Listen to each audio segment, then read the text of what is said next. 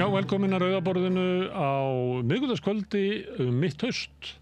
Það margt í boði hérna í kvöld eins og alltaf. Hérna í lokin þá fæ ég góða gesti, Jóhann Helgason og Edda Borg koma hingað. Jóhann var að gefa út sólóplötu og það fyrir útgáfu tónleikar í Bæjarbíói eftir 2 vikur, ef ég man rétt. Og það sem að Edda Borg spilar og syngur með honum og líka gammanir. En ég ætla að fá þau hérna í spjall og kannski taka þau lagið hérna við Rauðaborðið eins og stundum gerist. Sjáum til með það. Marja Lilja, hún fær hérna 2 konur, Guðlaug María Bjarnadóttir og Súsanna Antonsdóttir. Það ætla að tala saman vanvirkni í ónæmiskerfinu, hvaða afleiðingar það hefur fyrir þá sem að hafa þá vanvirkni og svona líklega hvernig kerfið bregst við því.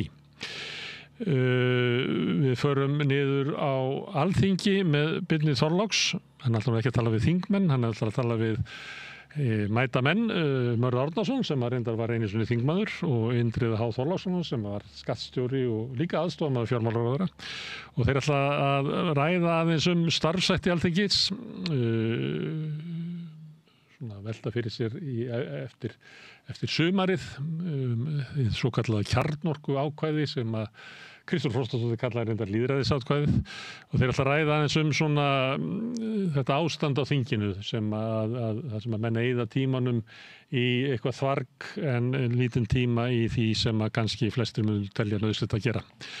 Ég ræði reglulega við Hilmar Þór Hilmarsson, prófessor, sem núna staddur út í Bangkok, hann þar við rannsóknarstörf, en ég talaði hérna reglulega við hann heimsmálin og held ég áfram í gegnum Zoom og það alltaf nóg að gera í heimsmálunum, ekki síst út af ákvörðunum Trumps og ýmsu sem að hann hérna leggur á borðið.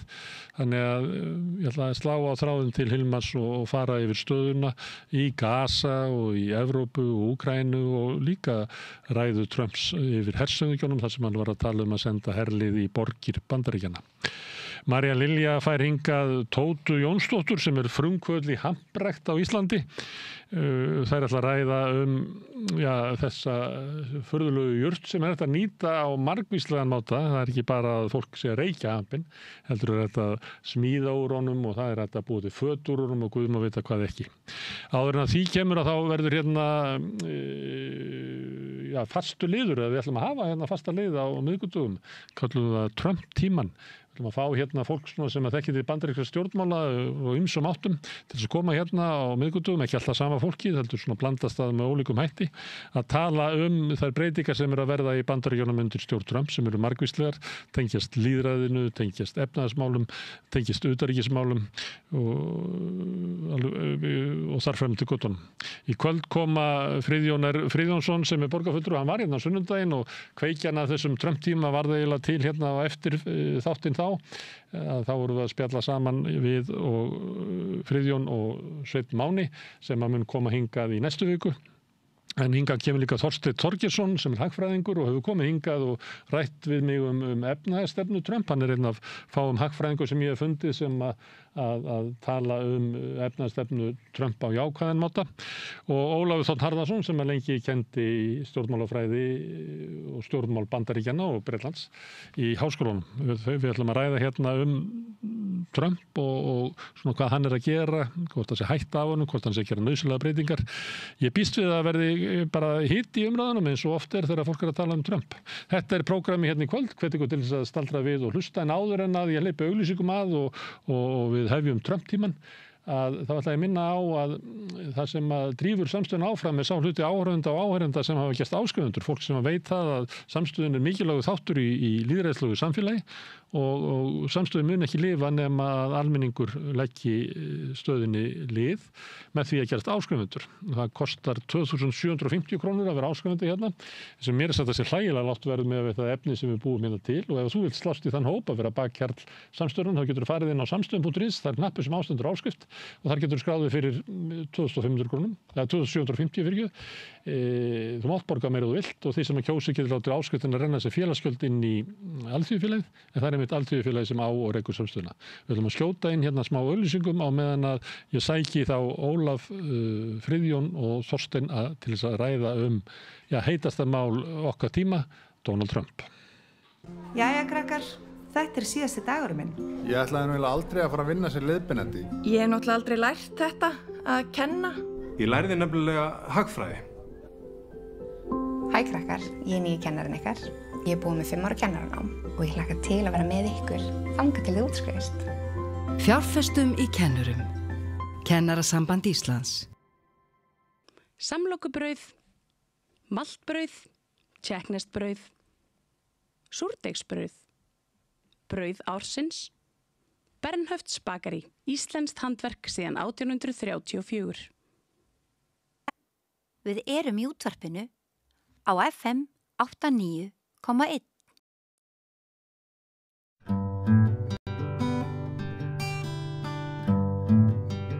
Já, herðu, nú ætlum við að ræða pólitískt ástand í Bandaríkjunum og áhrif þess á heiminn. Við höfum nú gert það hérna oft, en við vorum eiginlega ákveðið það að vera hérna á miðvikudögum alltaf með, við getum kallað bara Trump News, og hingað komin hérna til að ræða þetta í dag. Það er Ólafur Þór Harðarson, prófessor í stjórnmálafræði, Þorsteinn Þorgeirsson sem er hagfræðingur, og Friðjón R. Friðjónsson sem er borgarfulltrúi. Og þetta er eiginlega Friðjón að kenna því að við vorum að ræða Trump hérna á sunnudaginn og vorum síðan að ræða það hérna frammi við hann og Svein Mána að við ættum vilja gera þetta svona reglulega, að reyna að greina þetta breytingar sem eiga sér stað í Bandaríkjunum með eitthvað svona reglubundum hætti, og við ætlum að fá hingað á miðvikudögum svona ólíka hópa fólki koma á, þannig að verða aldrei eins uppstilling. En hugmyndin er svo að það séu svo mikla breytingar í Bandaríkjunum að við þurfum svolítið að fara skipulega í gegnum það. Já, ég skal viðurkenna það að ég bjóst aldrei við því að vera í dagskrárgerð á Samstöðinni. Nei. Þetta er bara opið og lýðræðislegt. Þetta er bara byrjunin á breytingum og þínum ferli. Við höfum reynda tekið hérna, eins og stundum komið fram, þá tökum við þessu kallum óskalög. Þetta hef ég tekið Helgi Spjöll og fleira við eitthvað sem að bara skoraða á mig að gera, og ég er bara hlýði, ég er í þjónustustarfi. Herðu, en Friðjón, af því þú varst inn á sunnudaginn. Já. Og það er svolítið kostulegt að bara á þessu dögum sem eru liðnir, sem er bara 2 heilir dagar, já, þá hefur bara umtalsvert mikið gerst frá heimili Trump.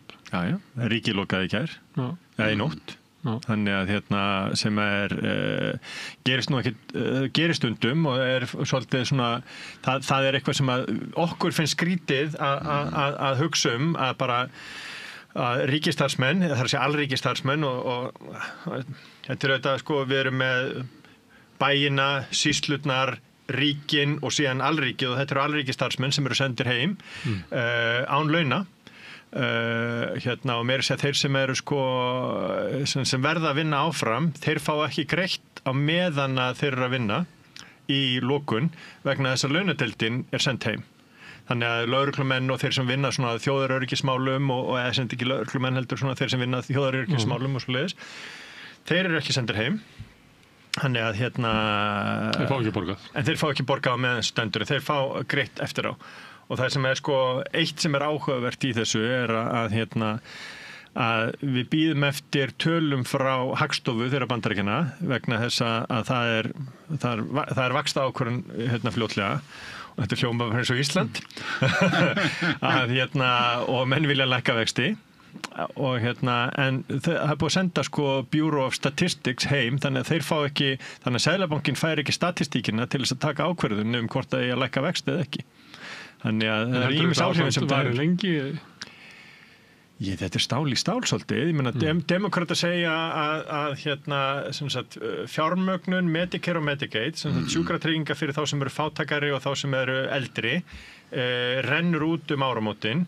Demókratar vilja að sú fjármögnun sé framlengd, meðan að repúblikanar eru tilbúin til þess að framlengja fjármögnun ríkisins í 7 vikur. Þannig að það er ekki eins og þau sé að tjalda til margra nátta og hvorugur vill gefa sig. Þannig að þetta gæti varað. Þetta er eitt, í gær var það stríðsráðherrann, þetta er ekki lengur varnarmálaráðherra, það er stríðsmálaráðherra, Pete Hegseth, hélt frumræðu yfir yfirmönnum hersins og Trump á eftir, þar sem hann fór yfir Það voru mörg tíðindi þar, hefðu þótt tíðindi hérna allavega áður ef að varnarmálaráðherra eða forseti hefðu talað svona yfir hernum. Daginn áður var síðan kynnti Trump hérna tilboð til Hamasliða sem hann gerði í samvinnu við Netanyahu. Þannig ég er bara að benda á að þú veist þetta eru... Og hérna hótaði að lofa eða hvernig sem menn vilja þetta, senda herinn inn í Portland, Oregon. Já. Og var að segja í ræðunni að herinn ætti að æfa sig á borgunum í Bandaríkjunum. Hérna að því að við erum að stilla þessu svona upp, það er svo endalausar fréttir sem að koma og það er meira, sko, það var hérna alls konar fréttir. Hvernig, þú er nú stjórnmálafræðingur, hvað er að gerast í Bandaríkjunum? Já, ég vil kannski segja fyrst sko að ég kendi bandarísk og bresk stjórnmál áratugum saman, sennilega hefur Friðjón verið hjá mér. Já. Og hérna... Og þú getur hent því pensumi núna? Núna hef ég komist að því síðustu 5 til 10 árin að eiginlega allt sem ég var að kenna svona grundvallarreglur, skráðar og óskráðar í Bretland og Bandaríkunum að það er bara vitlaust, það er bara rangt, það er að segja að það gildir ekki lengur.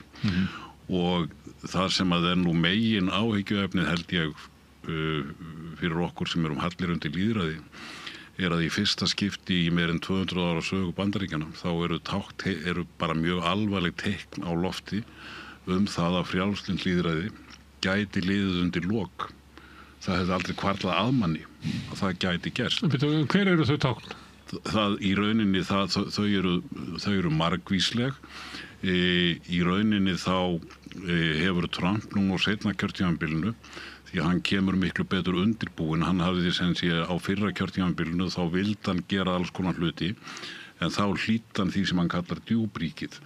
En við hinir köllum embættismannakerfið eða þegar ég var strákur var þetta bara kallaði establishment. Það er að segja að embættismennirnir og kerfið sem sé hafði hemil á Trump. Núna kemur hann vel undirbúinn og gefur skít í það allt saman. Og nú sjáum við hvað gerist þegar að populisti sem að er ekki á nokkurn hátt haminn af því sem að margir tala illa embættiskerfið, hvað þá gerist. Þannig að þeim sem er í nöp við embættiskerfið, ég bendi þeim á að horfa á hvað er að gerast í Bandaríkjunum. Þegar að þeir eru... Hver eru þau tákn? Er hann ekki bara að taka til eins og hann bauð sér fram til þess að koma hérna sem svona outsider inn í Washington og hreinsa til í Bucktown? Hann er að taka til á svipaðan hátt á Mussolini og Hitler gerðu. Á sínum tíma maður á nú að vera mjög varkár þegar maður ber saman millistríðsárin og það sem er að gerast núna því að menn ofnota það oft en það er fleira og fleira sem að minnir mann óþægilega á það sem var að gerast í Ítalíu og Þýskalandi á millistríðsárinu. Og þú segir það núna, Ólafur. Dæmin eru... Fyrir hálfu ári þá hefur ekki tekið svona djúpt í árinni. Nei. Fyrir 5 árum hefur ekki gert það. Fyrir 5 árum hefur ég talið það gjörsamlega óhugsandi. Þannig það er eitthvað sem er að gerast núna sem að veldur því að tala svona. Nákvæmlega og það er að fjölmörgu að taka. Við getum bara nefnt nokkur dæmi, það er sko botlaus fyrirlitning Trumps og reyndar republikanna því að þessi þróun hefur verið að eiga sér stað í republikanflokknum, ekki bara með Trump, heldur eiginlega alveg frá 1990. Hafa ýmis teikn verið í þessa áttina þó það fjarri því að það hafi verið eitthvað svipað og núna. Dæmi er botlaus fyrirlitning á vísindum, sú hugsun að það séu ekki til neina staðreyndir, bara gildi eða values og það þurfi ekki að taka neina upplýsta umræðu. Mér sýndist nú daginn að Trump ætlaði ekki bara að fá Nóbelsverðlaunin í friðarverðlaun Nóbels, þetta ætlaði hann líka að fá Nóbelsverðlaunin í læknisfræði. Það sem hann var að segja þarna með Robert Kennedy var náttúrulega bara yfirgengilegt. Nú, Paracetamol myndi halda einhverfu í fóstrum. Ég meina bara rugl. Hann ofsækir frjálsa hugsun í háskólum. Hann nýðist á þeim sem minna vega sín í samfélaginu. Talar í rauninni ummæli hans sem að er ekki hægt að kalla neitt annað en rasísk og er nú venjulega þegar þau eru viðhöfð í Bandaríkjunum þá er það nú venjulega gert á einhverju dulmáli. Það er nú varla lengur og þannig sem sé embættiskerfi hefur verið tekið úr sambandi, hann safnar í vegna þess að það nú mikill fjöldi embættismanna sem að fylgja forsetanum. Hver forseti skipar síðan eigin sveit embættismanna. Hingað til hefur það allt gengið mjög vel. Það eru meira pólitískir embættismenn sem eiga að hjálpa forsetanum til að framfylgja sinni stefnu og það sem hefur hins vegar einkennt bæði demokrata og republikana þegar þeir velja þannig embættismenn, pólitíska embættismenn sem að hætta nóti beini þegar forsetin hættir, að þeir hafa upp til hópa valið hæft fólk. Núna hins vegar held ég að flestum byrja saman það að hirðin sem að Trump hefur í kringum sig, bæði í ríkisstjórninni og annar staðar, bara upp til hópa gjörsamlega vanhæfir einstaklingar. Og það hefur ekkert að gera í sjálfu sér með stefnumið, þetta bara fólk sem hefur ekki hæfni. Og þetta síðasta sem þú nefnir, sem að minnir á millistigsárin, að það mjög ógnvekjandi þegar að forseti Bandaríkjanna fer að beita hernum í innanlands. Og við munum nú að svo verðum við náttúrulega að muna það líka að Trump reyndi valdarán í janúar 2020. Það ekkert annað en tilraun til valdaráns og mér minnir að það hafi verið þá sem að var það ekki leiðrétting þá, ef ég man ekki rétt, að gott að það var ekki æðsti hershöfðingi Bandaríkjanna. Hann var þá á beinu línunni við kollega sín í Kína til að fullvissan það að það væri ekki allt að fara í rugl í Bandaríkjunum. Og á þeim tíma sem sé, þá voru greinilega einhverjir herforingjar sem voru tilbúnir til þess að reyna að vernda lýðræðið og hafa vit fyrir Trump. Þannig að það, og ég var meira að segja að sagði stundum að það sem að helst gæti komið í veg fyrir einhverja ólýðræðislega yfirtöku Trumps og félaga á Bandaríkjunum væri kannski á endanum herinn. En nú hann búinn að hreinsa líka þar til. Það nú eftir að koma í ljós hvernig herinn tekur í þessu. Maður verður að hlusta á viðtöl við svona fyrrum hershöfðingja sem hafa málfrelsi. Já, þeir hafa enn málfrelsi. Og maður geti sér til það hvort að þetta endur varpi afstöðu yfirmanni í hernum. Ég hef enga trú á því að þetta endurspegli afstöðu yfirmanni í hernum. Og gömlu herforingjarnir geta bara sagt það sem satt. Ég ætla að þeirra sjónarmið séu lík þeim sjónarmiðum sem eru meðal yfirmanna í dag. Já, ég veit það náttúrulega ekki, en mér finnst það mjög líklegt. Og ég veit ekki hvernig herinn getur brugðist við. Hún ber náttúrulega hlýða yfirboðuðu sínum. Já, en þetta samtal sem ég var að vísa til mig minnir að það hafi verið hann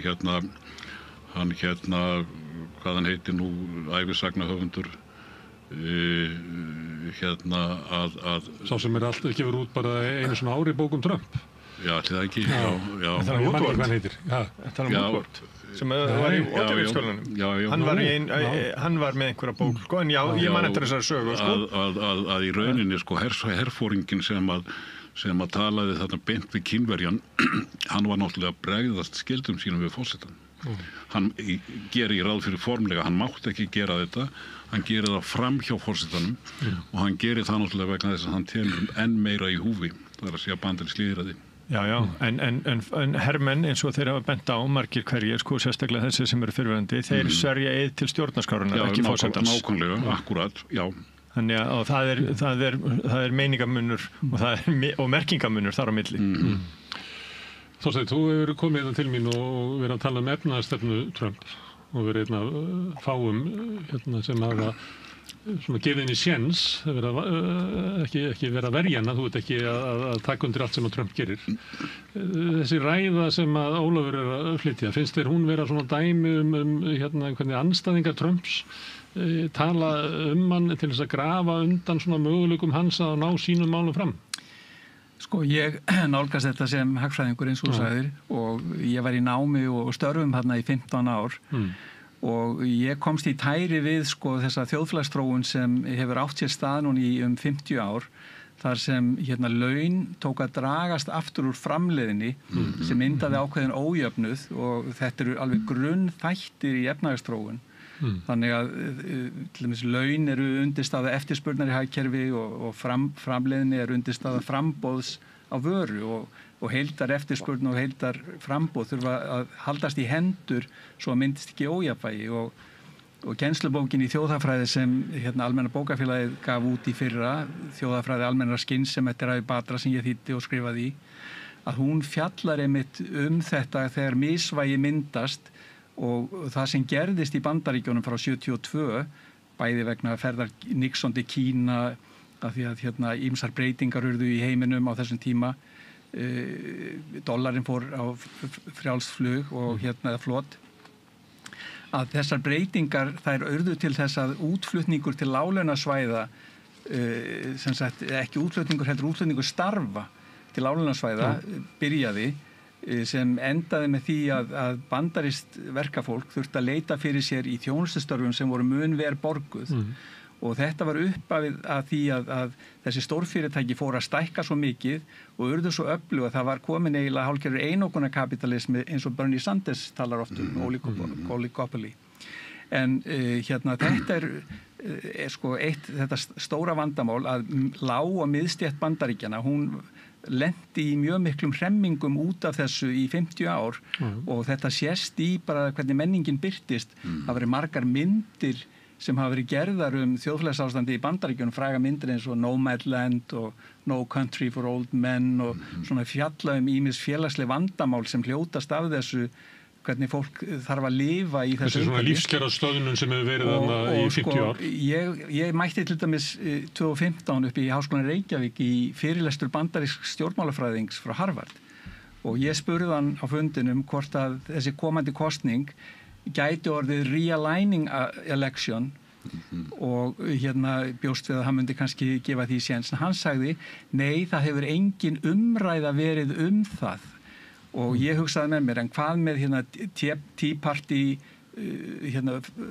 uppreisnina eða Occupy Wall Street umræðuna og það sem síðar kom í ljós að Trump, hann kom eftir þetta, þá bauð hann sig fram, þá kom í ljós að hann ætlaði að taka upp þennan málstað þessara lág- og miðstétta og og það var eiginlega, sko, þetta var ekki privileged discourse umræða realigning election eins og mætti kalla, heldur var þetta bara í grasrótinni að það var þarna grátleg þörf fyrir breytingu og Trump, kannski eins og Julius Caesar sko á sínum tíma, að hann var fæddur inn í elítuna en hann fór að mótinni og var popularis og lenti því í andstöðu við alla öldungadeildarþingmennina sem á endanum drápan bara í samsæri, að Trump er að gera svolítið svipaðan hlut, að hann er populist eins og Ólaf nefnir og hann er að gera þarna breytingar sem ég sá í Bandaríkjunum gegnum kennisetningar Ravi Batra sem dæmi og er í þessari bók sem ég nefndi, að hann er að hækka tolla til að styðja við iðnframleiðslu í landinu, til að fá aftur beturlaunustörf, til að styðja þetta sem sagt að draga úr þessu misvægi sem varð og að því leitinu til er hann að gera ákveðna hluti sem ég tel að séu réttir, en hins vegar er framkomans, hvað hann segir og gerir, það er náttúrulega bara óalandi og óferjandi á alla máta. Ég meina, og hvort hann er ógn við lýðræði, að eins og Friðjón nefndi að stjórnarskráin, hún setur honum skorður að þetta er náttúrulega þrískipting valdsins, að það eru höft í kerfinu sem stöðva forsetann að öllu leyti þegar hann ætlar að fara eitthvað út fyrir ramma þess sem stjórnarskráin gerir ráð fyrir í sínu störfum. Og þannig að ég held að ógnin við lýðræði sé ekki eins mikil og þessi ásýnd sem hann hefur, en hins vegar er síðan annar undirtónn í þessu að þegar kapitalismin leyfir sér að verða svona ójafn, að þá myndast ákveðið kaos, að því að þessi kenning Batra segir að með auknum ójöfnuði að þá verður meira fjármála óstöðuleika sem síðan myndar eignaverðs og skuldabólur sem eiga til að springa. En við vorum bara að nota beni hluti af 2008 bólu í Bandaríkjunum. Það var ójafnvægið í Bandaríkjunum sem var innflutt til okkar í gegnum aukið lánsfé alla heimsbyggðina. En ójöfnur hafði aukist mjög árin og undan. Já, hérna í eignaskiptingu. En þetta svona sjúkdómsgreining á Bandaríkjunum og þetta vandi Bandaríkjana. Það hefur verið lífskjara stöðnun á millistéttinni og þar fyrir neðan í 50 ár. Það veldur alls konar pólitískum átökum, meðal annars svona hugmyndum good old times, sem að við getum endur náð í ástandi sem áður var, þegar var bara ein fyrirvinna gat séð fjölskylduna og við búið í sæmilu húsnæði og allt það. En þetta ekki svona einfalt, því að síðan kom önnur bylting og það ákveðin menningarbylting og það þessi sem sagt bylting allra þeirra sem hafa ákveðna sérstöðu og vilja sjást og frelsi til að vera eins og þeir vilja og það það sem demókratar hafa hampað en Trump hefur skikkað republikanaflokkin til að hætta að styðja við þessi stórfyrirtæki og taka þessa makastefnu og margir stjórnmálmenn sem voru svona vonarstjörnur flokksins hafa hrakist úr flokknum vegna þess að þeir studdu þessa stofnanavæðingu. En ég held líka að Trump sé til þess að taka á, núna hann búinn að hóta að ef að þessi ríkisfjárlög verði ekki samþykkt og demókratar ætla að halda þeim í einhverju bara halda þeim frá því að vera samþykkt, að þá muni hann neyðast til að skera niður embættismannakerfið enn frekar. Það að nota krísuna til þess að ná fram sinni stefnu. Og þá hann í raun og veru að draga úr þessu alþjóðavæðingar stofnanaminni sem núverandi embættismannakerfi ávist að hafa, þetta deep state, að þeir styðja þessi alþjóðlegu stríð, þeir styðja þennan útflutning, venda fyrirtækin þar sem þeir að starfa út allan heim. Og það það sem þetta hluti, hann að gera ákveðna byltingu í raun og veru í stofnanagerðinni og þetta minnir mig frekar á framfaratímabilið undir William McKinley og Theodore Roosevelt sem voru með háa tolla en voru frekar svona isolationist eða einangrunna sinnaðir en þó ekki öllu leyti, það kom meira síðar. Þið að tala saman hlutin hérna. Já. Þú lýsir þessu sem upphafið að framfara skeiði og jákvætt. Ólafur lýsir þessu sem niðurbróti lýðræðis í Bandaríkjunum og uppgangi svona einhvers svona tegundar fasisma. Þið að tala saman hlutin. Já, það nú ánægilegt að Þorsteinn að boða það sama og ég gerði í 40 ár í kennslu minn í háskólanum að tala checks and balances og auðvitað það sem að hinn hefðbundna túlkun að forsetinn honum séu mjög þröngar skorður settar en Trump hefur bara verið að fara meira og meira yfir þau mörk. Það að segja hann með þingið algjörlega í vasanum. Hann hefur dómskerfið í Bandaríkjunum hefur reyndar alltaf verið pólitíserað og hæstirétturinn mjög pólitískur en Trump hefur gengið enn lengra í því. Þessi það að taka ekkert mark á embættismönnum, það líka nýtt í bandarískum veruleika held ég. Ég nú reyndar ennþá á því að það séu nú miklu meiri líkur á því að bandaríska lýðræðið muni lifa þetta af heldur en að það muni hrynja. En það sem nýtt að ógnir fyrir hendi. Ég held hins vegar að það sé mjög margt til í greiningu Þorsteins á þjóðfélagsþróunin í Bandaríkjunum og síðustu 50 árin. Síðustu 50 árin og það líka að bæta þeir kannski við að mér hefur sýnst að í vaxandi mæli þá séu menn á því að vaxandi ójöfnuður eigi sök á mjög mörgum svona vandræðum sem að vestræn ríki hafa lent í og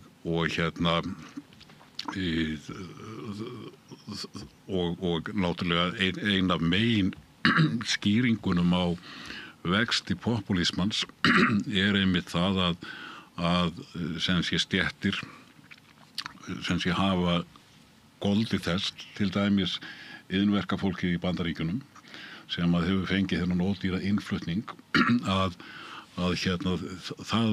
því finnst að það sé útundan og varðandi menningarvítina sem þú ert að tala alveg réttilega að þá held ég að það stafi að miklu leyti af því að ef við skoðum hvað menn voru að rífast í þessum menningarmálum fóstureyðingar, jafnrétti kynjana, réttindi svertingja, ef við skoðum hvað voru menn að rífast eða fyrir 1970 og skoðum síðan næstu 50 ár, þá unnu vinstrimennir eiginlega allt. Það er að segja að það urðu breytingar í þá áttina til aukins frjálslindis sem að íhaldsmennir á þeim tíma voru á móti. Núna í rauninni hins vegar þessi reaksjón að Trump og populistatir mjög margir þeir telja að það sé allt og langt gengið og þeir eru að bregðast við og vona að þeir geti horfið aftur til gamals tíma sem að síðan upphafin. En það sem ég vildi spyrja Þorstein kannski að ég skil alveg hvað með tollana og sem sé að hugmyndirnar að reyna að endurreisa sem sé hluti eins og kannski bílaiðnaðinn í miðvestrinu eða hvað það nú eru einhverja líkur á því að það verði hægt? Einhverja líkur á því að Trump geti í rauninni staðið við hann náttúrulega lofaði verkamönnunum í Michigan að þeir gætu bara farið að lifa tíma eins og þeir gerðu þeirra bílaiðnaðurinn og á fullu. Eru einhverja líkur á því að þetta geti gengið? Já, hann að hægja á þessari orkuskiptingar stefnu sem var. Þannig að hann tekur styrkina af að hann hægir það á. Annarkvort getur Elon Musk lækkað verð og haldið áfram að selja Teslur eða það dregur eftirspurn eftir Teslum. Eða þá að kostirnir við Tesla eru svo gigantískir að þeir selja skortið ég veit það ekki. En ég held að Trump sé ekki forsjárhyggju maður sem velji minkaeldi eða laxeldi eða eitthvað svoleiðis. Hann leyfir markanum bara að starfa en honum umhugað Leyfir líka markanum bara að stjórna loftslags aðgerðum. Ef að markanum vill ekki þá bara eitthvað aðgerðir gegn loftslags. Ég ekki alveg komin inn í þau mál alveg en hann vill bara leyfa markanum að nýta sér þá hvata sem hann að skapa með tollum. Honum umhugað að hafa þessa tækni þekkingu sem Bandaríkjunum eru nauðsynleg ef þau ætla að hafa einhvers konar forystu.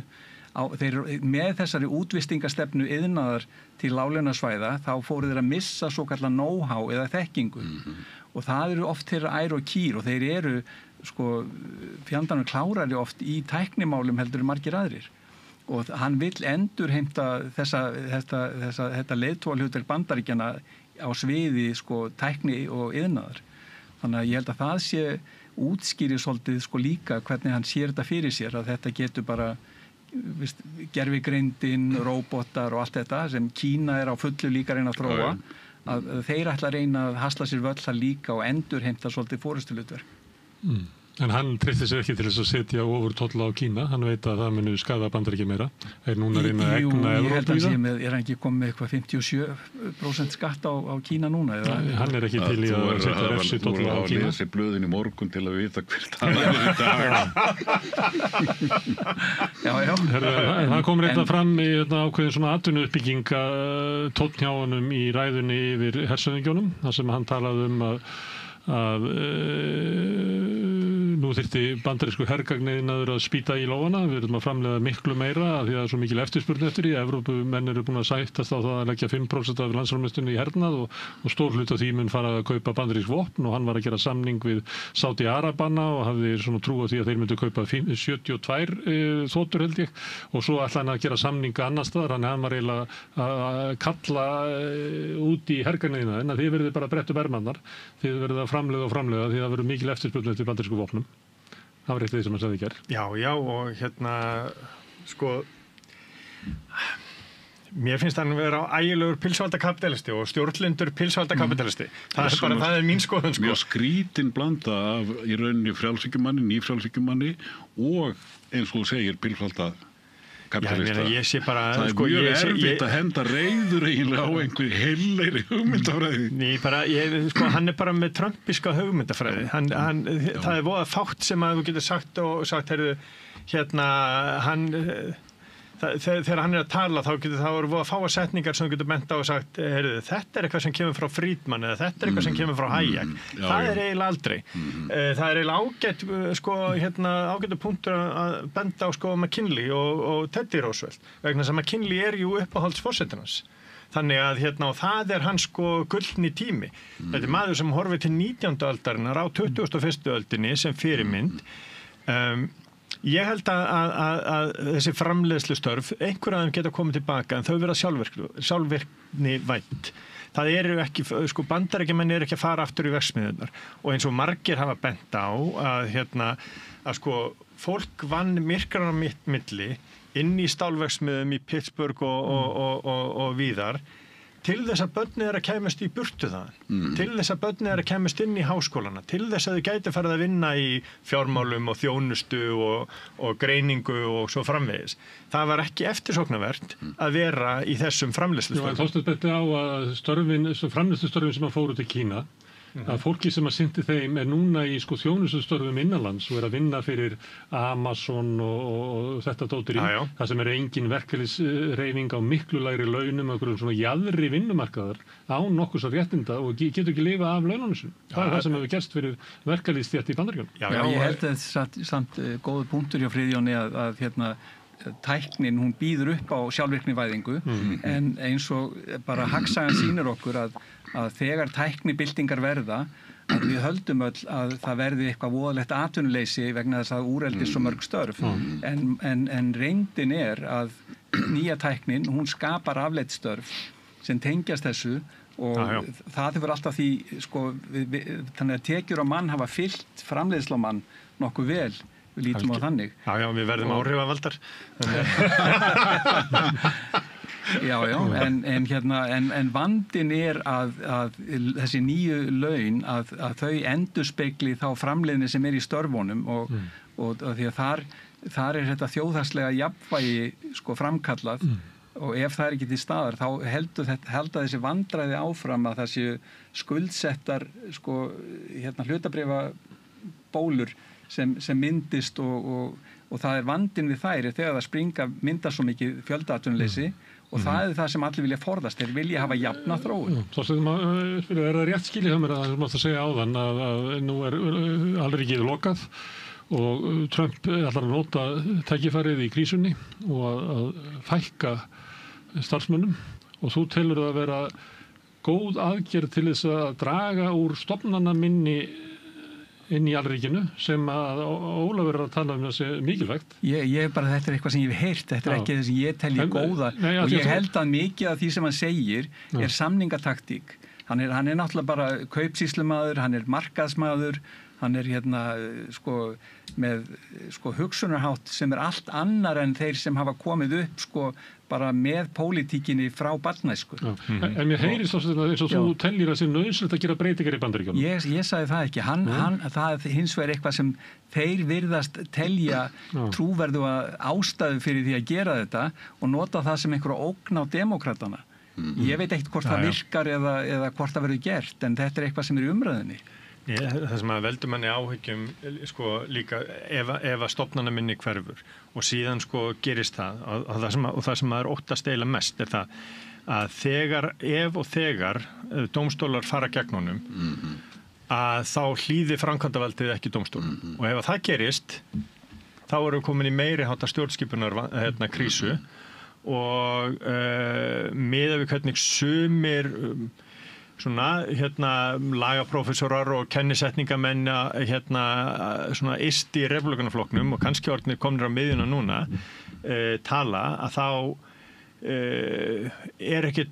það er ekkert óhugsandi að teikna upp þessa sviðsmynd að Hæstiréttur og mögulega líka sem eiginlega líklegri sviðsmynd að Hæstiréttur ákveði að taka ekki einhverjar ákvarðanir sem hann telur vera réttar vegna þess að þeir óttast viðbrögð Trump og það bara og þau óttast að hann muni ekki lúta vilja og úrskurðum Hæstaréttar þannig að það hreyfing og þróun það sem að mannum finnst einna óþægilegast það er margt óþægilegt í þessari stöðu en eitt af því sem manni finnst óþægilegt þegar maður að hugsa eitthvað mögulega sviðsmyndir og hvernig hlutirnir geta þróast áfram því að það er það sem maður leikur sér svolítið að hugsa eitthvað fram í tíman hvað ef og þetta er eina sviðsmyndunum sem maður óttast og þá svo stöðu sem getur komið upp ef að demókratar vinna eftir 13 mánuði hlutföllin núna það þarf 218 til þess að vera meirhluta og republikanar með 219 þingmenn í fulltrúadeildinni. Það má ekki mikið ræða út af fyrir republikana til þess að þeir missi meirhlutan. Ef að framkvæmdarvaldið hættar hlýða þinginu og mál fara til dómstólar annarkvort veigra sér við að dæma gegn Trump vegna þess að þeir óttast hann og óttast bulliesman sem í gangi í kringum hann. Það ekkert langt síðan að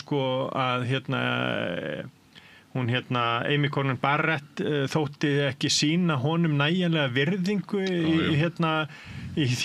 daginn þegar þau hittust og hún fekk á sig mjög miklar árásir frá svona harðkjarna trumpistum. Það lesið í allt og það hort á allt og það eru samsæriskenningar allt og allir eru með bjálka í augunum bendand á flísar hjá öðrum Og það eru vinstri sinnar sem hafa gert allu að öðrum hæstaréttardómara og það alls konar ofbeldi í gangi, þetta náttúrulega byssukúltúr fram og tilbaka. Ég meina lífi Kavanaugh var hótað En þetta eru náttúrulega hvað ef svona spurningar sem þú veltir upp. Ég held að það hafi ekki reynt á þetta ennþá að framkvæmdavaldið hafi einhvern veginn farið að bara ignorera löggjafa eða dómsvaldið. Ég hef ekki séð það ennþá. Það mjög teikt á því en það stýrir meira og minna með tilskipunum Já, ég held að þessi rétt hjá þér og það hefur kannski ekki beinlínis reynt með skýrum hætti á það en hins vegar hafa til dæmis það að stjórna með tilskipunum í meira mæli Obama gerði það líka reyndar Þeir hafa gert það í 60 ár og hann sker sér ekkert út bara á þessu kjörtímabili að þá hann búinn að gera á einu ári það sem hann gerði á 4 árum í síðasta kjörtímabili en þá líka var hann með fangi fullt af alls konar hann fekk sand í hjólin það var verið að reyna að losa hann úr embætti og það voru stanslausar rannsóknir á honum og hann þurfti að beina mikill orku í það segir hann síðar að hann hafi bara getað nýtt hálfan starfstíma kjörtímabilinu. Það náttúrulega grundvallar munur sýnist mér á fyrra kjörtímabilans þar sem að þeir hinir vísu bírókratar höfðu hemil á mestu vitleysunni og síðan hvernig hann kemur núna vel undirbúinn með þetta think-tank sitt og það sem hann ég vildi kannski bæta við að aðaláhyggjuefnið ég tek undir með Friðjóni og þó að sem maður vonir náttúrulega að bandaríska lýðræði lifi af að þá eru bara veruleg hættumerki. Hins vegar það nú líka svona eitt af því sem menn velta gjarnan fyrir sér í stjórnmálafræði. Það það sem kallað unintended consequences. Það að segja að það verða afleiðingar af einhverjum athöfnum sem eru ekki þær sem að viðkomandi ætlaðist til. Og við höfum séð nokkrar slíkar í valdatíð Trumps. Það var til dæmis áreiðanlega ekki ætlun hans að tryggja það í Kanada að frjálslyndi flokkurinn inni þar góðan kosningasigur sem að ekkert benti til og var líka merkilegur í þeim skilningi að þarna var sem að hefur orðið sjaldgæfara síðari árin að sitjandi ríkisstjórn vinni kosningar. Þetta endurtók Trump svo í Ástralíu, þar sem verkamannaflokkurinn vann líka óvæntan sigur og hélt áfram í ríkisstjórn og þetta var ekki það sem vakti fyrir Trump en mér sýnist að þetta hafi að minnsta kosti skipt verulegu máli í báðum þessum tilvikum að mjög víða í veröldinni þá eru menn mjög hræddir við það sem Trump að gera. Í febrúar þess ári voru 93% líkur á því að Pierre Poilievre yrði næsti forsætisráðherra Kanada. Nákvæmlega. Kosningarnar voru í apríl. Já. Nálega því að þú kemdi bæði. Má ég bæta aðeins við Smári að snúum okkur svo að Evrópu. Ég ætla að gera það því að þú kemdi bæði í Bandaríkin og Bretland. Já. Þessi ári verður ekki að sjást í Bretlandi, þvert á móti. Það bara litli Trump. Þeir eru náttúrulega bara mínir elskulegu vinir í Bretlandi eru bara í tómu tjóni eins og bandaríkjamenn og hafa verið lengi og við þurfum sérstakann þátt til að ræða hér kosningakerfi en ég í meira og meira mæla að komast á það skoðun og ógöngurnar sem að Bretar og bandaríkjamenn eru í þessi árin stafi af kosningakerfinu sem að reyndar hafði gengið príðilega mjög lengi en við þessar tilteknu aðstæður sem koma nú upp með populismanum að þá þá valda þessi kerfi miklum vandræðum, en ég vil tala Evrópu frekar en Bretland og það sem að unintended consequences Trumps á samstarfi í Evrópu að Evrópa hefur aldrei, og bæði Evrópusambandið og fleiri ríki sem í náinni samvinnu við þau, hafa aldrei verið sameinaðri heldur en núna. Það var að vísu intended consequence hjá honum að fá Evrópumennina til að verja meiri fjármunum til varnarmála, en af því þú varst að vísa í ræðuna sem að núna myndi, þegar Evrópa færi að eyða meiri í varnarmálum, þá myndu þau kaupa vopn frá Bandaríkjunum. Er það alveg öruggt? Ég var að lesa það á dögunum að vopnaframleiðsla Evrópumanna sjálfra hefði aukist miklu hraðar heldur en nokkrum datt í hug fyrir ári eða 2.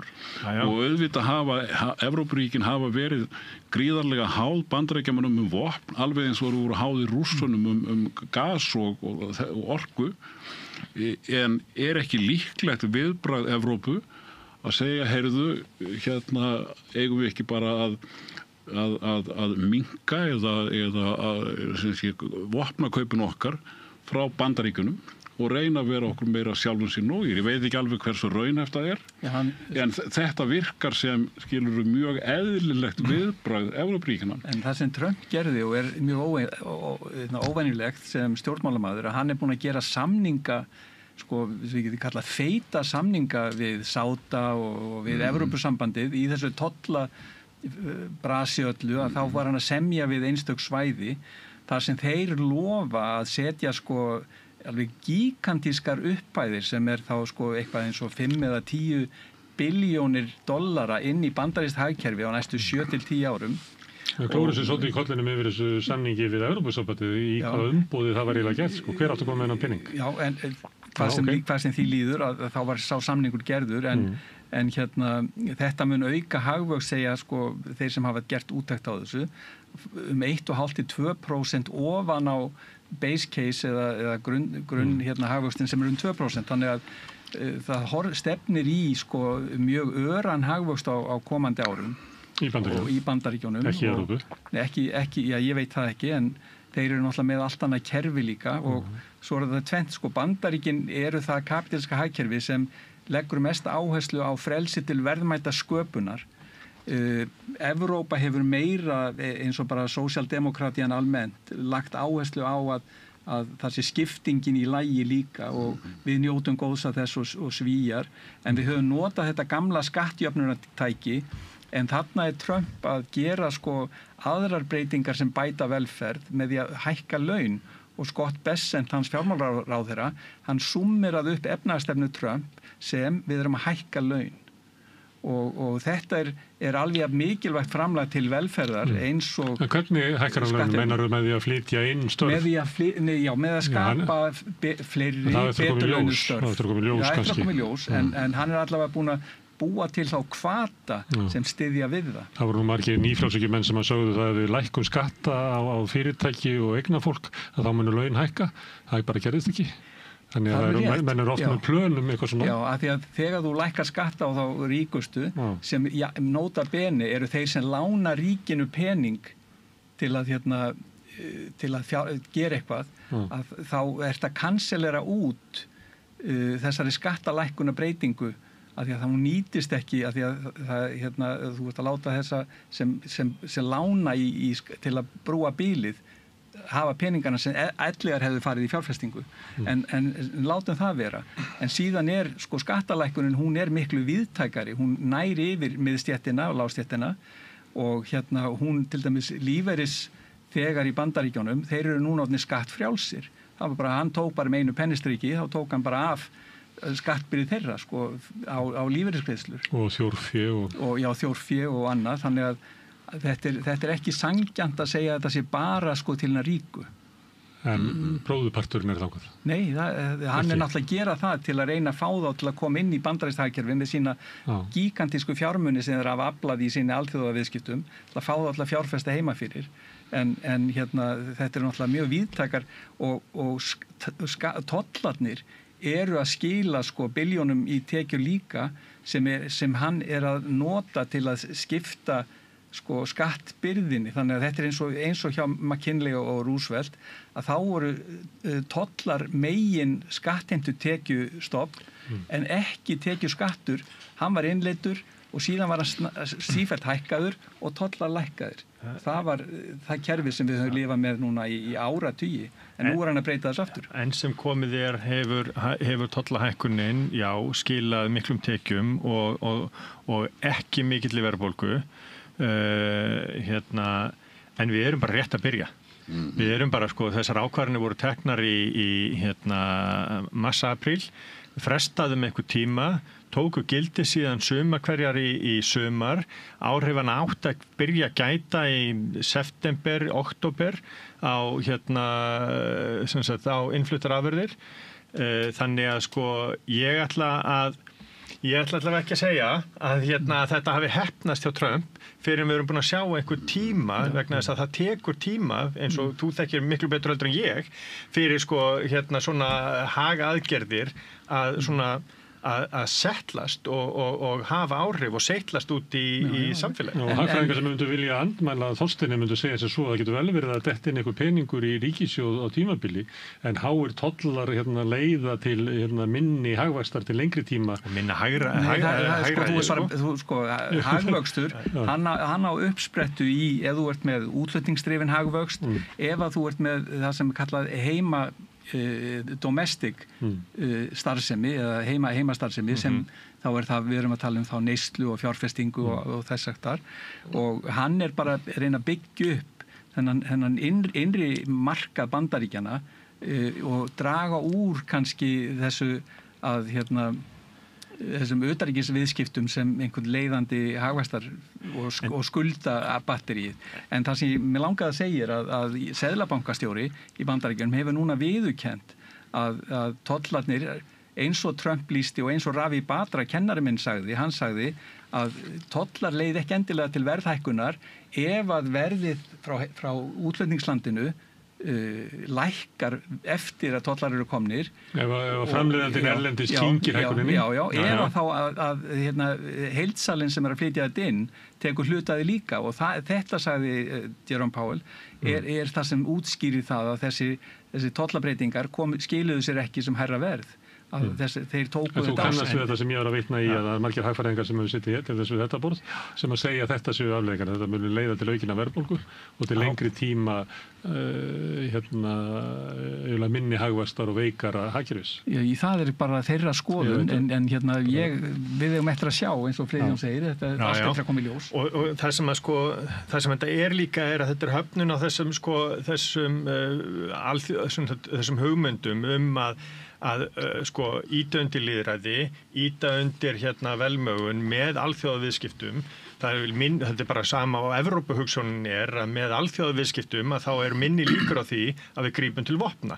Þannig að sú hugmynd sem er að koma upp bara alveg frá Bretton Woods og þess tíma og þar eftir það að með alþjóðaviðskiptum þá breiðum við út velmögun og lýðræði og frelsi að það sem að mér finnst óþægilegt sem fornfrjálshyggjumanni en ég vara við því að líta á þetta að hann sé að draga úr endilega alþjóðaviðskiptum, hann vill bara að það sé jafnvægi í þeim. Það sem var gerðist upp úr falli Bretton Woods að hagfræðingar fóru að segja að Vesturlönd gætu hjálpað láglaunaríkjum eða þróunaríkjum að auka hagvöxt og velmegun hjá sér með því að vera með viðskiptahalla við þau. Og þá hentaði þetta stórfyrirtækjunum mjög vel að setja innframleiðsluna út en það bara virkaði ekki. Þetta skapaði bara skuldsetningu sem var alltaf alþjóðleg skuldsetning Bandaríkjanna, hún orðin jafn mikið liggur við og skuldsetning ríkissjóðs. Bandaríkjamenn, það allir að segja að þetta sé svo gott að fá svona ódýra vexti erlendis frá og jafnvel að taka lán í eigin gjaldmiðli og það sé mjög fínt en þetta bara eitthvað sem óuppgert að greiða niður þessar skuldir og Trump held ég að sjái það og að taka á þessu bara á grundvallaratriði að laga þessa skuldastöðu. En hann vill samt að, hann bendir á að Japan og Evrópusambandi, þeir hafa beitt tollum og innflutningshöftum á Bandaríkin. Hann vill að hann reyndi að láta meta hvað það væri og sagði við setjum tolla á ykkur nema þið drægið úr. Einhvern veginn varð eitthvað jafnvægi við 15% tolla. En hann vill í sjálfu sér að það séu góð viðskipti ef þau eru í jafnvægi. En hann mati ekkert, þetta var bara viðskiptahallin, þetta voru ekki tollar eða hvaða álögur menn voru að setja á viðkomandi ríki. Þetta var bara eitthvað svona þumalputta regla og sagði, heyrðu, við setjum grunninn í 15% og síðan ef að vöruskiptajöfnuðurinn við þetta ríki var með þessum hætti, þá fóru tollarnir þarna, þetta voru vöruskipti. Þú ert eftir að taka þjónustuviðskiptin inn í og allt þetta. Ég myndi ekki gera lítið úr þeim embættismönnum sem hann hefur þó aðgang að. Ég held að það séu alveg hæfir hagfræðingar. Ólafur var að draga það eru bara fréttir fyrir mig. Ég geti vel verið illa upplýstur. Það var örugglega einhver dæmi það sko. Já, ég hafi fjármálaráðherra. Það var einn hagfræðingur í innu hlaðvarpi sem ég hlustaði á í sumar eða vor sem lýsti því að jú, þessi leið Trump gæti gengið upp en hún væri svolítið eins og þú reyndir að þræða 3 nálar í einni hreyfingu standandi í árabát. Þannig að þetta bara ofbáslega, þetta gæti gengið upp, en líkurnar eru litlar. Þessi efnahagsstefna, hún var ekki til mikillar umræðu. Nei. Hún einhvern veginn verður bara til og Trump bara eiginlega kynnir hana.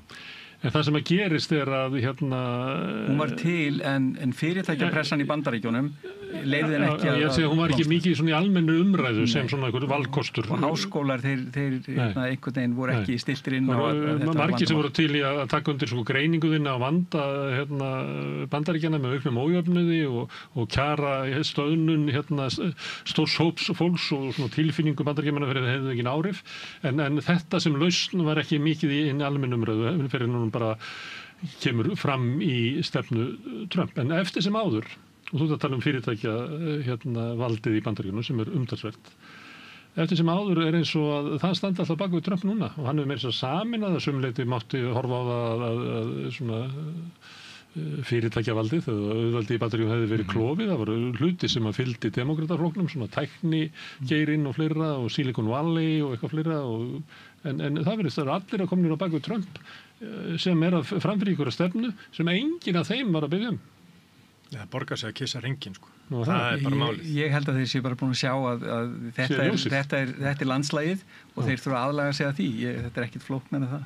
Þannig hann getur eiginlega hann kosið forseti, að þá getur hann innleitt stefnu sem að í sjálfu sér var ekki til mikillar umræðu áður. Gegn stofnanaminninu, gegn auðvaldinu. Hún var ekki hluti af þessari forréttinda samræðu.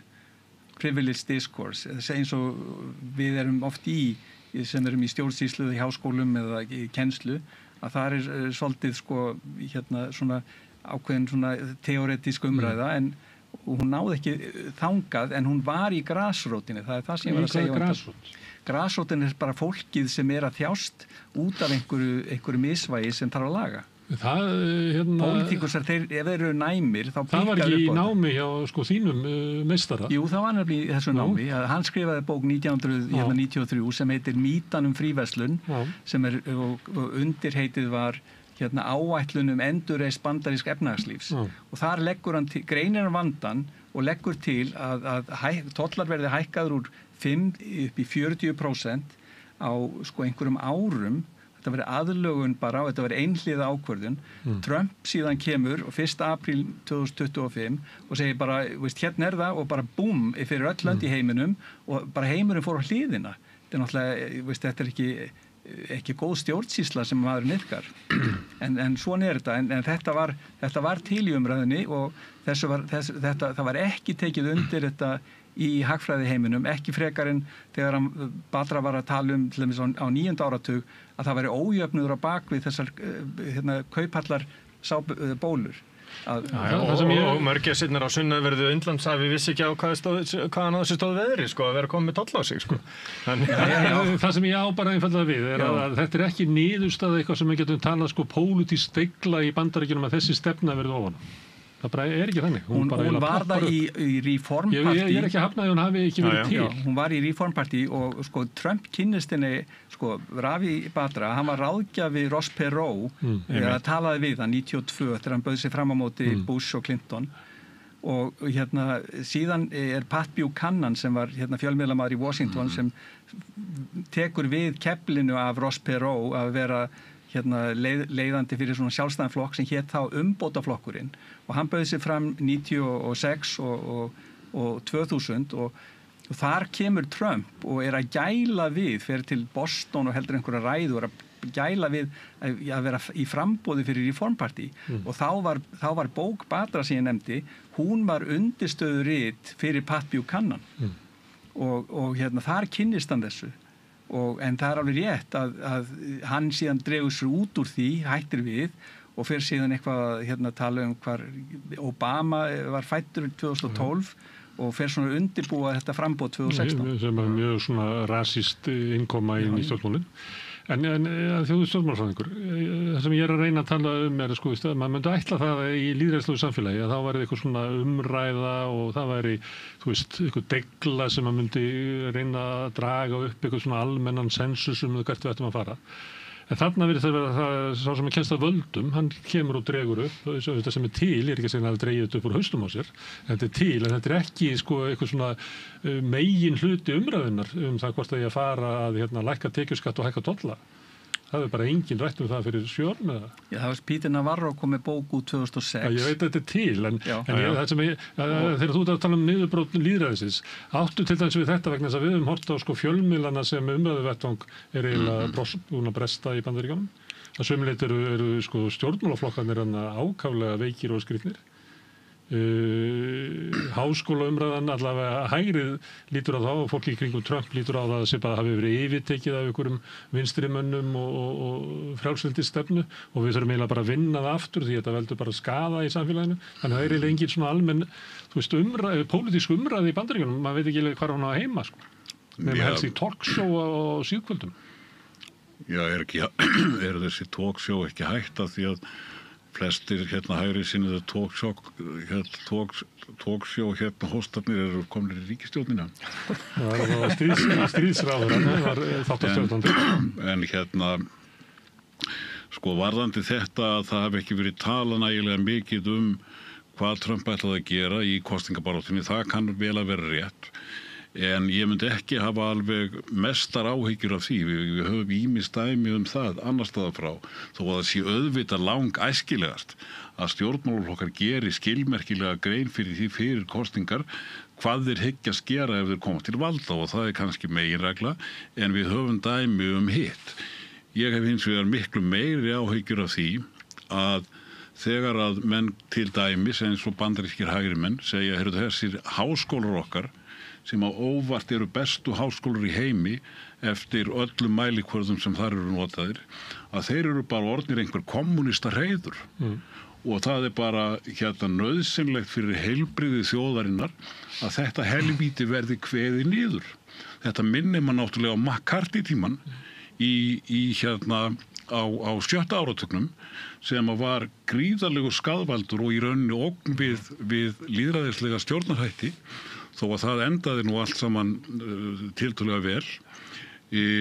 Árásir á frjálsa fjölmiðla og uppnefna þá marga bestu fjölmiðla veraldarinnar sem bara falsfrétta veitur, blöð eins og Wall Street Journal eða New York Times eða Washington Post, svo ég þekki dæmi, eða Financial Times, auðvitað má finna að þeim, en þar er upplýst umræða. Og almennt tala þá held ég kannski að það sem að lýðræði sinnuð öfli að velta fyrir sér sérstaklega núna. Auðvitað vitum við ekki nákvæmlega hvað gerir til dæmis með efnahaginn í Bandaríkjunum. Fyrir mér er það ekki aðalatriðið. Aðalatriðið er í rauninni sú lýðræðislega ógn sem að stafar af populisturum. Hún er mismikil, hún er miklu minni í Evrópu heldur en náttúrulega í Bandaríkjunum. Í Evrópu hefur hún hingað til verið mestanpart tiltölulega meinlítil. Hún hefur haft áhrif kannski á útlendingastefnu og einhverja þannig hlutir sem mönnum getur mislíkað. En í flestum Evrópulöndum eru popúlistaflokkarnir þar sem þeir gengur vel verið að fá milli 20 og 30% fylgi. Og það þýðir náttúrulega að 70-80% að kjósa einhverja aðra. Þannig en vandinn hins vegar sá hvernig bregðast lýðræðisinnarnir við þessum uppgangi ólýðræðislegra popúlista. Við vitum það, Ólafur, að þeir taka upp stefnu popúlista. Nei, það ekki rétt hjá þér, nema það eða öllu heldur, það náttúrulega, þú að tala til dæmis útlendingastefnuna, það auðvitað eitt af því sem menn geta gert að ganga eitthvað á móts við það, en það á alls ekki við alla málaflokku og það auðvitað að íkja þetta breytingarnar sem hafi verið í útlendingamálum. En í rauninni megin spurningin og það líka spurningin eða klemman sem að demokratarnir eru núna í Bandaríkjunum áttu að keyra í þetta af fullri hörku. Eða áttu að laga þig að þessum popúlistaflokkum og sérstaklega fyrir hægri flokkana í Evrópu að þá voru þeirri klemmu að ef að þeir semja ekki við popúlískan hægri flokk að þá kannski eru þeir bara utan stjórnar og það vilja þeir auðvitað ekki. Eða með krötum eða vinstrimönnum í svona fjólubláu bandalagi sem að skila engu. Eins og gerðist í Þýskalandi. Ég held nú reyndar að það sé þessi þýska lausn sé nú langheppilegasta lausnin sem að þeir gátu verið með á þessum tíma. Því að fyrir kristilega demókrata að fara í stjórn með flokki sem að nánast augljóslega fasískur flokkur eins og AfD að það hefði ekki verið gott. Já. Ég hef þá trú að bandarískir kjósendur þeir hafa nú oftast tekið einhverjar ákvarðanir hver að vera forseti eða hvernig þingið á að vera og stundum ef það er forseti sem fer aðeins lengra en ákoma að þá missir flokkurinn hans völdin í þinginu. Þannig að það er alþekkt munstur líka að bremsa af einhvern sem vil stjórna of miklu og fara og víða með það. En ég held að vandinn að þetta markaðshagkerfi sem við höfum haft, við höfum ekki látið að starfa eins og raunverulegt markaðshagkerfi. Við höfum ekki beitt samkeppni nógu vel á þessi stórfyrirtæki í Bandaríkjunum. Þau hafa orðið ofurstörk á vinnumarkaði og þau hafa geta stjórnað átt pólitíkin í Washington og Trump þó allavega virðist vera bara að taka völdin af þeim í Washington sem kannski mjög stór breyting í stjórnarfarssögu Bandaríkjanna að forsetinn bara að segja við fyrirtækin nú ætlum við að fókusera á almannahagsmuni ekki ykkar hagsmun og þið verða að laga ykkur að því.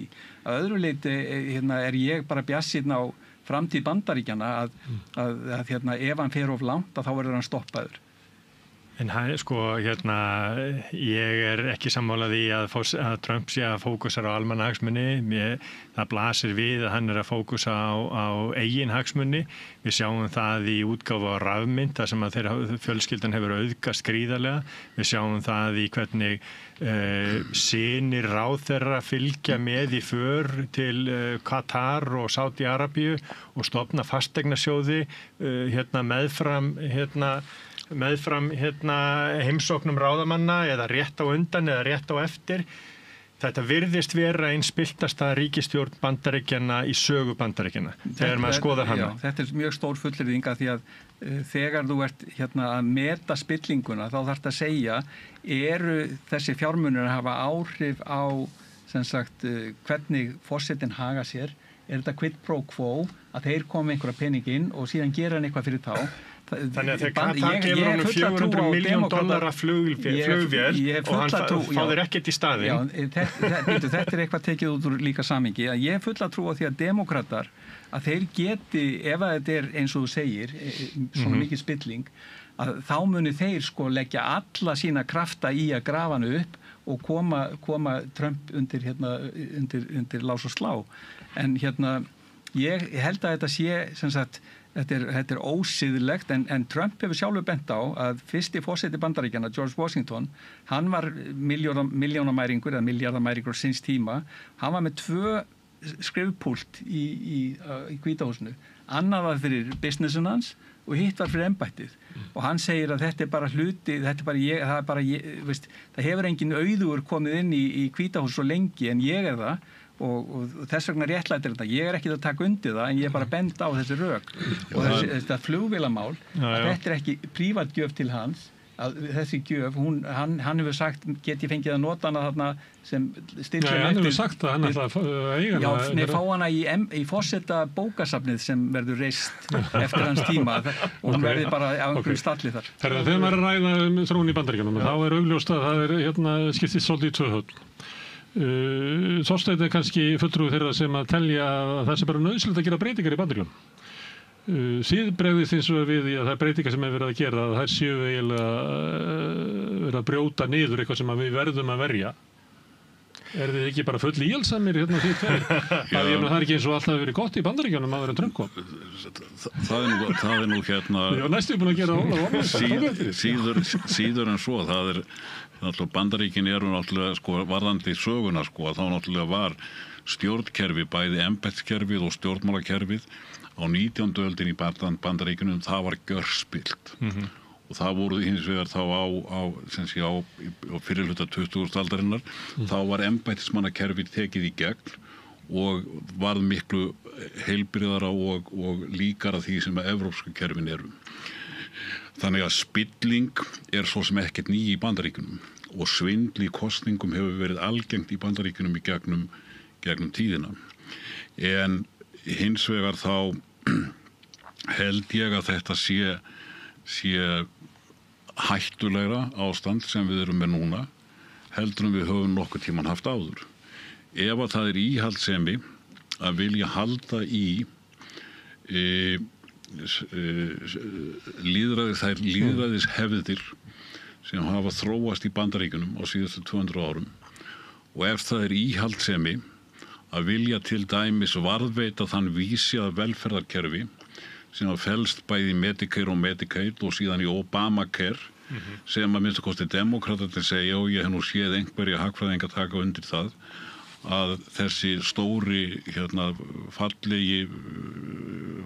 fallegu lögin hans Trump sé að rústa að þá það íhaldssemi sem að ég alveg tilbúin, þó ég taki nú venjulega ekki afstöðu í pólitík, að þá þetta íhaldssemi sem að ég algjörlega tilbúin til að standa fyrir. Og ég hef einmitt var að lesa. Það var bara svo mikil nauðsyn á breytingum að þótt að bresti hér og þar í að meðan að breytingan ganga yfir, verður ekki að þola það? Já, það sagði Stalin.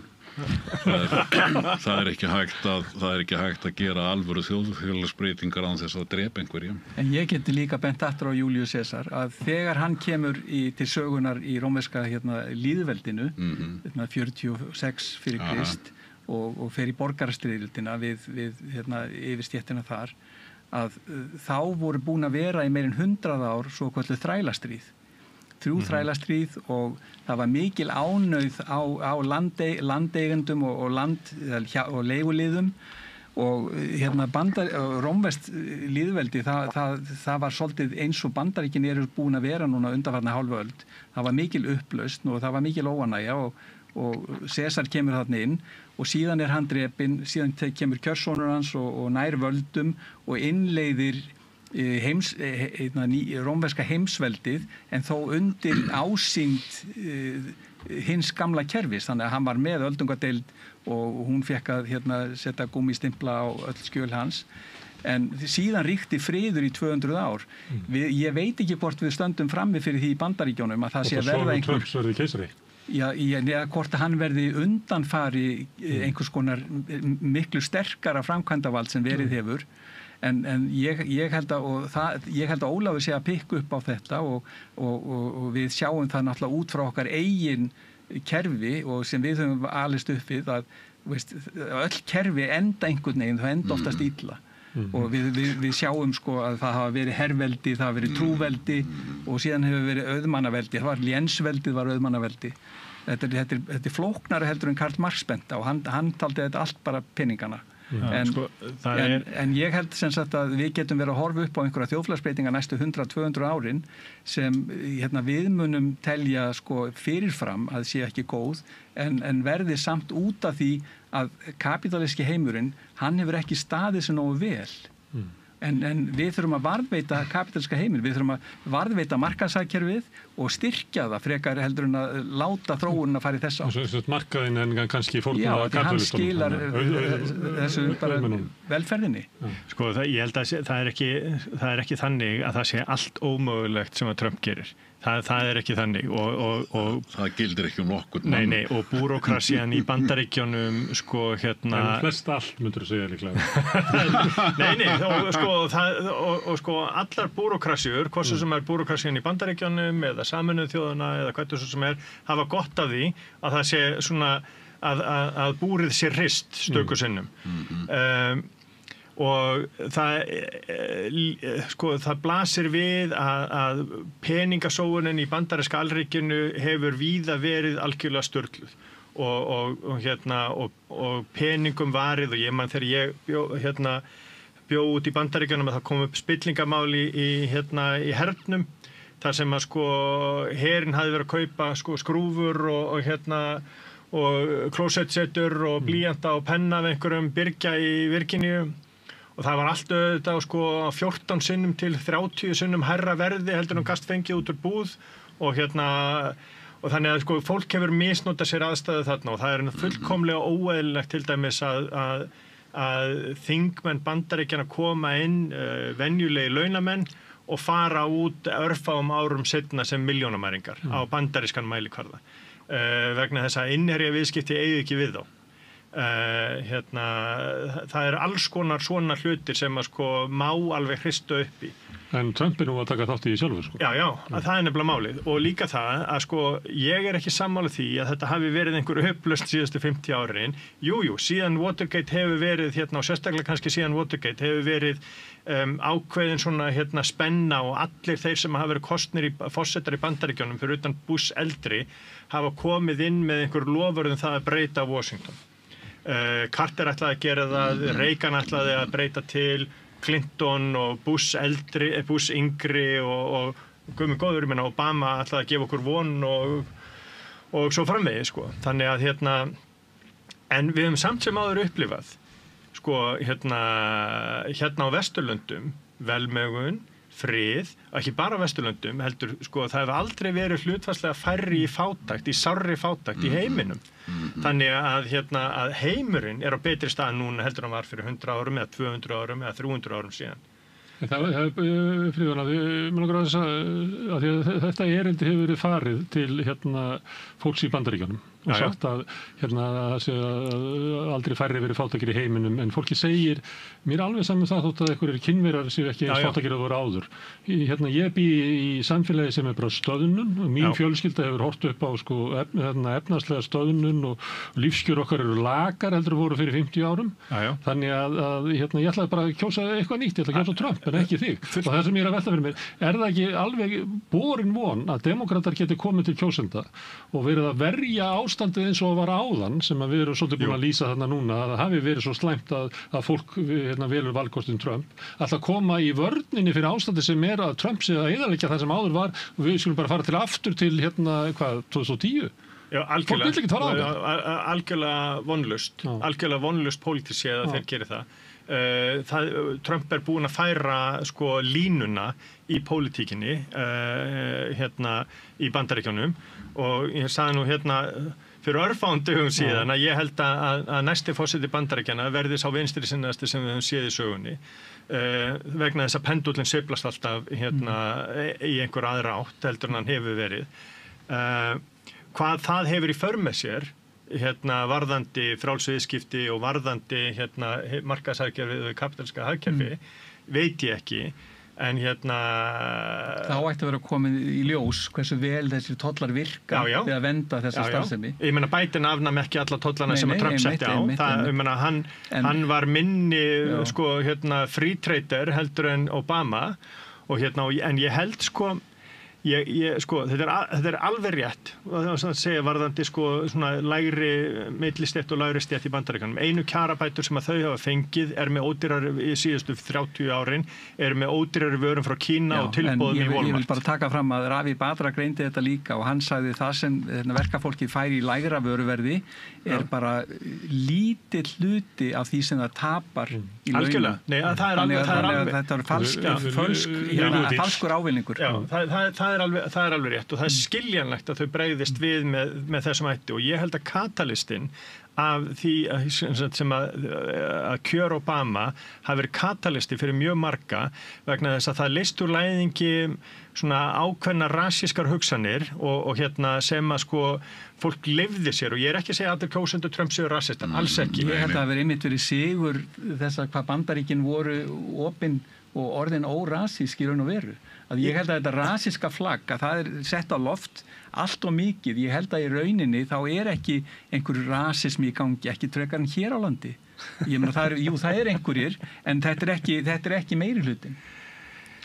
Já, veist að Friðjón að segja að fólk hafi ekki kosið Trump vegna sem rasisti, þetta þrátt fyrir að sé rasisti. Það stór hluti. Já, algjörlega og líka bara sko vegna þess að sko, maður var við það er rétt að þegar Obama var kosinn og þá bjökum við út í Virginíu og það var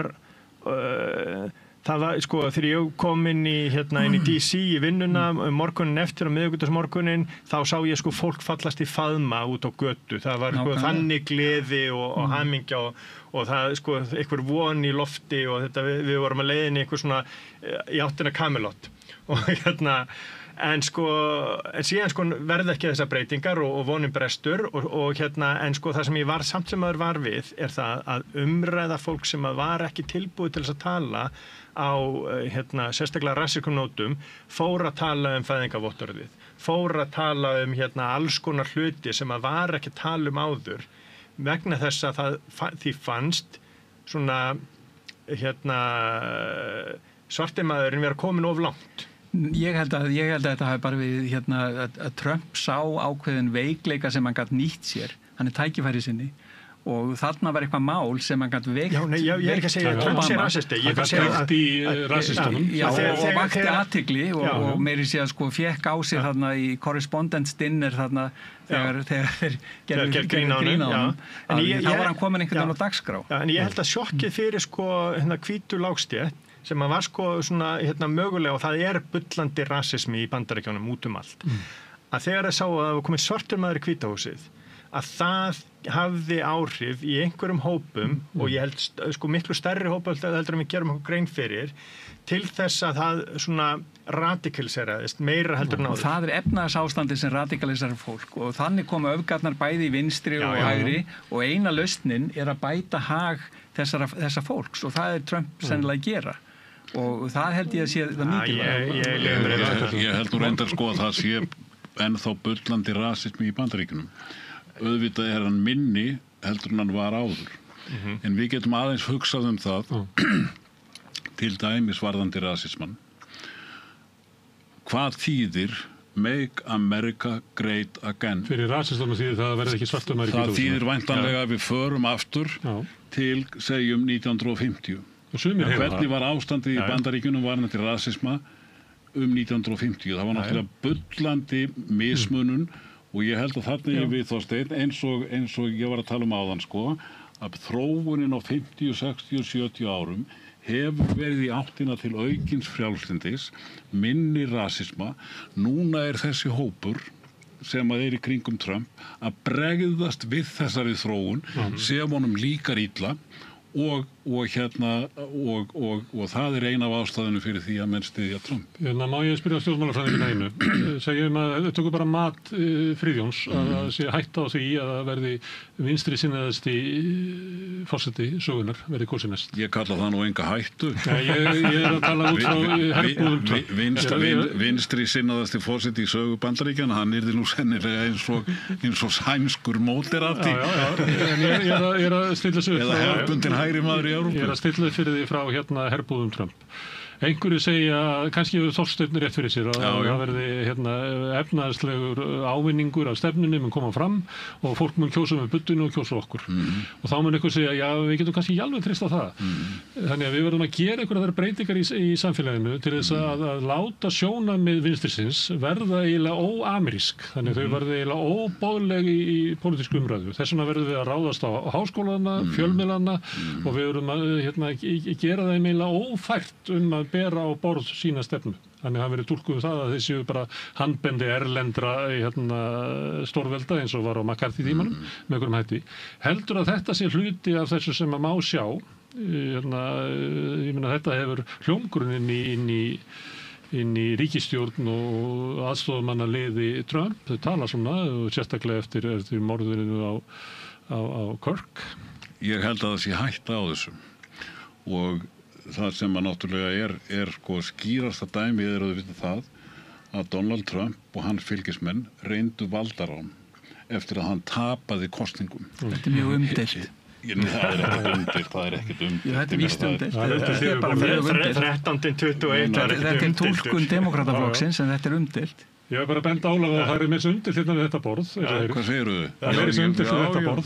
Já, ég meina nú Trump gengur bara of langt. Hann hleypir bara upp og svo bara lætur hann eitthvað gerast. Ég meina það er náttúrulega, við getum fordæmt það, en þetta var ekki, þetta var ekki skipulag valdaráns tilraun.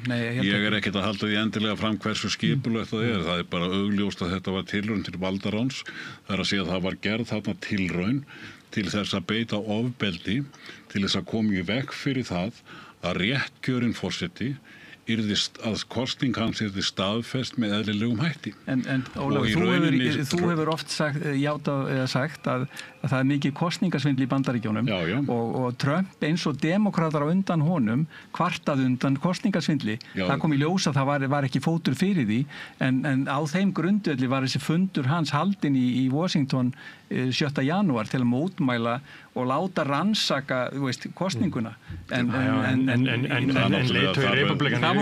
leiðtogi republikana í öldungadeildinni Mitch McConnell, hann var nú ekkert honum fannst þetta ekkert léttvægt mál. Mike Pence fannst þetta ekkert léttvægt mál þegar fólk öskraði hengjum Mike Pence og ruddist inn í þinghúsið.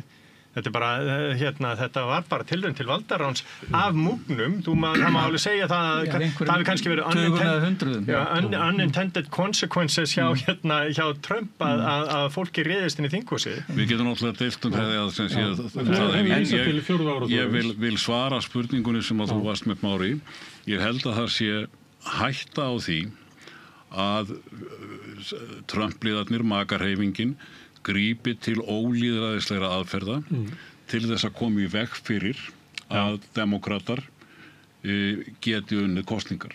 Hins vegar þá er ég líka viss það, eða tel mjög líklegt að ef að þeir grípa ekki til slíkra aðferða að þá muni almenningur í Bandaríkjunum sjá ljósið og kjósa gegn Trump í almennum kosningum þegar það kemur meðal annars í ljós að niðurskurðurinn á Medicare og Medicaid sem að ég var nú að lesa að geta auðveldlega leitt til þess að einkareknir spítalar fari á hausinn og hvar eru þessir einkareknir spítalar? Þeir eru í dreifbílinu, kjörlendum Trumps og alls konar þannig og fyrir utan náttúrulega það sem Þorsteinn nefndi að ef við horfum nú bara til midterm elections þá er það náttúrulega nánast regla að flokkur forsetans tapi þannig að demokratarnir ætti að vera nokkurn veginn öruggir sigur í þeim kosningum ef að ekkert er gert. Nú hafa náttúrulega republikanarnir hins vegar verið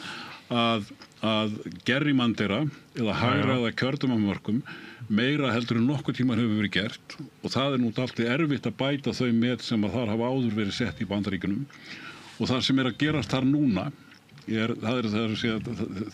republikanarnir hafa verið að ætla að gerrymandera í Texas þannig að þeir bættu þó nokkrum fulltrúdeildarsætum við sig. Demokratarnir geta gert það sama í Kaliforníu og í New York hinga til og það kemur líka að spurningunum sem ég var að reyna að nefna áðan hvernig eiga menn að bregðast við háska eins og populismanum. Demókratarnir hafa í of miklu mæli verið að segja, sem þeir orða svona, when they get low, we get high. Látum þá svindla, eins og til dæmis með kjördæmamörkunum, en við ætlum að vera hér hinir heilógu og... En hafa samt sem að þeir gerrymanderað massíft, sko. Auðvitað hafa þeir gerrymanderað. Og ástæðan fyrir því... En hins vegar, sko, svo ég má klára þetta, að hérna, núna auðvitað eina vitið fyrir demokratana að slást við republikanana á þeirra eigin plattformi. Ef að þeir ætla að gerrymandera með þessum hætti í Texas, þá eiga demokratarnir að gerrymandera á sama hátt í Kaliforníu og í New York, og í Kaliforníu þurfa þeir reyndar þjóðaratkvæði, en kannanir benda til þess að það verði samþykkt að þeir fái að gerrymandera þar. Það er En ég ætla að benda á að þetta gerrymandering tækifæri núna er tengt sko nýju manntali, þar sem sko demokratar hafa nýtt sér að ólöglegir innflytjendur, eins og svo kallaðir, eða bara innflytjendur, sem eiga ekki að hafa kosningarétt, að þeir eru taldir í þessum gerrymandering En manntalið var gert fyrir 5 árum, sko. Já, og þetta er, og þeir líka... Og kjördæmunum var breytt fyrir, sko, 4 árum. Þetta er gert á 10 ára fresti, en þeir fara þarna inn á miðju sem er óreglulega og óvenjulega, en þeir gera það í þessum swing states, þar sem þeir telja miklu máli skipta. En þetta er ástæðan að þeir telja að demokratar hafa misnotað að allir þessu ólöglegu innflytjendur, að þeir hafa hjálpað þeim að ná kjörnum sætum. Þetta er engin swing state, Texas er ekkert swing state.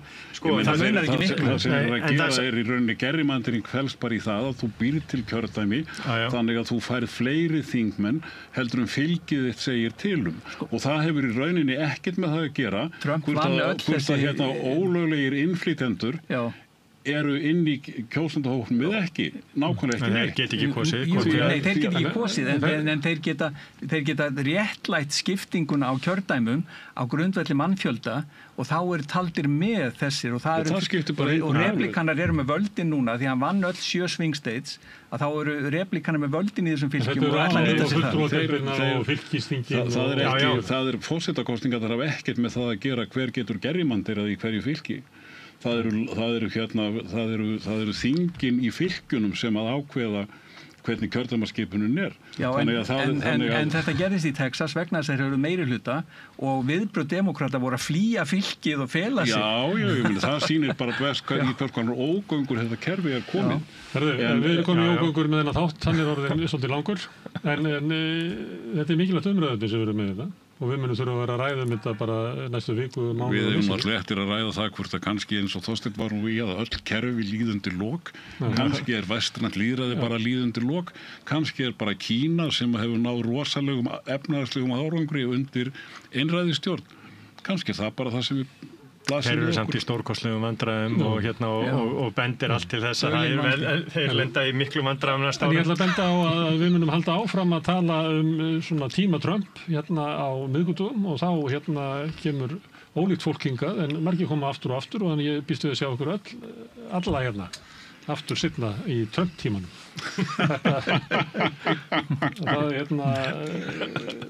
Þá sláum við botnin í Trump-tíman en við ætlum ekki að slá botnin í rauðaborðið, það verður umræða eftir augnablik. Kennarar eru þrefalt líklegri en ófaglærðir til að halda áfram í kennslu. Börnin okkar eiga skilið fagmennsku og stöðuleika. Fjárfestum í kennurum. Kennarasamband Íslands.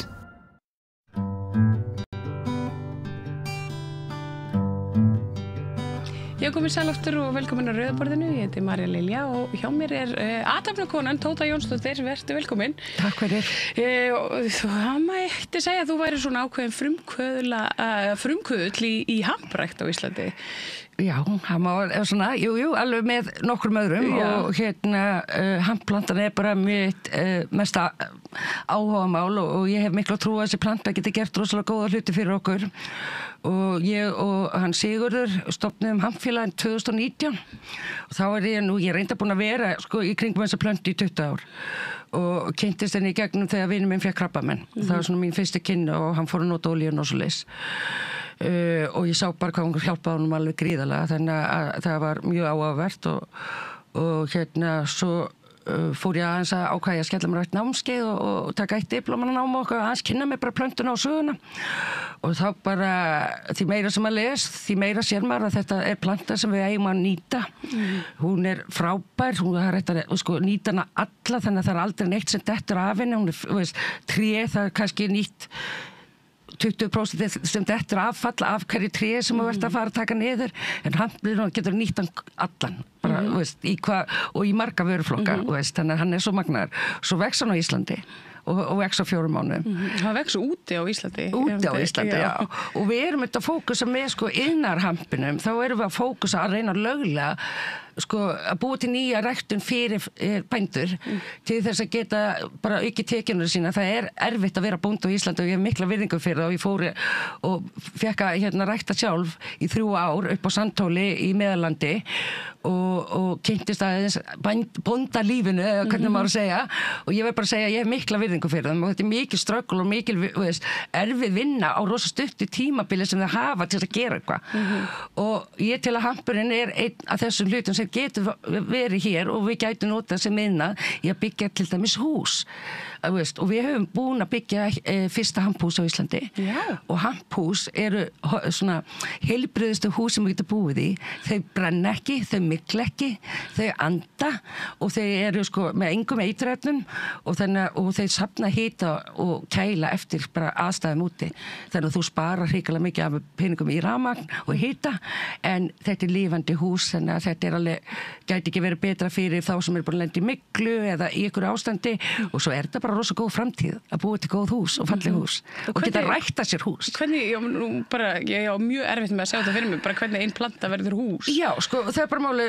í plantinu er blóm og svo hefur trefjarnar sem eru utan á plantinu og inn í henni er kjöt sem er notað í hampsteip og þú notar þetta kjötið innan úr stönglinum og þú setur bara vatn og kalk og það er spes kalkblanda sem maður þarf að vera með og þetta bara rétt bleitur upp eiginlega svona eins og leir og setur þetta bara og raðar þessu upp og þetta þornar og þetta breytist í steipu og málið er það og þetta er rosa létt efni þannig að þú þarft ekki yfirleitt að risa stór tæki og það er ekki svona og það er engin eiturefni og svo lesa þannig að þetta er rosalega auðvelt að vinna með og hún er fljót líka að setast þannig að þú getur tekið utan af formánum mjög fljótt og það eru arkitektastofan Lúdíka búin að byggja hús, það gerði það fyrir 2 árum síðan sem er verið að fylgja eftir með rannsóknum og sína að það þolir íslenska aðstæður, það er verið að byggja hamphús út um allan heim, þannig að við erum ekkert að finna upp hjólið, þannig að við erum bara að reyna að sína þeim og þetta er einn val sem við höfum og miklu hotlara og hvað þá, það er eiginlega engin innflutningur það er miklu minni innflutningur og það verkefni sem þau gerðu hjá Lúdíka, Anna og Jan að þau reikniðu einmitt allt þetta inn hvað þurftu mikið að flytja inn kólefnisspori í kringum hvert einasta keyrslu hvað sem er, þannig að þau settu upp þetta alveg í perfect mynd og það er rosalega áhugavert að sjá það að við erum þetta háð bara innflutningi og það virðist einhvern veginn gleymast hvað er mikil mengun í skipa innflutningi og mér finnst það svolítið áhugavert að við horfum ekkert í það hvað getum við minkað innflutningin og verið meira sjálfbær og það eru svona litlu hluti sem við getum alveg gert en það er ekkert verið að fókusa á það. Já, þetta tekur bara 4 mánuði fyrir eina svona plöntu að ná fullum vexti. Já, og hún bindur 10 tonn af karbon á meðan í 1 hektara, 10 tonn. Wow. Þannig að, ég er búin að rækta 10 hektara, þannig ég er búin að binda svona 100 tonn af karbon og binda jörð. Þannig að hún bindur jörð eins og lúpinan og nærir hana og byggir hana upp. Þannig að hún er líka frábær í milliræktun. En ef þú ert með þitt land, þá áttu bara að nota sama svæðið og það getur orðið sjálfbært með tíman. Að þú skilur ræturinn eftir í jörðinni. Og þið hefur kallað eftir svona lagabreitingum og því að ramminn verður svona lagaður að þessu og þá er ekki verið að tala um kannabisplöntur. Nei, alls ekki. Nú erum við að tala um hampinn sem er iðnaðarplanta sem er til að framlega til dæmis bara fatnað, það verður að búa til einangrun inn í bíla, til dæmis Benz og BMW nota bara hamp einangrun í bílana sína, staðið fyrir plast einangrunir. veist, það þetta notaði búið til handplast og bara endalausar hluti reipi og bara hvað þú vilt þar óbyggingarefnið þetta en svo það blómin, það getur þetta verið fæða, það getur veist, og svo getur við farið í kannabis sem þá auðvitað medikal sem við erum að fókusa á við viljum fá medikal lyfjahamp lyfjahamp löglegan á Íslandi þar sem að það rosa mikið á sjúklingum á svörtu markað að leita sér lausna og það hefur bara aukist og okkur finnst bara komin tími til að hérna heilbrigðis ráðuneytið og landlæknir og bara læknar yfir höfuð fari og kynni sér þetta af því þetta löglegt í flestum Evrópulöndum og búið að vera það í þó nokkur ár við erum svolítið mikið eftir á og þú getur ekki tekið neina ákvarðanir nema þú hérna, komur og fræðir þig og svo fyrir utan það hefur þetta verið lyf í mörg hundruðu þúsunda ára síðan við vorum bara á jörðinni hefur kannabis verið lyf og fyllt okkur þar til 1920 þegar hlutunum voru breytt og þá var það svona bara tekin plantan frá okkur og breytt nafninu í marihuana og ég ætla bara að segja ykkur á nafni marihuana það ekki til í plönturíkinu það kemur af Mario og Juan frá Mexiko þannig að þeir settu svona innflytið þetta nafn á plöntuna og þannig breyttu löggjöfinni og svolítið svona byrja að búa til þetta neikvæða veist, bara já, og þessi planta var svona hræðileg áður en þessi planta var demonized, eða hvað maður segir breytt í djöfulinn, þá var verið að framla pappir úr henni, það var verið að framla dísilolíu úr henni, það var verið að framla lífastrás, alla gallabössu fyrstu voru úr hampi skilurðu, en þetta var þetta bara leið til að kleipa nælon inn og new medicines eða nýju lyfjum og gerfilyfjum eða synthetic lyfjum og þetta bara, og þá var þetta tekið þegar það voru eiginlega allir með það kunnatu að geta gert þetta og ég veit ekki, eins og við vitum þá heimurinn svolítið þannig að veist, þeir vilja ekkert að við getum gert of mikið heldur að við kaupum allt og séum háð veist, og ég svolítið svona mikið fyrir það mér finnst unga kynslóðin, hún vill vera meira sjálfbær, hún vill vera grænni við erum búin að vera að berjast við þetta í mörg ár og þá til við stofnum samtökin hamfélagi þá var svona þá bara dróðu okkur saman nokkur sem vorum búin að vera í sikru hornin að berjast mjög lengi við höfum breytt einni reglugerð og það má flytja inn að hamfra í dag og rækta þau en það sem að ríkisstjórnin klikkaði á hún gerði enga reglugerður í kringum það þannig að við getum bara hent fræjum hvar sem og við getum ekki sagt neinum hvar við erum að gera það við hefum lent í lögreglunni út af því og fólk að lent í vesinni að það vera að taka innræktanir niður sem eru hampræktanir og veist, en það bara út af því þið byggu ekki til reglugerðir við megum bara flytja inn ég get ekki tilkynnt það, ég ætla að gera þetta eða neitt þannig að það svolítið það sem að við viljum fá frá ríkisstjórninni til þess að við getum haldið áfram bæði þetta við vilja fá landbúnaðarháskóla með okkur í næstu þróun til þess að taka þetta alla leið og svo þurfum við þurfum tæki sem eru ekki til á Íslandi til þess að geta tekið hana inn í hús og þurrka hana af því að þetta sterkustu trefjar í heiminum hamptrefjar bara sterkustu trefjar í heiminum og það ekki til tæki sem að virkilega geta tekið og slegja hana niður Vá, þetta alveg magna. En þið eru með hvað, í þriðja skipti núna svona fræðslu erindi? Já, ég ætla nú bara að segja, við erum bara með alþjóðlega ráðstefnu og við erum að fá, þetta þriðja ráðstefnun okkar og hún hefur stækkað mjög á síðustu 2 árum þar sem að heimurinn mjög spenntur fyrir Íslandi, þetta sem við vitum, við vilja allir koma til Íslands. En mikið af fólki sem horfir til Íslands sem væri svona náttúrulegu sent fyrir fólk til að koma í náttúrulega meðferð í framtíðinni. Við vitum að eins og bara með hugvíkarefnin og það eru þetta MAPS búin að vera með sína ráðstefnir og þeir horfa til Ísland sem svona heilunarstað til framtíðina þar sem fólk getur farið og farið kannski eitthvað skona náttúrulega meðferðir og það alveg sama í kannabisinnanum. Þeir horfa líka til Ísland sem hreina náttúrulega stað til að koma og njóta og geta farið eitthvað skona retreat eða hvað maður segir svona ferðalög út í bæi út í sveit og svoleiðis og njóta þess skilur og þetta þetta þar sem að fólk horfir til en svo horfum við Íslendingar líka á þetta bara tækifæri fyrir okkur að fara að rækta lyfjahamp inni til útflutnings þar sem að það undir Evrópulögum eða Evrópsku lyfjastofnun, þannig að við erum ekkert að biðja sko, lyfjahampi fellir undir Evrópsku lyfjastofnun, svo við sko hafa á hreinu. Þetta löggjöf sem bara inn í Evrópu og flest lönd eru búin að hleypa henni inn og fólk hefur aðgang að þessum lyfjum. En við og Íslandi og Svíþjóð og Noreg reyndar búin að löglega en aðgangurinn samt ekki til staðar. Já. Og það bara, rosa skrítið að við fáum ekki samu mannréttindi eiginlega og aðrir í Evrópu þegar við viljum fara eftir Evrópu. Og okkur finnst bara komin tími til líka að þetta veri breytt og tekist á við þetta. Því það ekkert í lagi að sé fullt á sjúklingum á svörtu markaði að hitta bara einhvern að reyna að finna sér eitthvað lyf. Já, og maður veit að og þau kannski bara veit ekkert hvað þau eru að fá. Nei, og sum lenda mjög illa í því. Sum eru mjög heppnir, aðrir ekki.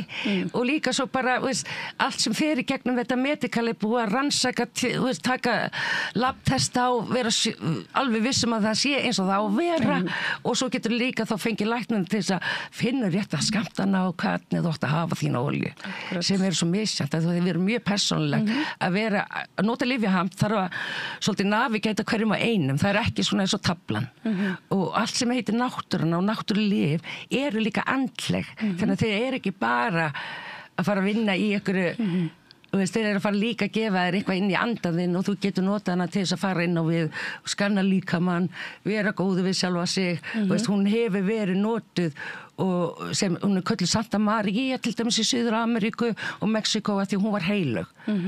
Þannig að það bara, hún mjög, mjög falleg og góð, þessi planta.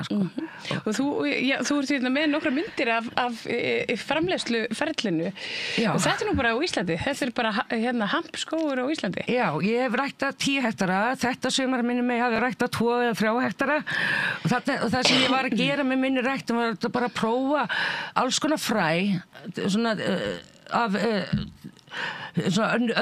sikkur kyn af fræjum til þess að reyna að finna hvaða fræ virka best fyrir Ísland og ég ekkert á því að ég sé endalega búin að finna rétt af fræið og akkurat núna þá ég að halda námskeið fyrir þá sem vilja vera happaræktendur og með fyrir flyktinn specialista frá Kanada og Bandaríkjunum sem að fara að sýna okkur hvernig við ættum að rækta á Íslandi og hvaða fræ við eigum að nota sem ég held að ættu að koma frá Kanada en ekki Evrópu.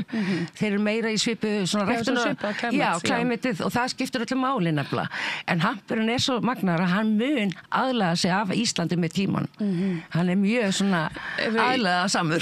Já, og kannski fáum við það upp næstu mynd, já. Þetta bara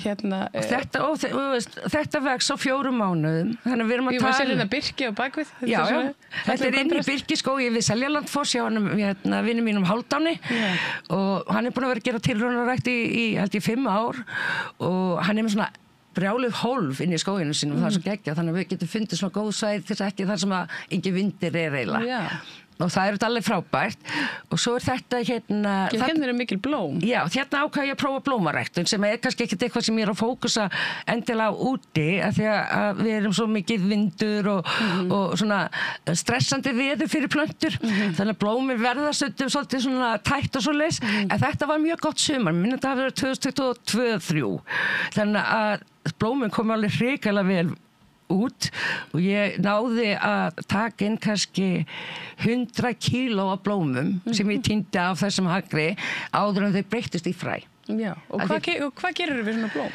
Ég bara þurrkaði þau og bjó til te. Já, og ég hafi nú smakkað svo list. Já, og svo gaf ég alla stönglarna í tækniháskólanum og listaháskólana og bara fyrir unga fólki sem vildi fara í ykkur skona framleiðslu eða svona nýsköpunarferli til þess að sýna hvað þau geta gert með þetta efni. Frábært. Og þau eru mjög spennt unga fólkið. Já, hérna ertu á bakvið já, þeir eru ekkert smá háar líka þessar plöntur fóru þetta ákveðið kyn og það að fara upp í svona 270 og ef þú ert að fara í stönglaræktun þá það sem þú vilt bara að planta sig að teygja sig upp eins lengi og hún getur og eins hátt því meira efni færðu Þannig að það svona, þetta ekki sko eins og rækta korn. Þegar þú rækta korn þá setur hann niður og þú veist alltaf hvernig kornið kemur út. En af því að þarna eru þeir að fókusa á ræktun á fæber eða sem utan á plöntunni og þá eru þeir með svona þetta kyn, svo getur ef þú ætlar að fara í kjöti sem inni, þá myndir þú kannski finna eitthvað annað kyn. Ef þú ætlar að fara í blóm, þá myndir þú ekki vilja að það væri svona háar. Þannig að það er bara það er til sko 44.000 fræ svo ég viti til af hampi í heiminum í dag. Og svo eru þetta alltaf hægt að einmitt svona krossa og svo er þetta mixað og allt sem innarhampur mixaður. Það var búið að taka konun og kallinn, setja hana saman í eina plöntu sem monoecious, annars það dioecious. Þannig að þær gera allt innan síns sjálfs. Þannig eru þið að þurrka? Já, ég fekk lána flugskili upp á Sandhóli til þess að búa mig til þurrkhús. Og hvað, tekur fólkið ykkur vel í sveitinni? Alveg rosalega, bændur hafa verið rosa spenntir, sko. Ég gerði heimildamyndi í COVID og fór hringinn í kringum landi til þess að hitta hampbændur sem væri búin að prófa að rækta hamp. Og ég get sagt þér það að við erum búin að rækta yfir 200 hektar á Íslandi í 5 ár, bara til tilraunar. Það gríðalegt magn og út af því líka svo áriðandi nú þurfum við að fara að taka næstu skref. Það er enginn að fara að rækta mikið meira í tilraunaskinni nema að geta fara að nýta vöruna. Fyrst þetta vildum við tjekka hvort þetta myndi virka og svo myndum við tjekka hvaða fræ og svona og hvaða svæði virkuðu líka. Við erum búin að reyna að finna út í því að það er ekki öll svæði sem virka eins vel. Og svo þetta bara þurfum við að núna það eiginlega bara hvernig getum við nýtt það sem við erum að gera. Og þá þurfum við að fá annarkvæmt bændasamtökin eða ríkisstjórnina og landbúnaðarráðuneytið til þess að koma að borðinu svo við getum tekið næstu skrefin og við hvetjum alla þá til þess að líka mæta á ráðstefnunum og við erum búin að bjóða þeim öllum og hefum ekki fengið svar frá mörgum, ég ætla bara að taka það fram og ég er búin að bjóða þeim í 5 ár á ýmislegt en mér finnst það mjög áreiðandi að þið gera því þetta er gert fyrir bændurnar sko og við erum að reyna að vinna fyrir svolítið landsbyggðina og svo fyrir þetta það bara fyrir Ísland og framtíðan okkar. Og hvað ég fyrir áhugasama sem að langar að koma og fræðast og kíkja á ráðstefnu, hvert að kíkja? Sko, við erum með síðu sem heitir hemp4future.is, þar allt ráðstefnuna og miðasala og annað, en ráðstefnuna byrjar á morgun og verður í Innó, byrjar klokkan 9 morgun og til svona 5-6 og bæði á morgun og föstudaginn niður í Innó, við erum með 30 spíkara, fullt af erlendur pressu, ég held að sé 2 heimildamyndalið að koma á ráðstefnunum okkar og svo bara auðvitað fullt af íslensku gestum og við ætlum bara að vera að tala hvernig hlutinir eru annars staðar og sýna ykkur hvar við erum stödd. Við erum að fá vísindamenn, við erum að fá hagfræðinga, við erum að fá lögfræðinga, við erum að fá sjúklinga, við erum að fá hjúkrunarkonur, við erum líka að fara að tala býflugurnar og hvað býflugurnar geta grætt rosalega mikið á því að vera í kringum hampinn og það búið að sanna með risan rannsóknum í gegnum Evrópusambandið. Þannig að það kallað Beammunity og hampurinn svarið fyrir þær og svo ætlum við líka að tala aðeins psychedelic eða hugveikandi efni og bara hjúkur sem að sinna fólki sem í náttúrunni þá hvort sem þessi cannabis eða hugveikandi efni eða eitthvað annað en það eru svona hjúkrunarfræðingar sem eru með aðra önnur val fyrir fólk sem vill eitthvað annað og fólk á að hafa val að þeir líka sérstaklega þetta heilsamanns það heilsamanns líka og svo sérstaklega bara ef líka sko það svo mikið fólki sem hefur ekki fundið lausnina og það bara búið að vera bara í ykkur svona lúp upp á spítala takandi töflur, það ekkert að breytast það ekkert að komast áfram þá þetta fer fólk að leita sér aðra leiða og ef það finnur eitthvað laust og þá þetta rosalega vont að þið fá ekki að nýta hana Akkurat og svona bara hvetja alla til að mæta þetta óbærslega áreiðandi og við erum líka að tala svolítið bara hvernig sko heilbrigðar þjóð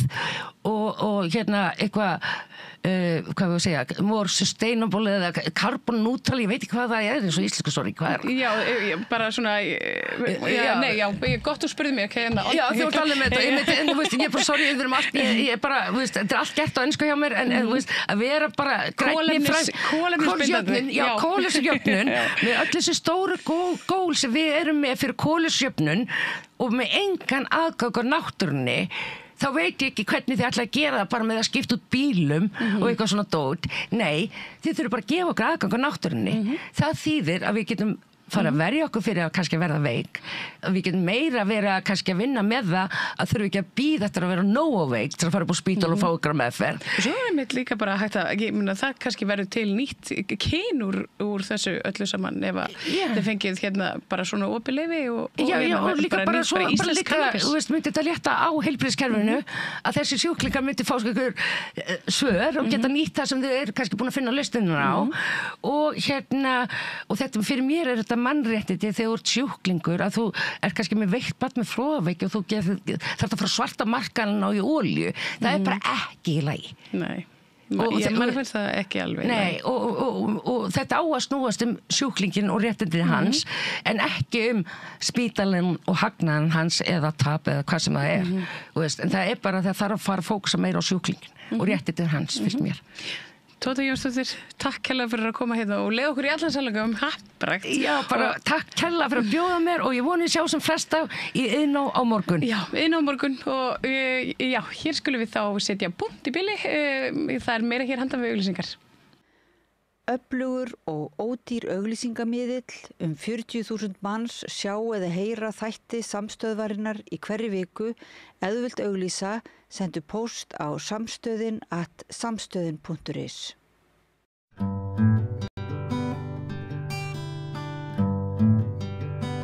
Já, þá komið að heimsmálunum sem að þessu sinni eins og oft áður snúa svolítið Donald Trump og hvað hann er að gera og hvað hann hefur hugsað sér að gera.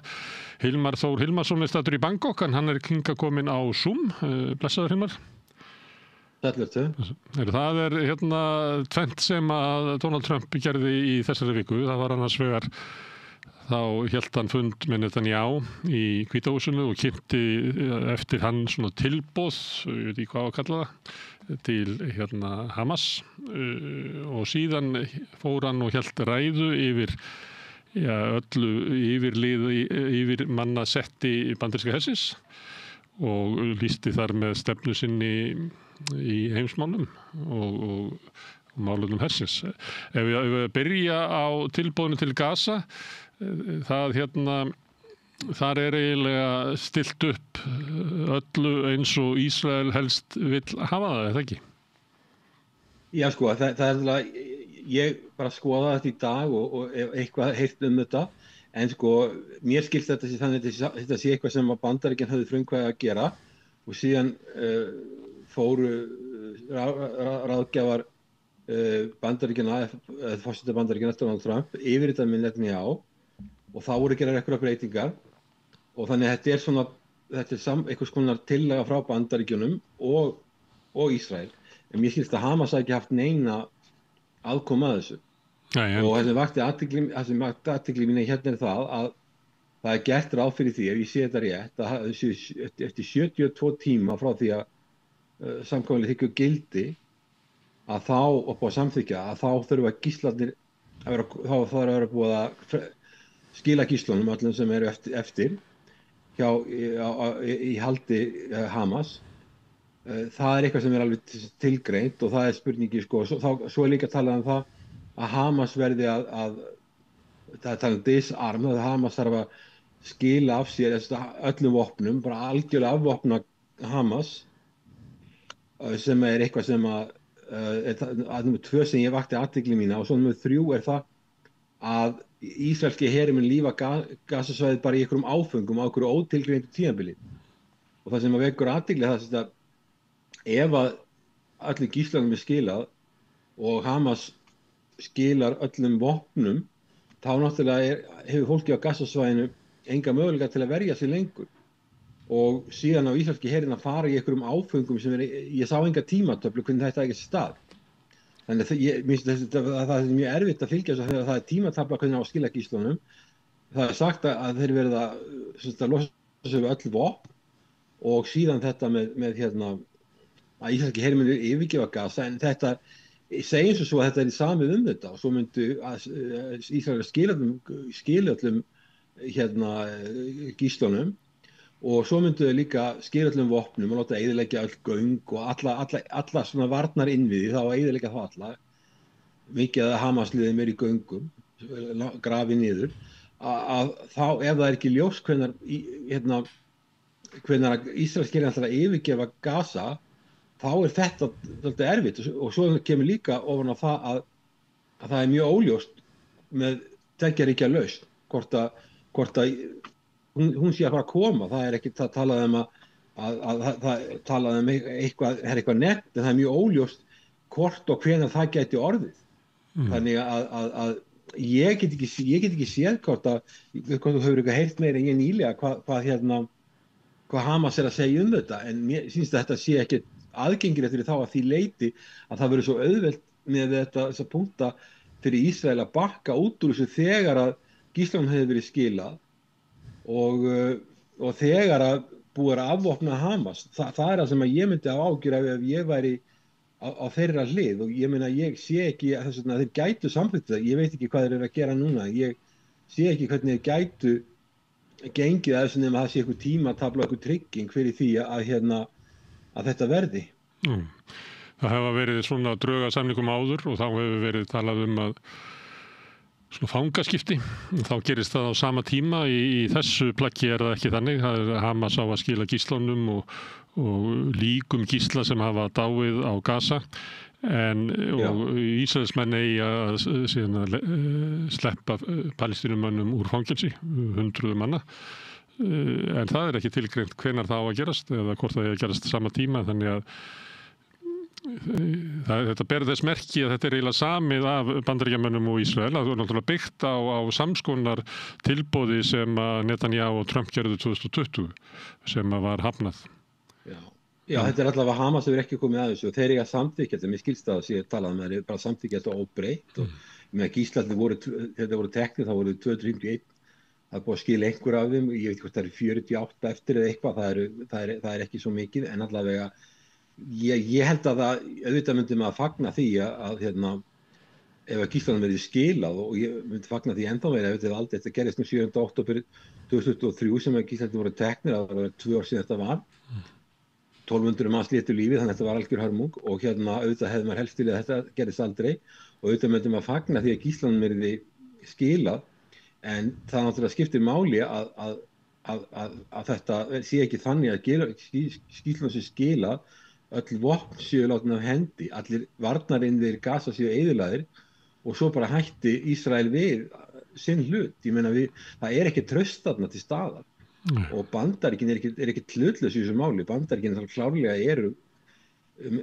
það oft talað með þessu svona special relationship milli Bretlands og Bandaríkina sem ég held að sé algjör vitleysa, sem Winston Churchill bjóða til, því að í seinni heimsstyrjöldinni það var special relationship milli Bandaríkina og Bretlands, en þó að reyndar Bandaríkin hafi lagt áherslu á að ganga frá Bretlandi sem stórveldi algjörlega og hefði betra saman til Sovétríkina á þessu tíma heldur en Bretland. En eina landi í heiminu sem Bandaríkin hafa raunverulega special relationship, það Ísrael. Og náttúrulega þannig að Bandaríkin geta ekki komið fram þarna sem einhvers konar hlutlaus aðili. Auðvitað gott að Bandaríkin komið að þessu, skiptir máli því Bandaríkin eru þeir sem aðalega að skaffa Ísrael vopn og auðvitað skiptir miklu máli þeir komið málinu en það þá ég meina, ég held að Hamas hljóta að spyrja hvernig á þetta framkvæmast, hvaða tryggingu höfum við fyrir því að þetta verði allt framkvæmt þegar búið að skila gíslunum og þegar búið að eyðileggja alla orkuvinnið og öll vopn þá hættan sem trúa að Gaza geti ekki varið sig á nokkurn einasta hátt lengur og Netanyahu bara hætti við allt ferlið og við vitum það í ríkisstjórn Netanyahu eru aðilar sem vilja losa sig við alla íbúa Gaza og vilja færa þá til suðurhluta Gaza að landamærum Egyptalands og reyna að koma þeim þaðan í gegn til Egyptalands. Það er margir vilja eins með Vesturbakkann að koma Palestínumönnum sem búa þar yfir í Jórdaníu. Við vitum alveg þetta. Það eru aðilar sem vilja þetta, þannig að mér finnst þetta ekki vera samkomulag, auðvitað getur þetta verið eitthvað skref. En það er margt óljóst í þessu til þess að samþykja þetta. Ég á erfitt með ímynda með að Hamas myndi samþykja þetta. Þetta eiginlega stilt upp sem svona uppgjafarsamningum palestínumanna. Það ekkert minnst á Vesturbankar. Það tekið fram að Hamas megi ekki koma að neinni stjórnvalda og heldur ekki stjórnvöldin á Vesturbakkanum. Það að Gaza fari undir umverulega alþjóðlega stjórn undir stjórn Bandaríkjanna sem eins og þú bendir á helsti stuðningsmaður Ísrael. Ísraelski herinn fer ekki út af Gaza, það skilið eftir svæði þar sem hann getur verið inn á og stjórna allri umferð til og frá Gaza, þannig að þetta svolítið svona sá sem að verður fyrir þjóðamorðinu að hann á að gangast við bara einhliða uppgjöf en sá sem að fremja þjóðamorðið hann á að fá allt sem hann vill og þess vegna vekur það svolítið furðu viðbröðin sem að voru á Vesturlöndum þar sem að þessu var fagnað Guterres, framkvæmdastjóri Sameinuðu þjóðanna, hvatti Hamas til þess að ganga að þessu. Hvað heldur að ráði þessum svona fyrstu viðbröðum? Þetta vonleysi þjóðarleiðtoga að það finnist lausn með öðrum hætti, að kannski tekið af þeim með þessu krafan að setja viðskiptaþvinganir á Ísrael eða að knýja einhverja aðra niðurstöðu fram? Hvað veldur því að þessu sem að virkar held ég fyrir flesta sem að hlusta á þetta sem svona hálfbarnaleg tillaga að þarna endi bara frelsisbarátta Palestínumanna áratugum saman með einhverju einhliða uppgjöf? Hvað heldur að valdi þessum svona jákvæðu viðbröðum svona fyrstu klukkutímana? Bæði í fjölmiðlum og svo einhver meðal þjóðarleiðtoga. Ég veit það ekki. Ég meina, auðvitað eru allir óskaplega þreyttir á þessu og Trump er undir miklum þrýstingi sjálfur að bæði innanlands og það vaxandi fylsingur í Bandaríkjunum að ljúka þessu en svo náttúrulega Netanyahu opaslega sterkur í Bandaríkjunum. Ég hafi meiri stuðning í Bandaríkjaþingi heldur en Donald Trump hefur. Hann mjög sterkur og hann mjög snjallt stjórnmálamaður og ég sé ekki sammála því sem hann að gera síður en svo og mér finnst þetta hörmulegt. Þetta allt hvort þetta fjöldamorð þarna eða þjóðamorð, það má deilum það en allir getur ekki verið að þetta sé bara það aðeinslega fagni því að þetta sé eitthvað sem getur hugsanlega leitt til einhvers en ef að ég væri að semja fyrir Palestínu þá myndi ég ekkert skella á og ég myndi vilja fá frekar útfærslu á mikilvægum atriðum, hvernig þetta framkvæma þetta og hvaða tryggingar séu til staðar. Ég myndi vilja það. Svo var hann ég myndi ekki hægt að tala við og ég myndi bara koma með... En það ekki verið að tala, Hilmar, ég verið að skjóta inn, það ekki verið að tala við það sko. Það var einhverja tilhörnir fyrir einhverju síðan, en það var Ísrael þegar reynda að myrða sko þá sem að tóku þátt í samningunum, þannig það engar viðræður Bandaríkjamann og Ísrael við Palestínumenn. Nei, en sko, Hamas fær þetta í hendur og þarf að bregðast við og mér skildi þessu svolítið mikið tekið úr lífið, þannig að samþykja þetta eða ekkert og þeir geta náttúrulega brugðist við hvernig þess að þeir vilja, þeir geta sagt að okkur líst vel á þessa punkta hér, en svo eru aðrir sem þurfa miklu meiri skýringar og miklu ítalegri og einhverja tryggingar, þannig að þeir geta sagt það. Hvort að Ísraelsmenn og Bandaríkjamenn fallast á það er annað mál, ég er ekkert efast það, kannski er ekkert viss það.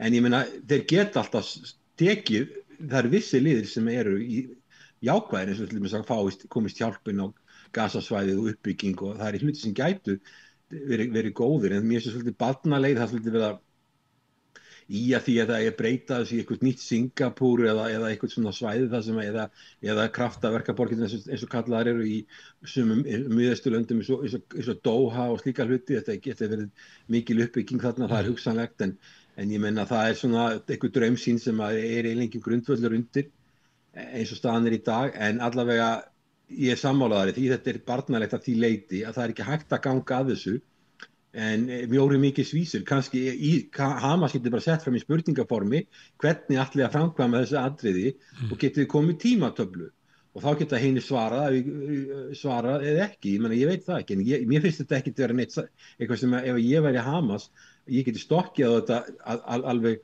án þess að vera búin að fá að vita meira og það er bara margt óljóst eins og þú veist að benda á tímatöflunar eru óljósar nema þetta, það á að skila gíslanum eftir 72 tíma en það er bara ekki nógu gott og það er ekkit gott fyrir það sem er búið að vera stað annarkvæmt þjóðamorð eða fjöldamorð að Hamas verði bara allt í að gera vopnlaust, ég veit ekki hvernig það á að ganga upp þannig að þetta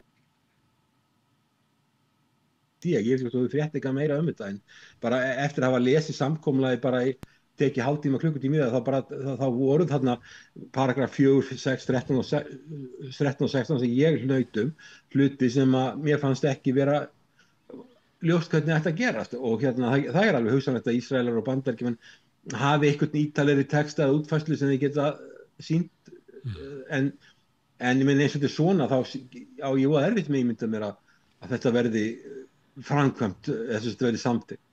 Og svo það sem og það rétt að það ekki viðræður en það þetta þeir eru beðnir viðbrögð, viljið þið hafa þetta eða viljið ekki neitt? Viljið þið skila kýslunum innan 72 tíma, annars verður ykkur eitt, það eiginlega tilbúið. Og það sem að Ísraelsmenn er að samþykkja þarna er að gefa, hætta að hindra að matur fari til þeirra sem er að svelta. Og þetta eru svona atriði sem að ætti eiginlega bara að vera frumskilyrði fyrir það til þess að sé hægt að hefja einhverja viðræður að þá verði það að opna leiðina inn svo að fólki hætti að svelta og svo gefi matur svo skulum við sittast niður og tala þannig væri það í siðuðum heimi en það er margt sem er betri til þess að við lifum bara ekki í siðuðum heimi. Það eru mörg lönd undanfari sem hafa verið að viðurkenna Palestínu sem sjálfstætt ríki sem er svona tákgræna aðgerð og það er líka eitt af því sem að Trump er örugglega þrýstingur og hann reyna að finna einhverja lausna, einhvern farveg sem geti leitt til lausnar vegna þess að það er ábúðslega mikil þrýstingur bara alþjóðlega á Bandaríkin sem að þessu verða linna og það sem þú ert að benda á er náttúrulega algjörlega óforsvaranlegt og það eru þjóðir sem að bara vilja ekki horfa upp á þetta lengur og við erum að tala um þessu Bretland sem var að viðurkenna Palestínu það ekki rétt Bretland, Frakkland með skilyrðum að Hamas kæmi hvergi nálægt. En er möguleiki á að alþjóðleg stjórnmál séu svo einfeldningsleg að þetta sé útspil sem að Trump leggur fram í samstarfi við Netanyahu vitandi það að Palestínumenn geta aldrei samþykkt þetta því að þeir eru eiginlega þarna væri að samþykkja að leggja niður frelsisbaráttu sína margra áratuga og beygja sig undir algjör yfirráð Ísraels. Og fyrir það náttúrulega að Vesturbakkin ekki nefndur í þessu þannig þetta ekkert samkomulag Palestínu að hugmyndi sé svo að þeir leggja þetta fram vitandi það að Palestínumenn get ekki fallist á þetta og þá geta að segja, heyrðu við reyndum allt það bara Palestínumenn þeir vilja bara ekki frið og þannig að þeir fái réttlætingu til þess að halda áfram þjóðarmorðinu sem er stefna Ísraels að hrekja fólk eins og þú bent á, það verða margir ráðherrar hafa sagt þetta, markmið er að hrekja Palestínumenn frá Gaza.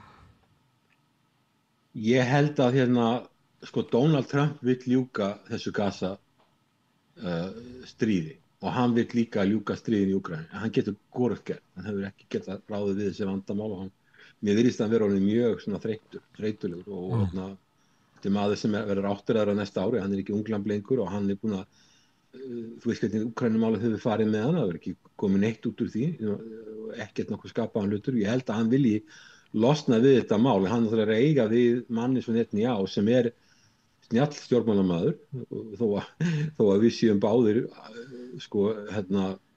sammála það að það sem hann er að gera á Gazasvæðinu er algjör hörmung og hvort sem það er fjöldamorð eða þjóðamorð en ég held að Trump vilji ljúka málinu en þetta sem að ég sá þessi 20 punktar, mér fannst þetta ekki vera aðgengilegt. Ég hef ekki séð nein formleg viðbrögð frá Hamas.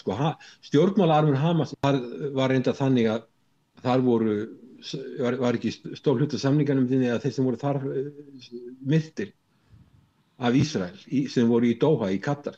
Þá hlutu þeirra ekki allir. Ekki allir, hlutu þeirra. Og mér skilst að Netanyahu hafi beðist afsökunar á þeirra árás. Nei, hann baðst ekki afsökunar á því. Hann baðst afsökunar á því að katarískur öryggisvörður hefði látið lífið. Hann baði ekkert afsökunar á því að vera að myrða Palestínumenn. Já, allavega, það var einhver afsökunarbeini, en allavega pólitíski armur Hamas er í Katar og Katar hefur verið svona mjög mikið inn í þessum máli og bara sé verið að sprengja inn fyrir landamæri annars lands náttúrulega er mjög alvarlegur hlutur og þessi var sjálfsögðu mjög illa tekið í Katar en Katar hefur þann kost sem að Bandaríkin hafi ekki að Katar getur verið svona hlutlaus aðili, þeir eru í góðum samskiptum við Bandaríkin, þetta er stærsta flugherstöð sem Bandaríkin hafi í Miðausturlöndum er í Katar flugherr og þeir eru í góðum samskiptum við Rússland, þeir eru í góðum samskiptum við Kína og Miðausturlönd. Þannig að þeir eru raunverulega, þetta land sem eitthvað 300.000 manns bara, en svo eru þeir með einhverjar 2,5 milljón farandverkamanna, en þetta mjög sérstaklega. Þeir gætu komið að þessu og hafa verið að milligöngum en þar með gíslatökuna. En ég held að þessi árás inn í Katar hafi slæma áhrif. En allavega ég get ekki séð, það alveg ljóst að Bandaríkin eru ekki svona, það sem maður myndi kalla honest broker. Þetta ekki land sem hlutlaust. En það auðvitað verða Bandaríkin að koma að þessu og líka náttúrulega Ísrael og svo þarf Hamas að bregðast við með einhverjum hætti. Hernaðarhlutin er á Gazasvæðinu, pólitíski almörinn og höfuðstöðvar þar eru í Doha.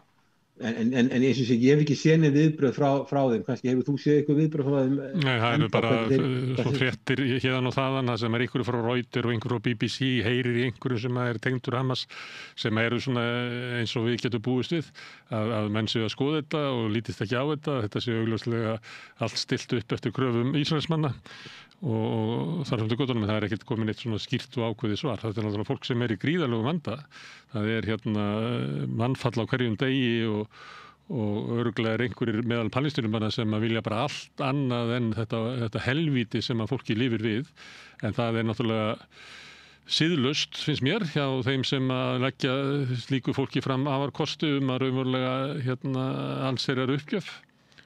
Fólk sem enda náttúrulega alþjóðasamfélagið mjög mikil reiði og Ísrael náttúrulega algjörlega einangrað út af þessu máli, þannig að þetta mikil reiði sem að ríkir alþjóðlega. En ekki ef maður skoðar viðbröðum við þessu, það sem að kröfurnar eiginlega allar sem að Netanyahu átti tiltölulega auðvelt með að sætta sig við. Að alþjóðasamfélagið svo kallað tekur bara vel undir það. Ég veit bara ekki hvort að viðkomandi hefur lesið, ég las það bara, það tekur hálftíma, klukkutíma að lesa þetta yfir. Ég verið sjálfur að semja. Ég myndi ekkert skella á viðkomandi eða hætta að tala. Ég myndi bara segja, hér eru veikleikar í þessu samkomulagi. Það þarf ekki tímatöflu, skýringar. En ég þarf ekkert lengri tíma til að sjá að það eru að minnst út í 3 alvarlegi veikleikar í þessu sem ég nefndi. Það að skila gíslum 72 tímar, afvopna algjörlega og eyðileggja alla varnarinnviði en Ísrael á bara að fara smátt og smátt frá svæðinu með enga tímatöflu. Þetta augljóst. Þú þarft ekki að vera nema 10 ára til að sjá þetta. Þetta eitthvað að þessu og ég veit ekki hvort að þessir aðilar hvaða rök þeir hafa fyrir því að þetta sé allt í lagi. Ég skil það ekki. Nei. Og kannski að gera kröfu að Ísraelsmenn hætta að myrða fólk meðan þeir verið að ganga frá samningum. Þeir gera það ekki.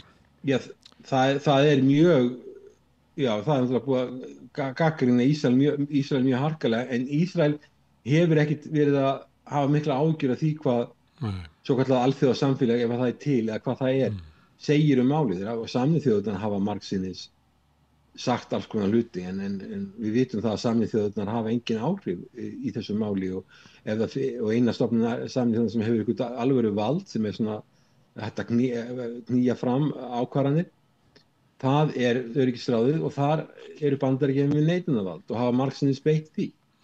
Þannig og það bara það sem skrítið, það land sem ekki 10 milljónir manna skuli nánast stjórna landi sem 350 milljónir manna, það mjög sérkennileg staða, en þannig staða í þessu máli. Og mér skilst það að samkomuna hafi verið breytt eftir að Netanyahu kom til Washington og ræddi við ráðgjafa Trump, þá hafi samkomuna verið breytt meira í átt af því sem Ísraelar vildu. En það spurningin hvort að ef að Hamas vill koma með einhverja mótleik, hvort það hefur verið hlustað á það ekki, það veit ég ekki, það hefur bara komið í ljós hvað Ísraelar og Bandaríkjamenn segja það, þeir náttúrulega eru sterkir aðilinn í þessu. Og svo annað sem að gerast að staða Bandaríkjanna að veikjast í þessum heimslutum, eins og svo Sádi-Arabíu, þessi Bandaríkjanna hafa vakt mikla áherslu á að vera í góðu sambandi við, að vegna pestaflóðans. Það var að gera varnarsamkomulag í Pakistan, sem slæmt samband til Pakistan og Bandaríkjanna, og Pakistan mjög mikið á Kína hliðinni, mjög tengdir á Kína, og Pakistan kjarnorkuveldi, og svo hitt landið hinum megin Íran, og þar voru nýlega loftárásir á kjarnorku innviði Íran, þannig að Bandaríkin ekkert í góðri stöðu í Persaflóanum og þetta hefur slæm áhrif fyrir Bandaríkin. Þannig að þetta þjónar ekki hagsmunum Bandaríkin að gera þetta. Þannig að þetta samstarf sem átt að vera með og allt þetta sem átt að gera, það allt saman horfið og þetta líka skadar Ísrael. Hugsaður Ísrael, allir ferðamenn eina í hafði með meira og minna horfið, hagkerfið liggur niðri, við skilum þessi mikið af ungu fólki sem hefur búið í Ísrael sem er að flytja í burtu, fólk sem í hátæknigeiranum sem vel menntað, vill að búa í landi þar sem svona mikið óöryggi. Ég meina það ekki langt síðan að Íranir skutu eldflögum og yfir Ísrael öllu miklu tjóni, þá kom í ljós í því stríði að Íran, þó að Hezbollah og Hamas hafi ekki getað valdið miklu tjóni í Ísrael, í stríðinu sem var hérna ekki fyrir löngu síðan, að þá gat í Íran, þó að þessi að skjóta eldflögum 1500 km, þá gat þeir valdið miklu tjóni í Ísrael. Þannig að sko, Ísrael í tölum miklu vanda, efnahagslega og algjörlega einangrað, en auðvitað þeir hafa Bandaríkin og það munar minna en Bandaríkin ef þú þarft fjárhagsaðstoð eða vopn. Á blaðamannafundinu sem þeir héldu félagarnir í Hvíta húsinu eftir að þeir gengu frá samkomulaginu, að þá talaði Trump töluvert það að þetta samkomulag væri eiginlega leið til þess að endurvekja Abraham samkomulagið og meira þess að kalla það Abraham þeim til heiðurs í staðinn fyrir Abraham. Og nefndi meðan hann Sádi Arabíu að þetta geti leitt til betri samskipta þar, þannig að það er eins og að fundurinn með Arabaleiðtogunum hafi allavega, maður veit ekki alveg hvernig hann heyrir þessi maður, en hann hefur upplifað það, stundum heyrir hann bara það sem hann vill heyra, hann hefur upplifað það að þetta gæti orðið skref í áttina á því að endurvekja betri samskipti Sádi Arabíu og Ísrael og þar með Sádi Arabíu og Bandaríkjanna. Já, það var verið að tala svona korridor eða flutningaleið frá Indlandi í gegnum Sádi Arabíu, í gegnum Ísrael til Haifa hafnaborgarinnar og þaðan til Evrópu. Þetta var svona verið að tala um þetta og Netanyahu var allur uppfullur, þetta verið bylting fyrir Ísrael og bylting fyrir hennar heimshluta. Og þar voru alls konar hugmyndir í gangi, en ég held að líka að Ísrael hafi verið að taka af lífi þjóðarleiðtoga og alls konar aðila hinga og þanga og samninganefnd eða svona ekki þjóðarleiðtoga heldur svona háttsetta aðila í Íran, ekki? Og svo núna samningamenn einhverja í Doha og svoleiðis atburðir þeir vekja ugg hjá Arabalöndunum. Og þess vegna held ég að traustið milli Bandaríkjanna núna og Sádi Arabíu sé ekkert voðalega mikið. Herru, ég má spyrja það einu, af því að þú ert búin að vera að reyna að skilja hvernig Trump hugsar í mörg ár. Sko, hann hefur verið að, hann er að selja okkur þá hugmynd að hann leysi stríð og sé friðarhöfðingi. Og hann hefur reynt við að koma á friði í Úkraínu. Og að mörgu leiti þá leita hann á stöðuna þannig að Rússarnir væru með yfirburðastöðu á vígvellinum og þess vegna væri það eðlilegt að verða að þeirra kröfum að svona stóru leiti. Í Ísrael og Palestínu að þá horfir hann á stöðuna og sér að Ísrael er að myrða palestínumenn og eiginlega hrekja þá og palestínumenn hafa náttúrulega eiginlega engar varnir og við heyrum engar fréttir einhver svona raunveruleg stríðsátök inni. Það er ekki eins og að Hamas-liðar séu í átökum við ísraelska herinn, það er bara ísraelski herinn fer þarna inn og ræðst á vopnlaust fólk og myrðir. Og hann horfir á þetta og segir, já, þetta er bara staðan svona í hard powerinu, þannig að Netanyahu er að vinna þetta og þess vegna verður hann bara að fá sínar kröfur en taparinn, hann verður bara að kyngja tapinu, svipað hann og sagði við Zelenský, þú ert ekki með einn spil á hendi, þú verður bara að kyngja þessu, þú er búin að tapa þessu landsvæðum. En hann verður eitthvað skipta skoðun í Úkraínu sem við förum kannski yfir eftir. En er þetta ekki bara svona línan hjá honum? Hann horfir bara á heiminn svona að sá sem að hefur völdin á skólalóðinni og hann hlýtur bara að fá að ráða. Ég held að Ísrael sé ekki búið að vinna Hamas ennþá. Ég meina Hamas náttúrulega er í göngum og ég hef ekki heyrt mikið vandfallara. Ég held að Ísrael sé ekkert búið að vinna Hamas ennþá. Ég held líka að ísraelski herinn sé ekkert í góðu ástandi. Ég heyrt að hann sé ekkert í sérstaklega góða ástandi, en ég hef ekki algjörlega vissi fyrir því, en ég er að heyra sjálfur að þeir hafa orðið fyrir töluverðu vandfalli og tjóni og þeir eru ekkert búin að vinna Hamas og það er alveg óljóst hvort þeim tekst að ganga milli bols og höfus á Hamas. Hilmar, ég er ekki alltaf fram, ég bara veltaði upp hvort að Trump horfi virkilega þannig á heiminn. Endilega skulum við ræða það hvort að Ísrael hafi þrek til þess að klára verkið eins og þeir láta, því að það eru mörg merki það að svo sé bara alls ekki. Já, ég held að Trump er ekki í hernaðarsinni eins og Biden var. Hann vill einbeita sér að Bandaríkjunum, hann sér að það er alls konar vandamál innan hús í Bandaríkjunum, hann er að þarf að senda herinn í helstu borg í Bandaríkjunum, hann telur að óvindin það séu hættur heldur en utan Bandaríkjunum. Ég held að hann vilji hvorki eyða sínum tíma, kannski ekki rangt fyrir minn, hann eyða sínum tíma í þetta og hann vill ljúka þessu. En hann er að eiga við stjórnmálamann sem er Netanyahu, sem margir segja að hafi hagsmuni af því að stríðið haldi áfram og vill ekki ljúka þessu á Gazasvæðinu. Og þannig að ég held að Trump myndi vilja semja frið og hafa frið þarna, en auðvitað er það rétt að Ísraelir er sterkt í aðilinn og mesta hörmungin af þessu að það eru náttúrulega mikið á óbreyttum borgurum að falla eins og þú veist, en ég held að það sé ekkert búið að vinna Hamas og það sé ekkert ljóst að það er alls ekkert augljóst að ísraelski herinn geti gert það á einfaldan hátt. Ég meina þetta stríðið er búið að standa yfir nánast í 2 ár, 7. október núna þá er orðin 2 ár og það hefur ekki tekist að sigra Hamas ennþá. Þannig að ég er ekki sem ég geti það. Ég held að Trump, ég veit ekki hvað herforingjita hans er að segja honum, en ég hugsa að Trump vilji ljúka þessu, hann vill klára þetta, en hann bara getur það ekki, eins og þetta er alveg sem á Úkraínustríðið. Hann vill ljúka Úkraínustríðinu og hann vill taka upp eðlilegri samskipti í Putin sem hann lítur á sem vinsinn, það er margt sem komið fram.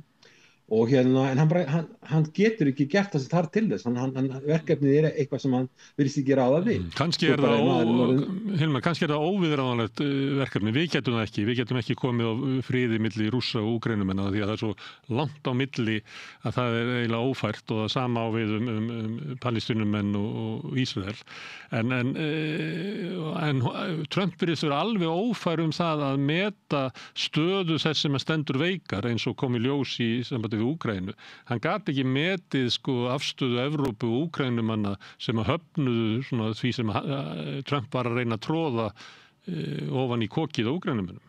Hann kunni ekki að meta stöðu þeirra og ég held að kunni heldur ekki að meta stöðu Palestínumenn eins og þegar hann er að tala að þarna verði núna að Palestínumenn bara gefist einhliða upp og síðan verði friður í 1000 ár í Palestínu, að það muni ekki rísa upp meðal Palestínumanna nein andspyrnurhreyfing gegn þessu alþjóðlega yfirvaldi sem er sett yfir þá og þeir afsali sér öllu völdum bæði á Vesturbakkanum og í Gaza. Þetta er bara eitthvað svo ótrúlegu barnaskapur að manni fallast til að hendur á að hlusta á stjórnmálamenn á Vesturlöndum taka undir þetta. Já, þetta er alltaf svo nýbúið að birta þetta og ég segi, þegar ég er búin að lista yfir þá sé ég veikleika eins og sem ég sé ekki að sé hægt að samþykkja þetta. Það væri ekki hægt. Það er mitt mat. Ég hef ekki talað við neina aðra það, ég leiðtók það. En varðandi í Úkraínu þá, John Mearsheimer, prófessor í Chicago, þú kannast við hann. Við höfum báður hlustað á hann. Hann var að tala það að Trump hefði í kringu sig það sem að kalla third rate strategists, hann er svona þriðja flokks ráðgjafa í kringu sig. Og hann hafi bara ekki nógu góða menn í kringu sig til þess að geta búið nokkuð til eða verið með nokkur raunhæf plön. En hvað maður þá að kalla leiðtoga Evrópu ef að þeir eru third rate, hvaða rate eru þeir? Vegna þess að sjáðum við, þú getur tekið Úkraínu að Bandaríkin hafa komið málamiðlunni sem að Úkraínumenn hafa hafnað og Evrópa hefur hafnað. Og þeir vilja bara áður vildu vinna stríðið og taldi að það væri hægt. Núna telja þeir mögulegt að fá vopnahlé án nokkur að skilja það. Á meðan Rússar hafa sett fram ákveðnar kröfur sem voru setta fram í júní í fyrra sem aldrei hefur verið svarað á neitt hátt. Þeir hefur aldrei verið svarað hvernig að ég taka á því.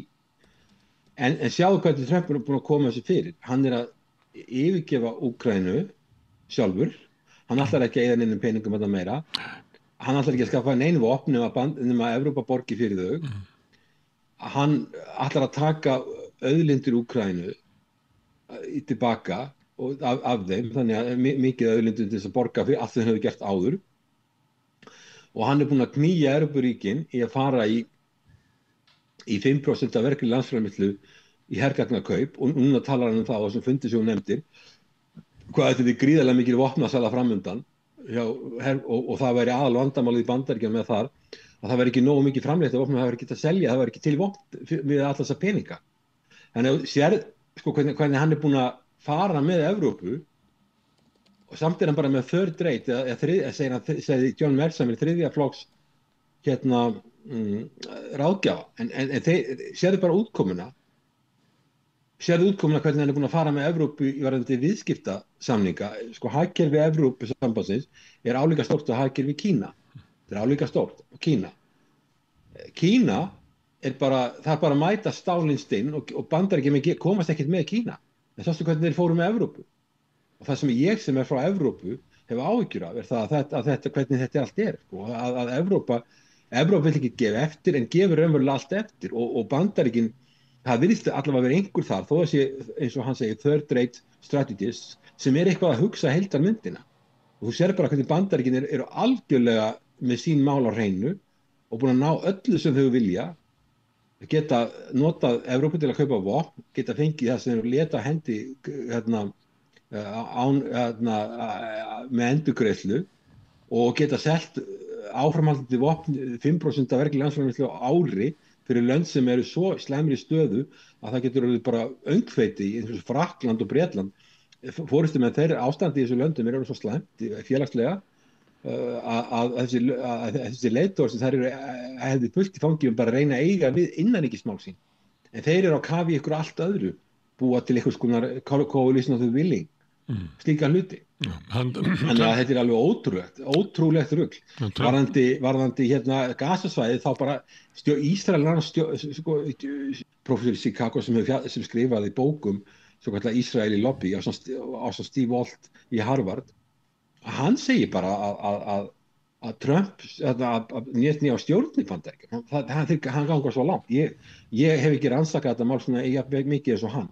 En það bara sagt sko, að það ekkert að Ísrael bara stjórnar Bandaríkjunum. Það virðist vera það það sem að fræðimenn í Bandaríkjunum, þessir sem ég nefndi, að segja. Trump hélt ræðu yfir yfirmönnum hersins ásamt Pete Hegseth, varnarmálaráðherra sem heitir núna stríðsmálaráðherra. Það sem hann dró upp svona þessa mynd, hann lýsti afreki sínu að hafa á fyrra kjörtímabilinu neytt Evrópuþjóðir til þess að eyða 2% af landsframleiðslu í hernað. Nú var hann búinn að hækka þetta upp í 5% og stór hluti af því fjármagni myndi renna til Bandaríkjanna í hergagnaframleiðslu. Hann var að tala um það að hann var með skilaboð til þeirra sem var að framleiða vopn í Bandaríkjunum og þau verið að herða á vélunum því að ég er búinn að selja svo mikið út allt og hann nefndi reyndar Sádi-Araba sem að vildu kaupa 72 þotur og nefndi svona einhver önnur lönd og önnur svæði þar sem hann ætlaði að selja hernað, þannig að þetta hljómaði eins og svona business-ævintýri að hann væri búinn að ýta undir svona ófrið og hervæðingu í heiminum sem að myndi skila sér í stór bættum efnahag Bandaríkjanna vegna þess að allir væri neyddið til þess að kaupa af þeim hernaðardótið. Það áreynda við Evrópu því að allir NATO-hernir eru svolítið stiltir inn á bandarísk hergögn en hann var reyndar að segja að þarna það væri vegna þess að þeir væru 15 árum á undan í tækniþróun hergagna þannig að hervæðing heimsins myndi skila mikilli velsæld til Bandaríkjanna og hann sagði svona beint eða óbeint, ég er ekki alveg viss á því að þeir Bandaríkjamenn ætluðu ekkert að verja krónu í að styðja Úkraínu, heldur eru þau vopn sem að þanga eru þau seld, eru þau öll borguð af NATO-ríkjunum og þannig að þetta var eiginlega hljómaði svolítið svona business plan fyrir Bandaríkin, endurist Bandaríkin að hervæðing heimsins. Hann sagði það bara held ég á frægum fundi með Zelensky for us it is now business, það er að segja fyrir Úkraínu, það er að segja við erum tilbúinir að láta NATO-ríki Evrópa hafa vopn og þau geta keypt og gert það sem við vilja við þau, en við ætlum ekki að borga. Og þá spurningin hvort að þá kannski ætti ég að taka viðtal við þig og spyrja því hvort að þetta hafi verið planað. Það semst að George W. Bush þegar fyrir að tala um að Úkraína farin í NATO í apríl 2008, vitandi það að það var ekki að fara að gerast, og Evrópa stendur gegn í tveir helstu leiðtogar Evrópa á þeim tíma eru forseti kanslari Þýskalands og hættuleg, en hann færi því gegn og svo hefst stríðið við Rússland og það þarf ekki að nota einn hermann frá Bandaríkjunum eða frá NATO. Við erum með þarna hellinga, einhverja milljónir á ungum Úkrænumönnum sem hægt að nota á vígullin og síðan senda þeim vopn sem núna á að endurgreiða í gegnum auðlindir. Hvort þetta hafa allt verið planað, ég bara spyr því. Ég veit það ekki, en allavega þetta lítur ekkit vel út og það sem Evrópa hafi ekki náða verja sína hagsmuna neinu leyti. Náttúrulega fyrir Úkraína verst út úr því það búið að eyðileggja Úkraínu. Þegar Úkraína verið sjálfstætt ríki 91 á 30 árum þá er enginn hagvöxtur í landinu. Þá hafðu þeir allt það land sem að þeir höfðu eftir að Sovétríkin féllu, Krímskagan og allt sem þeir voru með. Allar auðlindirnar voru undir þeirra stjórn, allt saman og 52 milljónir manna og það var ekki hagvöxtur, hagkerfi minnkaði á 30 árum, þannig að ekki var nú glæsileg frammistaðan. Núna með það, núna eru kannski 38 milljónir eftir eitthvað svoleiðis og mikið að því er fólk sem er slasað eða örkumlað og svo gamalt fólk og svo börn eitthvað og búið að missa af svæði sem að helstu auðlindir landsins eru að miklu leyti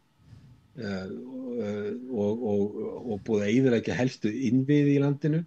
Þannig að auðvitað er Úkraína að fara mjög illa út úr þessu, en svo líka Evrópa að fara illa út úr þessu að því leyti að hún verður að lönd sem eru bara á barmi þess að það verður bara kannski ekki bylting, allavega mikil ókyrrð félagslega, þurfa að fara að borga risa upphæðir til hernaðarmála og það er engin vafa því á þessum fundi sem hún vísar í þá að var Donald Trump að tala það að það væri framundan gríðarlega mikil vopnasala og mikill gróði framundan vegna útgjalda og þá er hugmyndin að ég meina, við vonum við þurfum aldrei að nota þessi vopn en það er svo sagt hefur verið á enskum if you want peace, prepare for war og þá er hann að hugsa svo allt í lagi Evrópuríkin kaupa mikið af vopnum og þjálfa mikið af hermönnum og þá myndir rúsa mikið þetta til hugar að ráðast á það en auðvitað er staðan þannig núna að það tekur langan tíma að gera þetta og mörg ár og löndin eigi ekki peninga fyrir þessu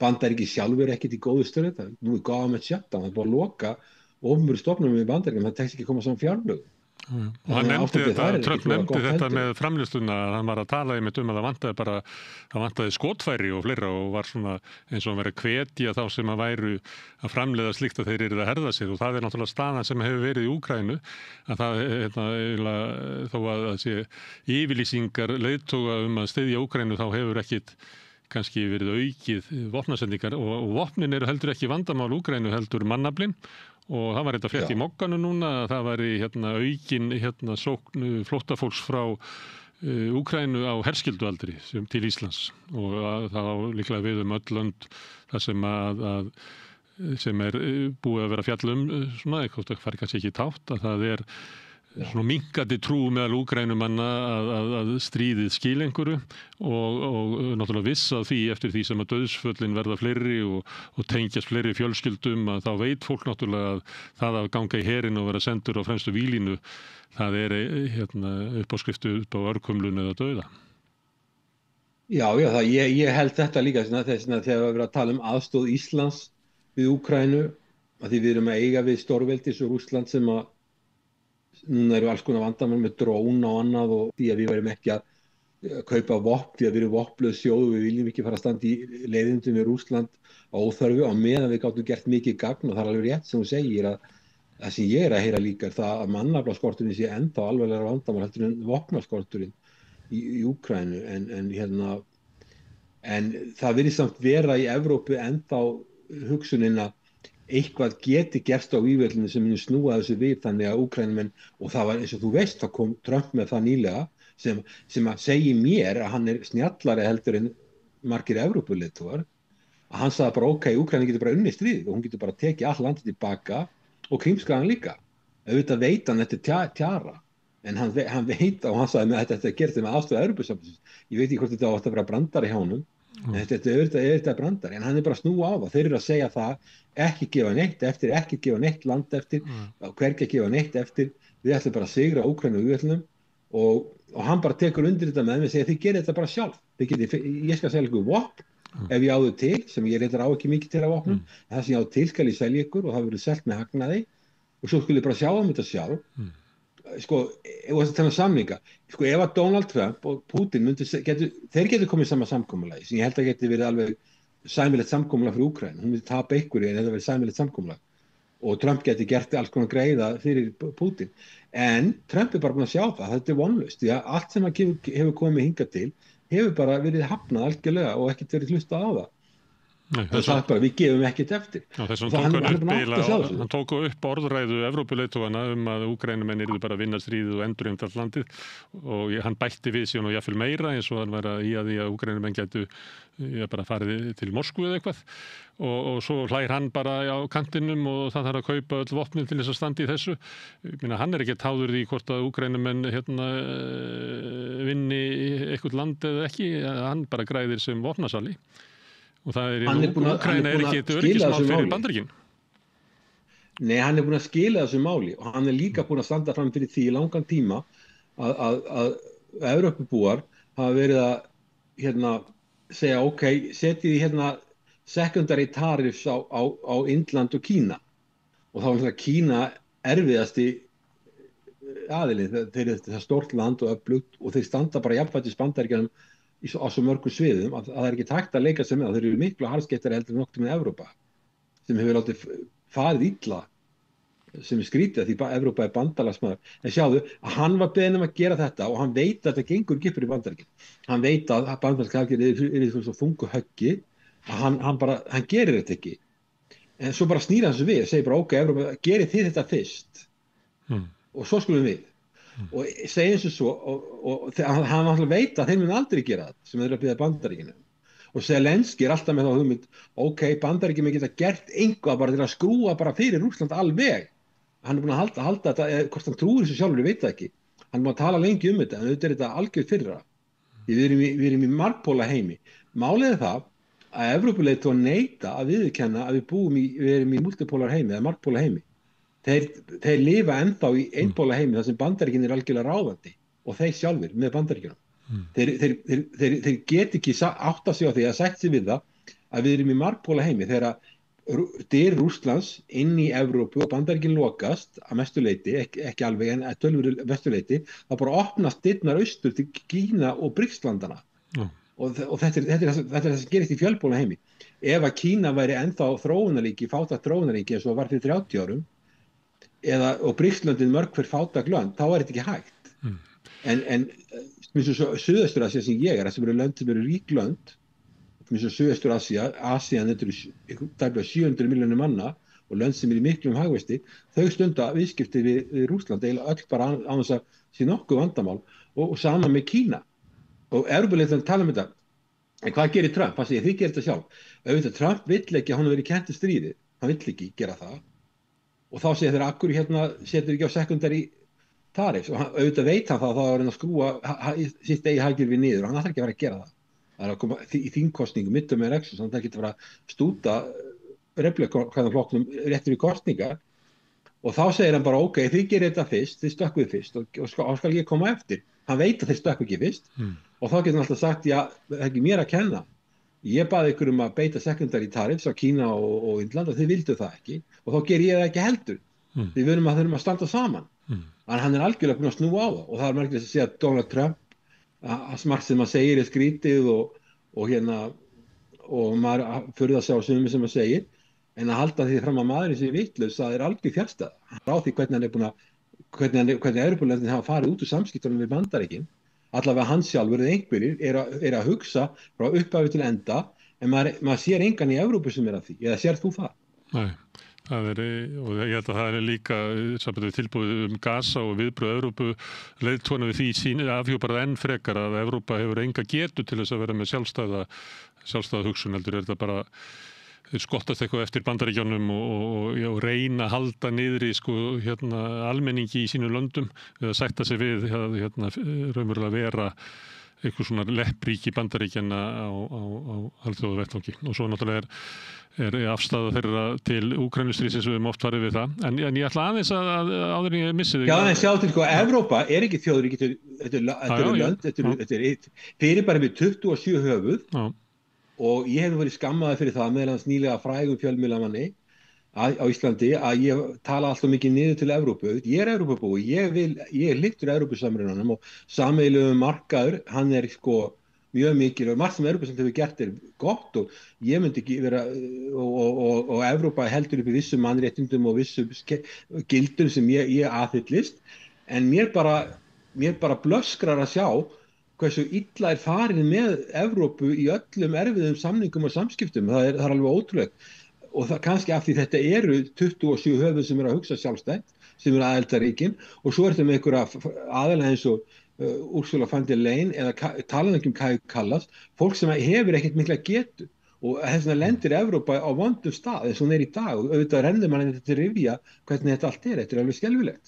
Herðu, en ég ætla aðeins að sko kannski það mikilvægasta, merkilegasta sem að Trump sagði í ræðunni yfir hershöfðingjónum var að aðal óvinnu Bandaríkjanna væru innanlands og hann var að boða að herinn yrði eiginlega að taka þátt í þeirri baráttu og miðað við það sem kemur frá honum og fólkinu í kringum hann þá er þetta svona skilgreining hvítra evangelískra kirkna hverjir eru að eyðileggja samfélagið. Það eru þeir sem að það er eiginlega má eiginlega segja, það er eiginlega árangurinn af allri svona mannréttindabaráttu undanfarna áratuga og svo meiri segja að síðustu vikur þá er eins og þeir vilja fara bara enn lengra, þeir vilja eiginlega taka málfrelsi og tjáningarfrelsi, fundafrelsi, réttin til þess að mótmæla sem eru nú svona borgarleg réttindi sem að má rekja langt aftur að það er svo vilja taka það af fólki sem eru þeim ósammála og Trump lýsir þessu sem eins og styrjaldar ástandi innanlands, blanda náttúrulega saman glæpum og svona einhverjum hugmyndum og andstöðu við sig og hann boðar það eiginlega að herinn eigi að æfa sig í átökum í borgum Bandaríkjanna. Þetta er náttúrulega magnaðar yfirlýsingar. Já, ég hlusta á þessa ræðu og ég heyrði ekki til dæmis þetta voru generals og admirals, þetta voru hershöfðingjar bæði á landher og flota admiralvarnir og ég heyrði þá ekki fagna neinu sem hann sagði. Reyndar kannski er ekki mikil hefð fyrir að þeir séu að klappa mikið en ég heyrði ekki undirtektir eða fögnuð undir neitt og ég held að þetta hljóti að vekja ugg hjá mörgum hershöfðingjum að þá er Trump að tala Washington DC höfuðborgin og svo eru borgin eins og LA það sem hafa verið óeirðir og San Francisco, þetta er náttúrulega demokrataborgir, þetta er Kalifornía, New York, demokrataborg, Chicago, þetta eru borgirnar sem hann er að tala og eru borgir það sem er svona fjölbreytni í mannlífi, það eru margir ólíkir hópar þarna sem eru og það er að æfa herinn og senda hermenn til þarna og halda uppi aga og hvert leiðir það? Ég meina, ég hef aldrei heyrt svona áður og ég var nú að horfa einhverja sjónvarpsfjall þetta og einhver sérfræðingur talaði um það að þetta getur bara leitt til óeirða í Bandaríkjunum, þetta mál. Það er að segja ef það er að vera að senda hermenn til að halda uppi reglu og svo sagði hann líka það að óvinnir þetta eru hættulegir óvinnir innanlands og það hættulegast verður við þá að þeir verður ekki búningi þannig að verður ekki að sjá hverju þeir væru. Ef þú ert að berjast erlendis þá eru hermennirnir frá hinu landinu í einhverjum búningi svo veist hverju það er að þetta er óvinnir. Þannig að þetta hlýtur að vera vekja ugg hjá mörgum Bandaríkjamönnum og þannig eru þessar borgir sem helstu borgir Bandaríkjanna sem oft eru demokrataborgir. Þannig að mér kom þetta mjög mikið á óvart að ég fara að beita hernum þannig og ég held að hershöfðingjar margir í Bandaríkjunum upplifi sig ekki sem aðila sem eiga að vera í innanlands átökum. Þeir upplifa sig fyrst og fremst að verja landið fyrir óvinni utanfrá. Þannig að ég hef ekki heyrt mig viðbrögð frá þeim, en þetta var nú bara þessi fundur var bara nýlega. Þetta er mjög óvenjuleg ræða. Ég veit ekki hvað þú heldur þetta. Mér finnst þetta að vera vekja ugg og svo líka spurningi hvað á að beita þessu þegar verður næstu kosningar í Bandaríkjunum, að senda hermenn til að fylgjast með og hvar á þetta enda, hvaða hlutverk eiga þeir að gegna og þetta með mannréttindi náttúrulega, ég veit það ekki heldur hvert þetta að leiða. Trump virðist vilja, hann virðist hann vill taka til sig mikið völd og hann kemst tölvöld upp með það, allavega enn sem komið en menna, ég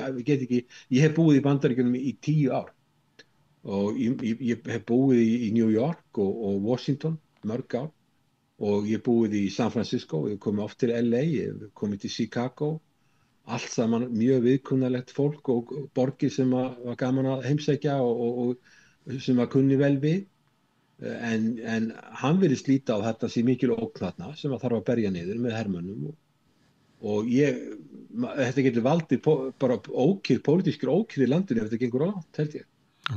Það eftir að koma í ljós. Herðu, Hilmar, kæra þakki fyrir að taka síman í Bangkok og ég fæ að hringja í því aftur. Ég tristi því að Trump og fleiri muni skaffa okkur umræðuefni hlutlega. Já, þakka að kærlega fyrir spjallið. Takk fyrir. En við ætlum að vera hérna áfram við rauðaborðið, við erum alltaf hérna að skilja þennan heim sem við lifum í. Næsti kafli eftir augnablik. Jæja, krakkar. Þetta síðasti dagurinn minn. Ég ætlaði nú aldrei að fara að vinna sem leiðbeinandi. Ég hef náttúrulega aldrei lært þetta, að kenna. Ég lærði nefnilega hagfræði. Hæ krakkar, ég nýji kennarinn ykkar. Ég er búin með 5 ára kennaranám og ég hlakka til að vera með ykkur þangað til þið útskrifist. Fjárfestum í kennurum. Kennarasamband Íslands.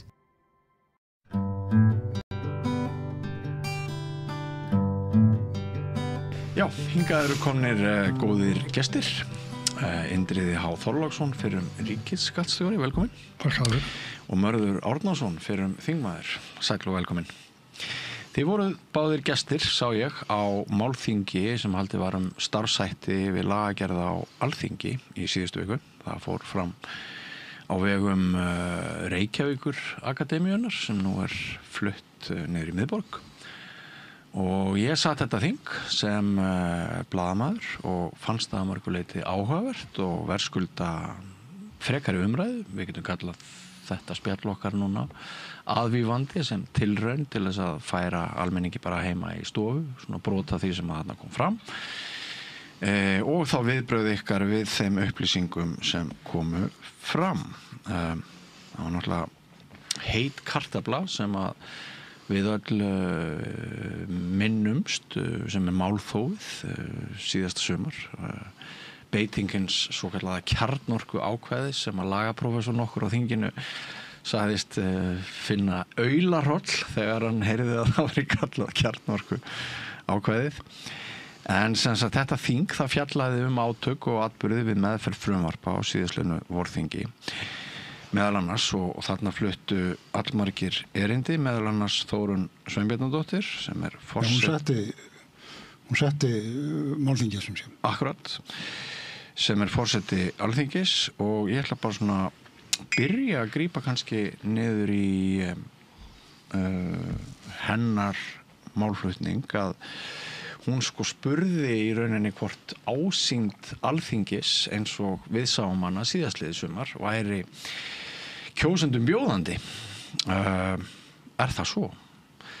Ef við byrjum á þér, Mörður, fannst þér sem sagt ásýnd Alþingis og það sem framfór á Alþingi í fyrra sumar almenningi bjóðandi? Ég held að almenningur hafi bara svarað því sjálfur að þetta málþóf í sumar var algjör út í hött og eiginlega frá öllum punktum. Það kom fram á þessu málþingi hjá okkur í Reykjavíkur Akademíu að tími Alþingis takmörkuð auðlind. Já. Það bara hreinlega þannig að það er ákveðin tími sem gefinn til þingfunda, ákveðin tími sem gefinn sem gefst til þess að ræða málinn í málstofunni eins og Haukur Árnason sagði, sem sé bara Alþingi eins og við sjáum það í sjónvarpinu og ákveðin tími sem nefndirnar fá, sem nefndirnar geta starfað á og svo framvegis og tíminn mjög mikilvæg auðlind en takmörkuð og þarna var hreinlega farið mjög illa með tímann. Já.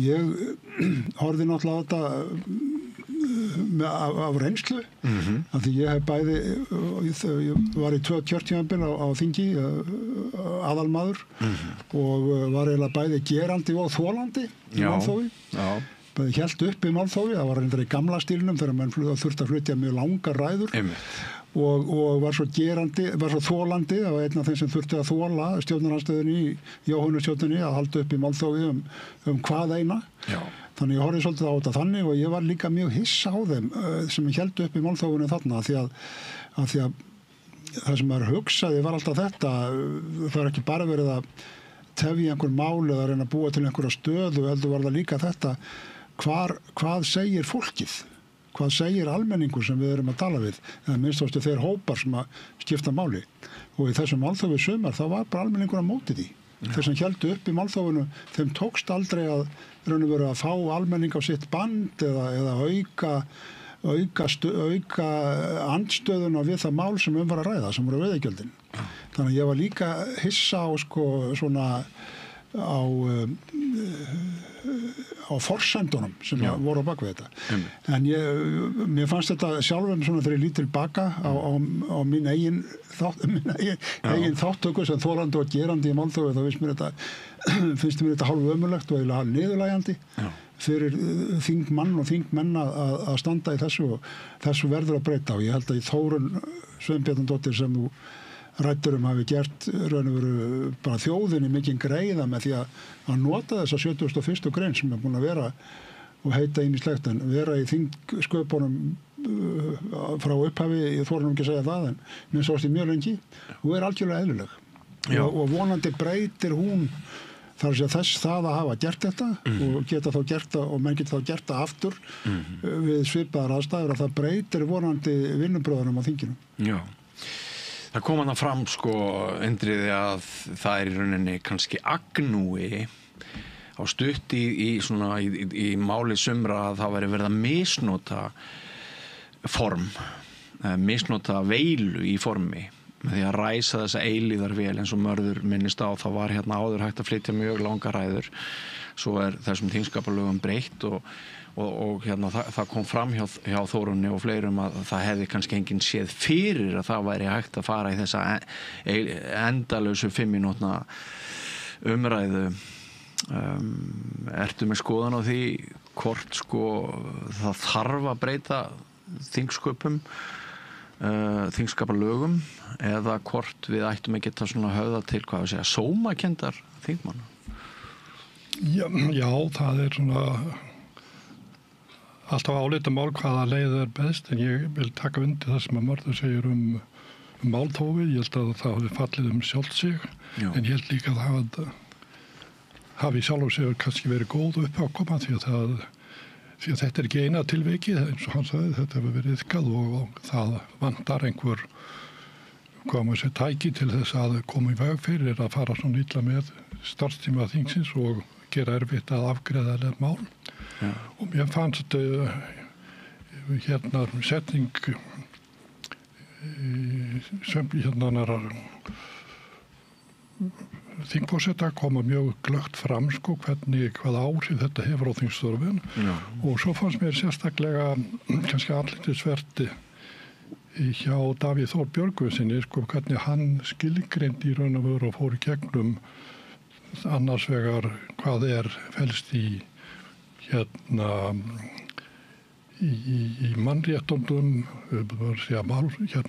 skoðanafrelsi eða tjáningafrelsi sem heilagt atriði og hins vegar málfrelsin þar sem að kannski þessu sambandi menn fyrst og fremst að tala einhvers konar reglur sem settar á tilteknu vettvangi til þess að tryggja að framfari eðlileg afgreiðsla á málum í félögum og þingi og svo framvegis og við sjáum að í félögum ekki farið eftir þingsköpum og þá væri einna fundarsköpum þá væri erfitt að afgreiða málin og þar til dæmis vald fundarstjóra til þess að stoppa umræðu og taka mál til afgreiðslu mikið meira heldur en í svölum Alþingis. Og þarna hafa menn sem sagt fundið leið með þessari síendurfluttu ræðum leið til þess að draga þetta á langin og ég held að það verið mjög þarft verk að sína fram á að þetta gengur ekki, þetta hægt að stoppa. Og bara svona aðeins að bæta því við að Davíð Þór Björgvinsson sem þú nefnir, hann lagaprófessor við Háskólann á Akureyri og orð hans hafa náttúrulega vikt, hann eiginlega var nú ekkert að spara sig, sko. Hann nú ekki síður, sko, fyrirrandi dómari við Mannréttindadómstólinn í Strasbourg. Svo það. Sem svona einstakt svolítið fyrir okkur. Já. Það eru fleiri en það sama. Þaðan eru þetta mjög dýrmætt reynsla, þannig að hann hefur alþjóðlega, minnst þú evrópska yfirsýn. Já. Og hann var mjög ákveðinn og eins og þú segir, Indriði, málfrelsi og tjáningarfrelsi ekki endilega það sama. Rétturinn að tala endalaust og tjáningarfrelsið, þetta ekki endilega sami hluturinn. Hann benti hvað eftir hann á það? En sko, því má svo ekki gleyma, því að ég hef líka verið gerandi, bara þolandi, að þetta málþóf sem tíðkast á íslenska þinginu sagði ekki Haukur það, held ég, að það sé hvergi jafn illa farið með tíma þingsins og hér. Haukur Arnþórsson, doktor í stjórnsýslufræðum sem meðlimur í Reykjavíkurakademíunni. Og ég held að hann hefur talið bandaríska þingi með, sem eru nú það eru frægar málþófs, hrinur teknar. Það er vísu þeir eru búin að búa til það sérstakar reglur, hvað megi í málþófi og hvað ekki, en sem sé. Að sko málþófið sem við stóðum í gegn ríkisstjórn Davíðs Oddssonar, síðustu ríkisstjórn Davíðs Oddssonar, voru viðbrögð við því að þeim stjórnunarstíl Davíðs og þess meiri hluta, Davíð og Framsóknarflokkurinn með Halldór Ásgrímsson, að ætla að keyra máli gegn þingið, helst með sem minnstri umræðu og án þess að samfélagið geti tekið þátt í svona afgreiðslu málsins.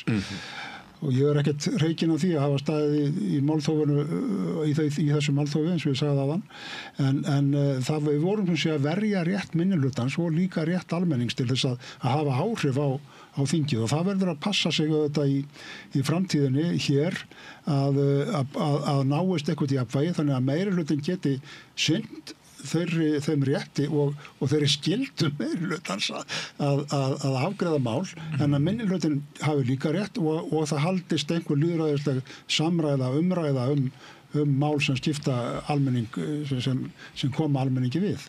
Já. Og það sem Haukur nefndi og hefur nú oft verið nefnt áður hér er danska ákvæðið. Danska, ekki að því að okkur þykir svo vænt Danmörku, heldur að því að það er merkilegt að íslenska þingið verður til úr danska þinginu. Að því leyti að það eru í upphafi eru sömu reglur.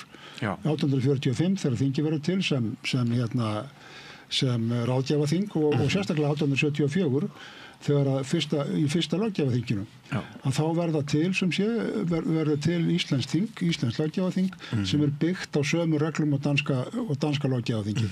Og það sem merkilegt að skoða, þannig svo Indriði getur skoðað, sem hagfræðingur, getur skoðað sko krónuna, mennum snöfa sama krónan, danska og íslenska krónan, hver hefur þróunin verið. Þá svolítið að skoða þingin, þessi tvö, og aðtuga hver þróunin hefur verið og í hvoru þinginu standa menn sér betur. Auðvitað ákveðnir kostir á íslenska þinginu sem ekki fyrir hendur á danska þinginu. En regla sem þeir tóku upp í stjórnarskrárbreytingum 1953, það svo langt síðan, þá var stjórnarskráin breytt í Danmörku, og þá tóku þeir beina reglu sem var svo að þriðjungur þingmanna á danska þinginu getur látið krafist þess, eða sem sé getur kallað mál í þjóðaratkvæðagreiðslu. Já. Þetta myndi jafngilda því að 21 þingmaður á íslenska þinginu geti farið fram á þjóðaratkvæðagreiðslu og ekki farið fram á heldur kallað á þjóðaratkvæðagreiðslu. 21 er tala sem svona sjálfstæðisflokkurinn hefur mjög oft verið með 21 mann. Vinstri flokkarnir kannski saman þegar hér í gamla dag Alþýðuflokkur og Alþýðubandalag voru oft með einhverja svona tölu, þannig manni finnst þetta lítið. Já. En svo skoðum maður sögun í danska þinginu, þetta samþykkt 53. Einu sinni hefur þessi atkvæðagreiðsla farið fram af þessu tagi. Það bara einu sinni. Það var á 1963 einhver jarðalög eða einhver sem voru merkir lög á sínum tíma, meðal annars náttúruverndarlög og þar voru stjórnarandstaðan sosialdemokratíð, kratarnir voru í stjórn og í stjórnaranstöðu voru hægriflokkar og þeir kölluðu þessi lög, þetta voru ferðlög í atkvæðagreiðslu og í þjóðaratkvæðagreiðslu sem fór fram og lögin voru samþykkt í atkvæðagreiðslunni og síðan hefur ekkert gerst. Þetta ekki aldrei gerst aftur, væntanlega annars vegar vegna þess að stjórnarandstaðan vill ekki tapa þjóðaratkvæðagreiðslu. Þannig að hún gerir þetta ekki nema að hún sé alveg vissum eða mikla líkur á að lögin sem hún sendir í þjóðaratkvæðagreiðslu falli í atkvæðagreiðslunni og hins vegar sem afleiðing af þessu þá vill stjórnin heldur ekki að fá lögin sín í eitthvað vesinn, fá þjóðaratkvæðagreiðslu lögin sín og reynir þess vegna að semja sig inn á þinginu þannig að stjórnarandstaðan hefur töluvert vægi. Ef það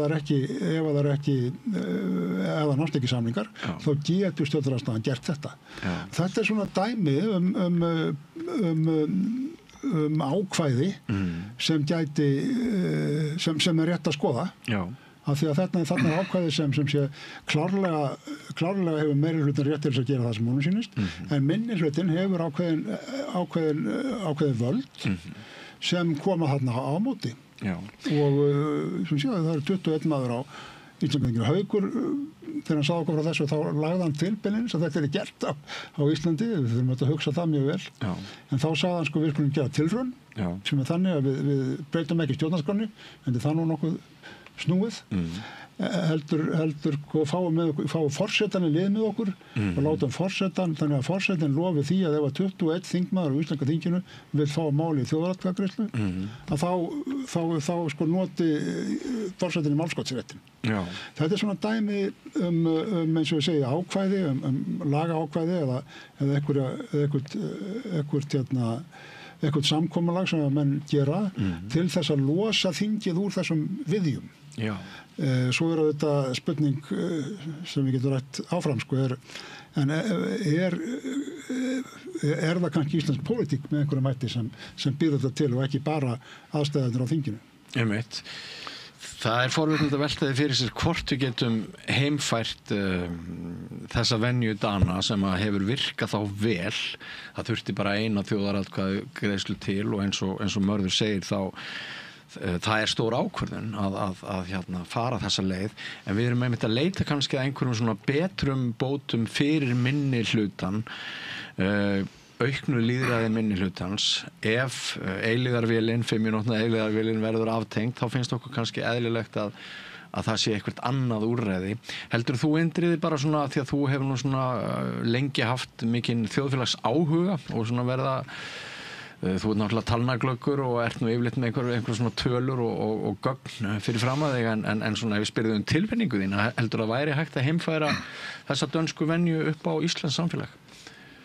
Já, ég sé í sjálf og segja stóra vankanta á því að þetta myndi virka hér eins og annars staðar og ég held að þetta sé ekki heldur vopn í hendi minnihlutans til að stöðva hvaða mál sem það vilja vegna þess að þeir eru náttúrulega mikil pressu frá almenningsálitinu frá fylginu en það sem Mörður talaði svona sem réttlætingu fyrir málþófi þar að tryggja rétt minnihlutans að mál verði rædd og svo framvegis ég held með í takkundi það en það kom líka fram þarna á fundinu að það eru ýmislegt annað í starfsháttum Alþingi sem að hefur farið aflaga að því leyti. Til dæmis varðandi framlagningu frumvarpa, tímafresti og annað þess áttar sem gera verkum að það er gerð afbrigði nánast sniðgengin svo regla að það gefist nægur tími fyrir þingflokkana, fyrir stjórnarandstöðuna til að skoða málin og taka þátt í þeim. Og annað líka sem að mér hefur fundist vera ástæða til að taka á að það er það að þegar að málum smiglað í raun og veru inn í þingi með hraða með þessum hætti eða jafnvel ennþá grófara hætti þegar að lagabreitingar sem eru umdeilanlegar og þurfa umfjöllun, þær eru gerðar að viðhengi við önnur mál eins og í sambandi við fjárlaga frumvarpið þá fylgir oft og hefur gert í gegnum tíðina bálkur af breytingalögum og þar hafa verið gerða stórkostlega breytingar sem að í raun og veru eru aldrei reddað við þinginu en eru afdrifaríkar og móta, hvað maður segja, stöðuna. Geti tekið dæmi nokkuð marga lagabreytingar, skattalagabreytingar sem að hafa nánast verið gerðar án þess að nokkur umræða og nokkur þingleg meðferð færi fram. Já, til þess var ekki ætlast. Nei, þannig að það ekki bara þessi spurning, það ýmislegt annað í starfsáttum bæði skrifuðum og svo kannski í praktíkinni sem að væri ástæð til þess að skoða í framhaldi af þessar uppákonu og þá sem að eins og segja held ég mjög þörf að því leyti að hún veltir þessum hlutum upp á borðið og fær fólk til að hugsa upp á nýtt. Heldur betur.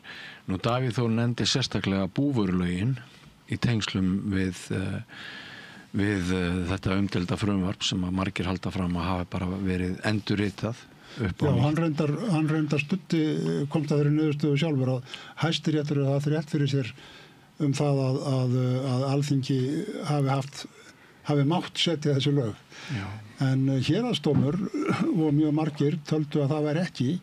Það sem gerðist var það að það voru sem sé búvörulög sem voru breytingar þessi hefðbundnu búvörulög og svo allt í einu tókst atvinnuveganefndinni undir forystu mann sem átti nú hagsmuna að gæta reyndar að setja inn í lögin, ég held fyrir aðra umræðu, ekki þriðju en það sama, sem sé ákvæðu það að landbúnaðarfyrirtækin skyldu vera undan þeim samkeppnislögum. Og það sem sé sett inn í búvörulög en hefði alveg klálega átt heima sem sérstætt frumvarp. Já. Og það sem vont við þetta líka það að breytingar af þessu tagi að þær fara ekki nema einu sinni þá til þingsins. Ef það eru breytingar úr nefnd þá það öðruvísi, þær fara aldrei í fyrstu umræðu og svona breyting fer heldur ekki í þá umræðu eða það ráðslag sem sé það að senda út til sem sé gefa mér kost á umsögn. Já. Sem að gert við frumvarp. Þannig að breytingar nefnd verður að fara hægt í allar svona breytingar því að þær eru að því að það verður að virða rétt almennings og haghafa til þess að vita hvað að gerast og geta haft það að segja. Það sem til dæmis Haukur og fleiri bentu á var það að þessi breyting hefði ekki fengið þessar 3 umræður sem stjórnarskráin kveður á og einmitt eins og í Danmörku. Já.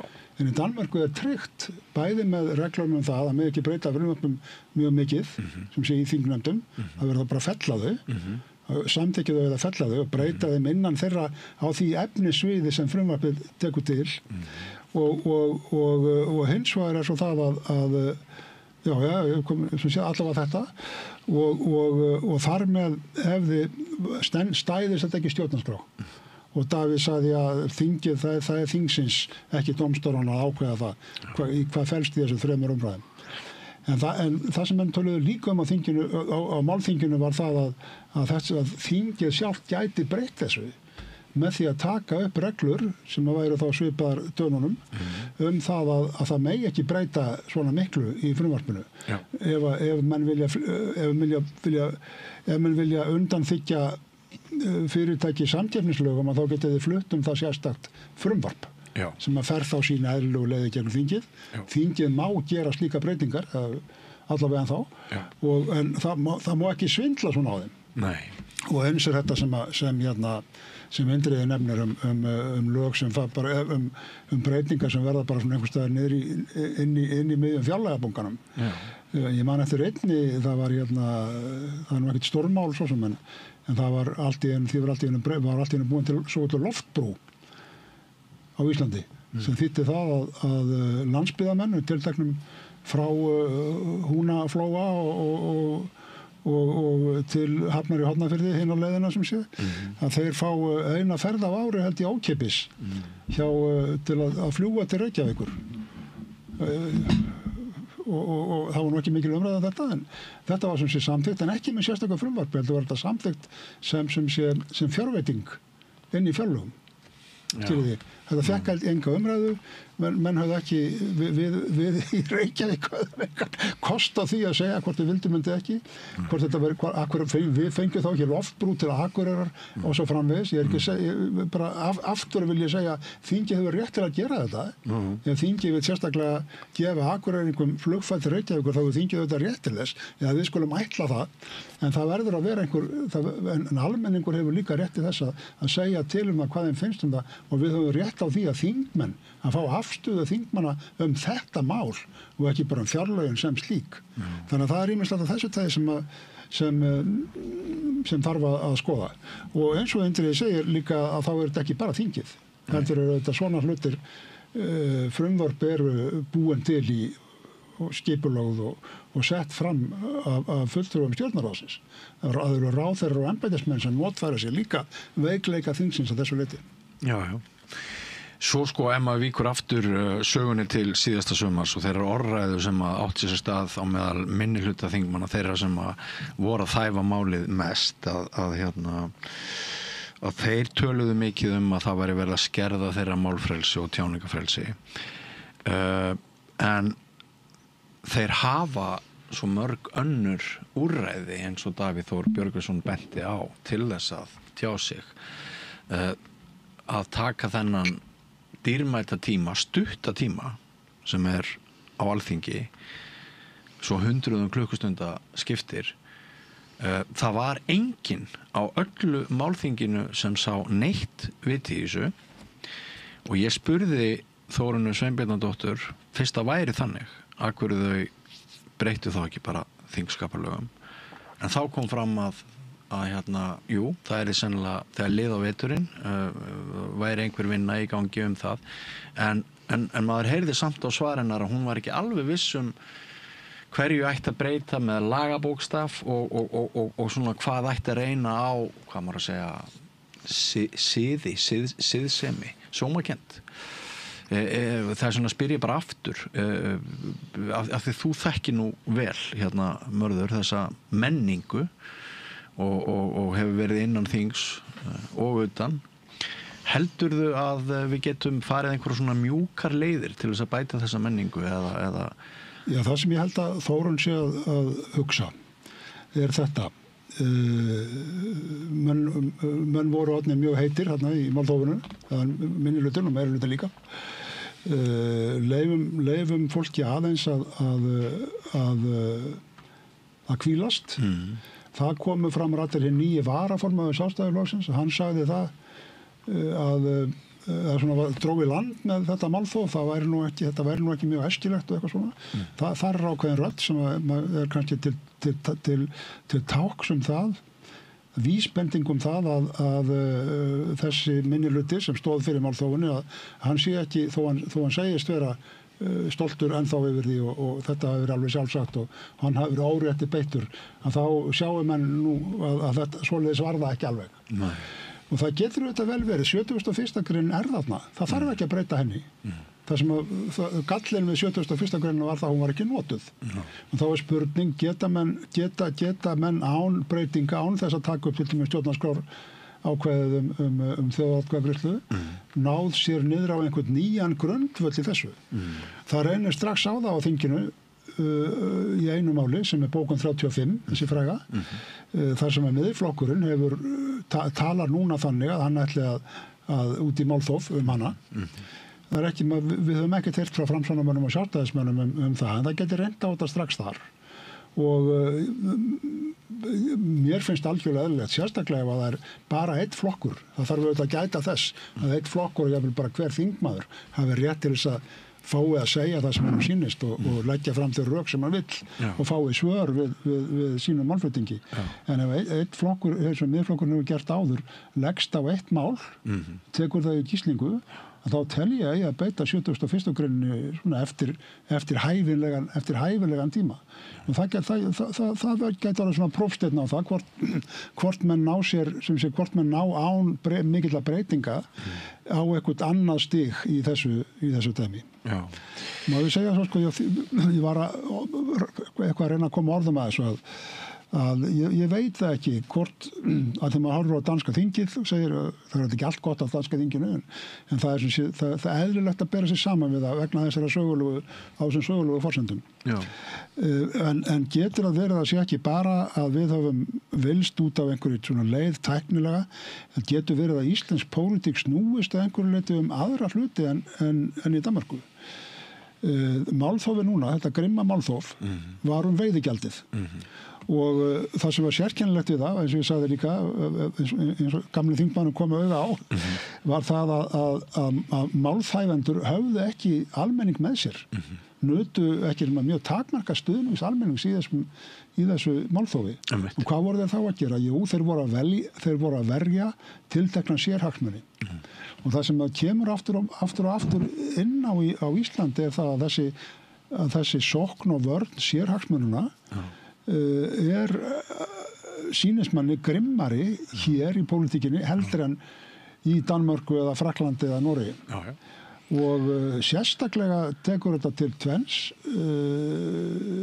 svona augljósast er þetta á tvennanhátt annars væri þetta kvótaeigendurnir og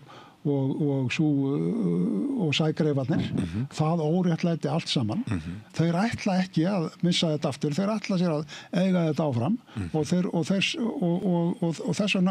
þess vegna var þetta málþóf í sumar og hins vegar þetta hagsmunir bænda og landsbyggðarinnar að minnst ástu myndir og það voru myndbúrlögin sem gerðu það og það hafa verið mjög grimmilega átök þó aðalega þannig að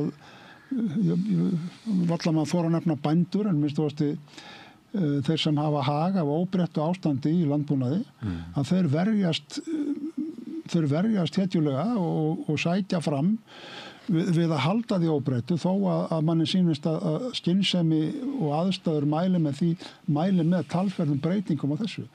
Ég hélt það fyrir svona 30 árum að þá væri landbúnaðurinn að breytast og þessi vinnslu allsömmul og kannski er það þannig að þegar eftir inngöngu í Evrópusambandið að þá verði þessar breytingar tilneydar og verði sennilega bara nokkuð góðar því að Evrópusambandsreglurnar geti hjálpað okkur við að breyta þessu.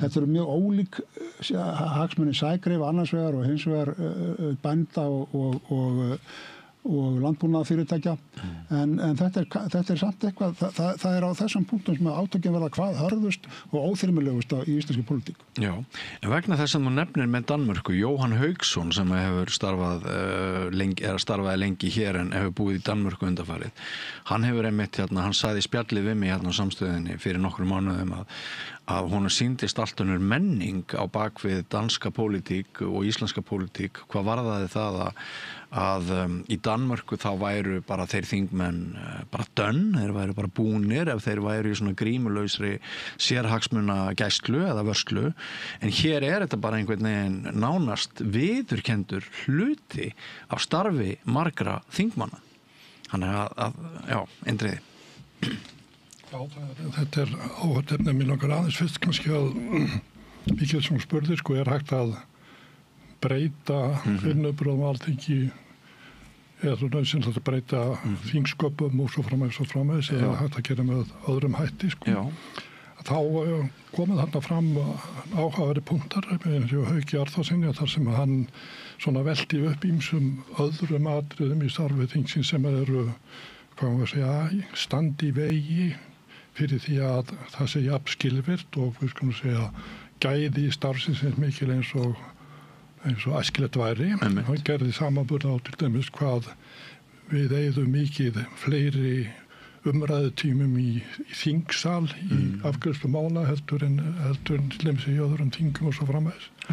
Og þannig að það fer minni tími þar að leiðandi í hvað maður segja, málefnalegri umfjöllun sem að fyrst og fremst kannski fer fram í þingnefndunum og það alveg ljóst að ef menn alltaf breyta á þennan árangur þá það mitt mat að menn þurfi að endurskoða þingsköpina að ýmsu leyti, ekki bara varðandi þetta ákvæði. Ég alveg sammála því að 71. greinin að hann á að beita, hún er ekki kjarnorkuákvæði, hún er bara venjuleg starfsregla sem að á að nota. Já. En það er með ýmsum hætti að auka skilvirknina eins og með framlagningar, reglum og svo framvegis. Þannig að ég held að öllu falli eigi að nota þetta tækifæri til þess að endurskoða þessa reglum.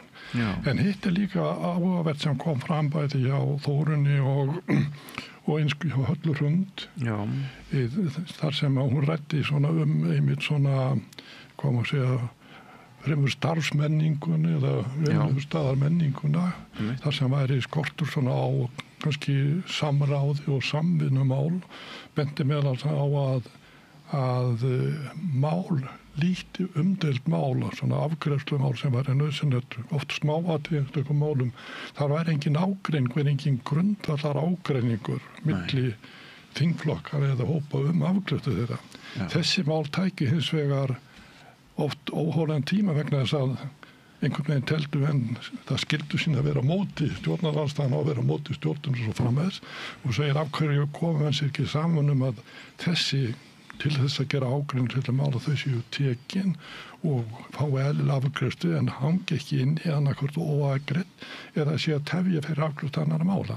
Þannig að mér finnst vera mjög áhugavert að heyra í henni sem nýjum þingmenni og komandi með annað sjónarhornin og þetta heldur í gamlu þingmenni sem varður. En þannig að ég held að báðum þessum vettvangi, bæði hinni formlegu fundar, skapagerð og svo framvegis og eins hinu bara hreinlega hvernig menn fara með þennan þessi takmarku auðæfi sem að tíminn er fyrir þingiði. Hver var það á þinginu sem að talaði alræði þingnefnda formanna? Varst það þú, Marður? Já, ég gerði það, ég gerði það. Það er kannski hluti af þessum vanda, eða hvað? Já, Þórunn nefndi svo, taldi nú að þetta veri gagnrýni mín og Höllu Hrundar, nýja og gamla þingmannsins, veri ekki alveg sanngjörn og nefndi að það veri til starfsreglur fastanefnda og ég hafði nú ekki hugmynd það. en fletti þeim upp eða googlaði þær þegar ég kom heim og það er rétt að þær frá því ég var þarna þá eru konar starfsreglur fastanemnda og ég var mjög ánægð með það og skrifaði með Þórunni tölvupóst og þakkaði henni fyrir því að ég sá að þarna voru greinar í þessum starfsreglum sem hefðu hjálpað hennum nýja þingmanni árið 2003 að átta sig og hafa sitt fram gagnvart einmitt nefndaformunum með alræði. Já. En það auðvitað þannig að þráttur, Halla Hrund kvartaði yfir þessu. Já. Þannig að eitthvað, að þetta hefur greinilega ekki breyst náttúrulega mikið. Og það auðvitað þannig að nefndarformaður, það sem hann ákveður, það er bara, það eru lög í nefndunum. Já. En sannlega er þetta skárra en þegar ég var, ég er náttúrulega komið inn á þingst eins og ég sagði áðan sem var síðasta kjörtímabil Davíðs Oddssonar og þá var ríkisstjórnin og meirihlutinn vön að ráða því á þinginu sem hún vildi. Já. Það sem við lentum í var til dæmis fjölmiðlamálið og það var eitt aðalmálið á því þingi sem að Davíð nánast datt í hug svona einn eftirmiddag og taldi sjálfsagt að það er samtitt cirka í þar næstu viku. Rissaði upp á serviettu. Það sem maður horfir á norrænu þingin og ég þekkir kannski ekki mikið tilvíðar. Í Noregi er þetta þannig að í stóru málum að þá eru flokkarnir kallaðir til og þessir svona hagaðilar og almenningur og það kemur oft út svona rit sem heitir Stúrtingsmelding og það er ekki alveg hvítbók en það er þá er farið í gegnum mál eða málaflokk frá sem allra flestum sjónarhólum og flokkarnir stjórnarandstöðu flokkarnir og stjórnarflokkarnir eru með í þessu og síðan eru svona bent á leiðir til að hennum besta fyrirkomulagi og svo verða til úr þessari stúrting sem er búið að ræða hana í samfélaginu, ekki náttúrulega kannski ekki á öllum kaffistofum, en þar sem menn hafa áhuga á málinu og hvað kemur það við, að þá verða til stjórnarfrumvörpin.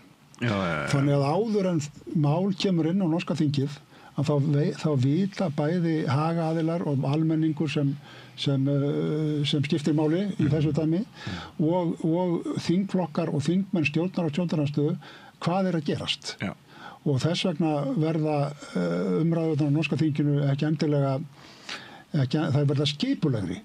Það er tiltekinn ágreiningur sem ákveðna hluti sem liggur í bara stefnu áherslum stjórnarflokks og stefnu áherslum flokkana, stjórnmálaflokkana í Noregi sem er eðlilegt, en það er ekki verið að reyna að finna hann upp nánast þó að vera móti til þess að vera móti. Nei.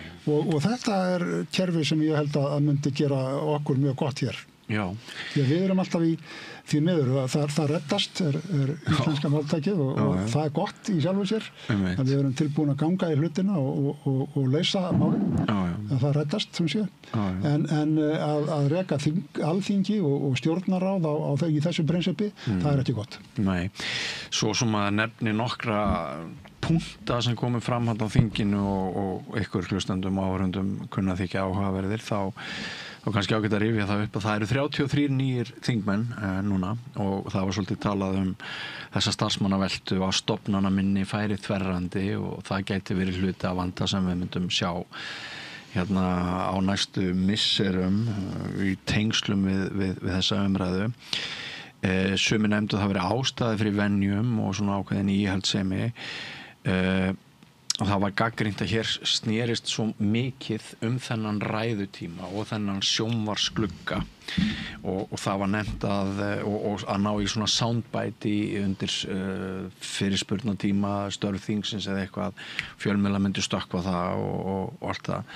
Það var nefnt að hérna í Tallinn eru 200 þingmenn, þar er ræðutími max 5 mínútur og það einhvern veginn dugar þeim. Þannig að þetta er svona hluti af forvitnilegum upplýsingum sem að komu fram og ég ætla aðeins að nefna til sögunar.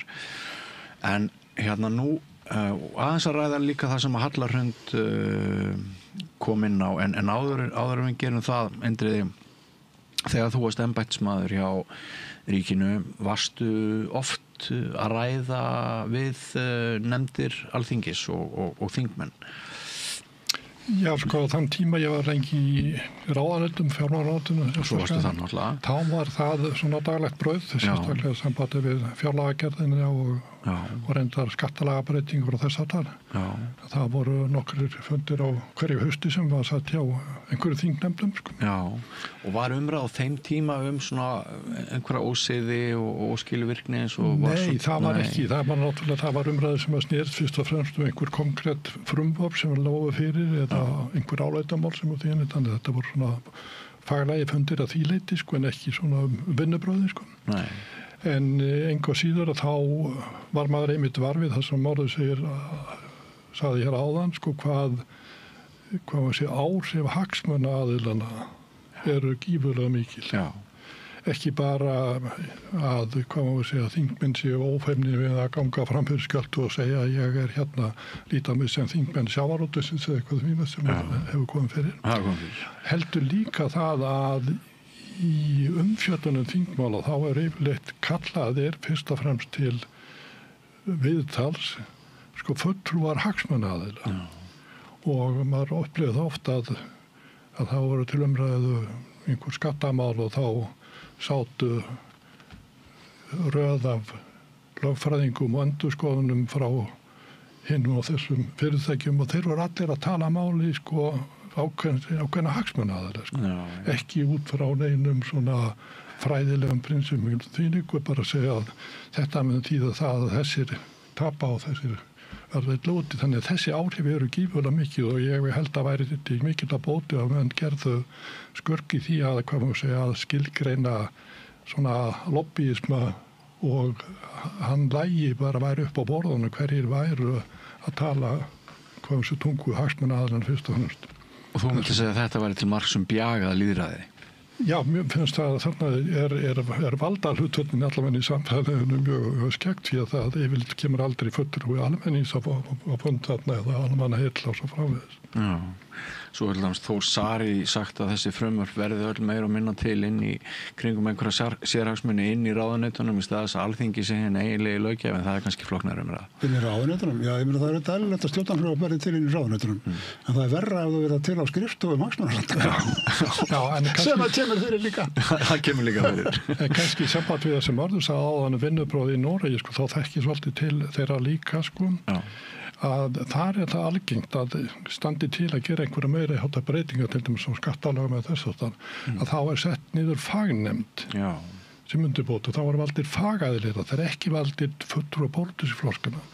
Þessi fagaðilir þeir ljúka sinni vinnu, þeir eiga að vera ópartískir og þeir skila inn skýrslu, góð röð sem heitir Norsk offentlige útredningar sem gerir grein fyrir þessu. Þegar að þessi hópur fræðingar eru búin að stilla upp sinni tillögu, þá koma fulltrúar pólitísku flokkana og skrifa svona umsögn það. Og þannig fer þetta síðan til viðkomandi ráðuneytis og þingsins, þannig að það er svona í takt við þessu umræðu þarna með að það liggur alveg fyrir hvaða hagsmunaaðilar og hvaða pólitísku sjónarmið eru þarna upp á borðinu og hvað eru hins vegar neutral framsetning á málefninu. Ég finnst þetta alltaf verið til mikilla fyrirmyndar og ætti að vera til eftirbreytni hér. Sko það er farið að líða að lokum umræðunar hjá okkur en mér langar aðeins og þetta er nú eiginlega alveg út úr fasa við það sem við höfum verið að ræða. En mér finnst forvitnilegt að hún Halla Hrund sem hefur verið minnst á, sem var meðal framsögumanna þarna, hún svona áður hún fór að tala kannski kjarnamálsins, þá gat hún þessi hálfgerðu framhjólaupi að henni finnist að allt vera að drukkna í Charlie Kirk og ég hef verið svona hugsi yfir umfjöllun fjölmiðla og áherslum og hvernig fjölmiðlar og hvernig verið að hjálpa almenningi að fara inn í til dæmis þetta sem við höfum verið að ræða núna, eitthvað sem skiptir okkur öll raunverulega máli. Erum við svona að missa okkar eigið sérviskulega sjálfstæði sem Eiríki norður í landi mörður situr ennþá í stjórn Ríkisútvarpsins? Nei, ég hættu þar. Tættur þar? Ég satt mér 8 ár í stjórn Ríkisútvarpsins. Og ég efast ekki að þú hefur mikinn áhuga á fjölmiðlum og svona samfélagsmálum en þá. Er þetta eitthvað til þess að tala hvað við erum einhvern veginn mikið núna í því að flytja inn eins og sumir segja menningarstríð frá fjarlægum heimsálfum og svona við erum ekki að gæta okkar einn? Já, ég held að partur af þessu séu samfélagsmiðlarnir og þetta beina samband sem menn í á hverjum degi og þessi amerikanisering umræðunar hér. Ég segi það ekki að því mér illa við Ameríku heldur að því þetta það. Það koma inn í íslenska umræðu og íslenska skoðanamyndun þessi atriði með Charlie Kirk og með transfólkið og þetta allt saman. Ég kemur beint út úr umræðunni í Bandaríkjunum sem náttúrulega núna er óvenju heiftarleg með á þessu Trump-skeiði sem enginn veit hvernig endar. Og það sem áður og þetta hefur svona breytt ástandinu mjög mikið hér. Auðvitað náðu menn sér þó að nú væri urðu menn fyrir erlendum áhrifum og leituðu sér upplýsinga erlendis, það var ekki eins og var. Þetta er náttúrulega helst líka í hendur við veiklun fjölmiðlunarinnar hér sem þannig að þegar ég vakna á mótana þá fer ég í símann minn og les fréttir í dagbláðunum sem ég er áskrifandi að í Bretlandi og Fraklandi og fer svo að hluta á Ríkisútvarpið. Það er engin blöð í landinu nema þetta eina sem útgerðarmennindin gefa út og ég get ekki tala bara illum það en það hefur öll völd á þeim markaði og það blað sem að hélt kannski að var að vona yrði það einhverju heimildin að hún kemur núna út í einu sinni í mánuði og ekki einu sinni í viku, hlaðvörp og því líkt eru þetta í gangi en fjölmiðlun á Íslandi er gjörbreytt miðað við 20, 40, 60 ár og ansi mikið af henni er afgreiðsla, annars vegar á þeim erlendu fréttum sem berast í gegnum fréttaveitur sem ansi hátt hlutfall eru áskrifundir af og hins vegar svo hinn fræga kranablaðamennska sem Jónas Kristjánsson talaði og var nú uppi á öllnána sem mann finnst núna að vera gullöld íslenska fjölmiðlunar en menn ganga líka það er að segja það að halda á hljóðnema eða skrifa niður það sem einhver segir og birta það á breytt. Þetta er eiginlega orðið enn verra en á dögum Jónasar, sko, nú láta þeir ekki ná í sig og hérna þeir sem að ættu að vera í því hlutverki að þurfa að svara almenningi, jafnvel opinberir embættismenn, skrifa svo færslu einhvers staðar á eigin Facebook vegg eða eitthvað svoleiðis og fjölmiðlarnir byrta það athugasemdalaust. Já, en fjölmiðlarnir geta heldur ekki spurt út í það. En þetta mál, þetta hefur auðvitað sín áhrif á það sem við erum að tala um, þingið og gang mála í stjórnkerfinu. Það er nefnilega þannig. Indriði, er þetta ekki áhyggefni? Jú, þetta er áhyggefni. Það er ekki bara áhrifin á Alþingi, heldur bara á umræðinu í samfélaginu. Þetta þýðir það að hún fer framhjá, við skulum segja umræða svona stærri mál og svo framar. Hún fer meira og minna framhjá almenningi vegna þess að þeir eru uppdefnir af einhverjum samfélagsmiðlum og svo framæði sem ekki fjalla faglega eða efnislegu málin heldur slá upp fyrirsögnum og svona alhæfingum. Við endum á þessum nótum þótt alvarlegar séu en það er búið að vera mjög fróðlegt og áhugavert og skemmtilegt að fá ykkur herramenn Indriði H. Þorláksson og Mörður Árnason hingað að rauðaborðinu til þess að ræða þetta mál sem að mér fannst verðskulda frekari umræðu og gaman að geta fært fært áhorfendum og hlustendum ykkar sjónarmið. Takk fyrir komuna. Takk fyrir. Ekki fara langt, kæru hlustendur og áhorfendur, við höldum áfram hér við rauðaborðið eftir andartak með nýjan kafla. Alþýðufélagið er frábær hugmynd. Félagsgjöld í Alþýðufélagið eru krónur 2.750 á mánuði og renna óskipt til dagskrár og útsendinga samstöðvarinnar. Samstöðin.is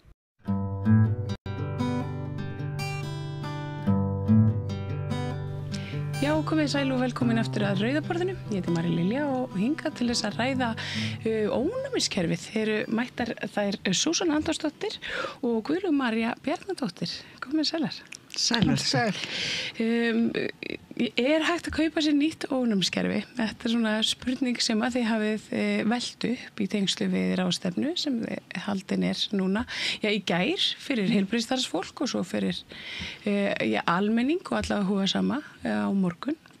Kannski bara byrja svo svona á þér og kannski segir okkur aðeins frá hvað er þetta alveg í ósköpunum sem að þið eruð að ræða á þessari ráðstefnu? Sko, við stofnaðum félagið Lind sem er félag fólks með ónæmisgalla 11. maí 2002 og okkar helsta markmið er að fræða starfsfólk, heilbrigðisstarfsfólk og sjúklinga, aðstandendur og styðja við foreldra sem við höfum gert. Við erum í símatími hverju viku og tökum á móti öllum bara.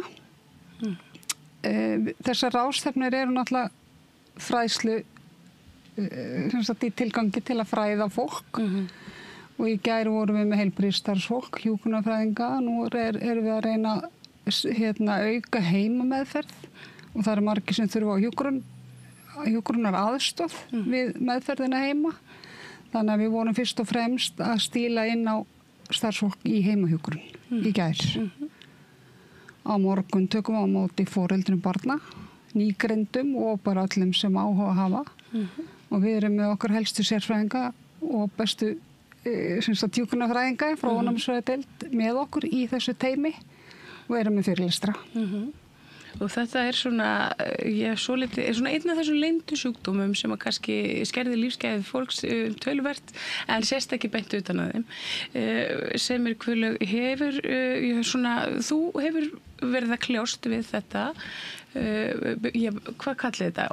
Bilað ónæmiskerfi eða? Ónæmisgalli, skástrík mótefnaskortur. Það dálítið, þetta nafn var valið ónæmisgalli. Ég veit ekki hvað þetta kallið, við erum bara með svona einstaklega glæsilega frumur sem að hafa sig bara eins og þeim sýnist.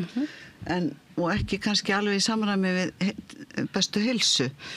En sem sagt, ónæmisgalli þetta kallað hér og lækningaaðferðir eru fjölmargar. Uppgötvanir í vísindaheiminum eru bara eiginlega mestar á þessu sviði núna. Það eru, sko, þegar við byrjuðum, þá voru, 5 tegundir af þessum sjúkdómi eitthvað. Það svo langt síðan. En nú, sko, svo sagði ég einhvers staðar í einhverju fyrirspurn í gær að það væri 450, en svo sagði læknirinn í dag að það væru 552, held ég, sem væri búið að greina sem svona afmarkandi sérstaka sjúkdóma innan kerfisins. Þó margir séu líkir, þá þetta svolítið eins og sebrahestarnir. Þú veist, það engin sebrahestur eins og engin með ónæmisgalla með alveg eins ónæmisgalla. Þannig að öll læknismeðferð þarf að vera mjög sérsniðin og verður, það sem kemur til með að gerast, þetta verður sniðið betur og betur eftir hverjum og einum og svo komum bráðum genarlækningar sem bara lækna þetta svo þá fólk þurfi ekki að klást við það. En ennþá eru í verstu tilfellum þá það aðalega mergskipti og svo bara langtíma meðferð eins og flestir eru í með sjúkdóminn. Hver eru hættumerkin? Hverju á fólk að leita eftir? Þetta er mjög vangreindur sjúkdómur. Þetta er mjög vangreindur sjúkdómur og allt og margir sem eru alltaf lastnir, annars lagið og eitthvað svona. En það eru til viðmiðunarreglur og það er til dæmis hægt að finna þær inn á bara Landspítalavefnum ef maður fyrir inn á ónæmisgalla ónæmisfræðideild. Þar er mjög góð upplýsinga bæði fyrir almenning og líka fyrir hjúkrunarfræðinga. Það eru myndbönd af því hvernig er best að koma sprautunum fyrir ákveðnum eða handleggnum eða hvar sem fólk velur að hafa þær og það er sem sagt bara mjög greinagóðar upplýsingar mjög margt. Því að þetta er orðið of flókið til dæmis fyrir okkur að útskýra. Þetta er ónæmisgalli og svo er þeir 552 skilju. Ykkur myndi ekki eldast þetta helgin framöndan í að útskýra það alltaf. En þetta það er svona ákveðin einkenni sem að svona lýsa sér eins í öllum þessum fjölda ónæmisgöllum. Hver er ykkar reynsla og hvers vegna komið þið að þessum samtökum? Lúnabólga, kvef, sýkingar í kinnhólum, ennishólum, eyrum, sveppasýkingar, vírussýkingar, allar sýkingar þegar engin lögga tekur á móti þeim, pöttunum og berst við þær, heldur það er eitthvað frekar slappar, og þá verðum við veikur. Ef við fáum hins vegar mótefni, gefin, þá erum við með bara eitthvað í líkamann sem best á móti þessu. Það er svo erfitt að taka pensilin meira og minna allt árið. Það hættir bara að virka, ekki? Ég veit ekki hvað það hættir að virka því það lyfjaframleiðsla er bara mjög fjölbreytt og þau eru alltaf að bæta við tegundum og lyfjum.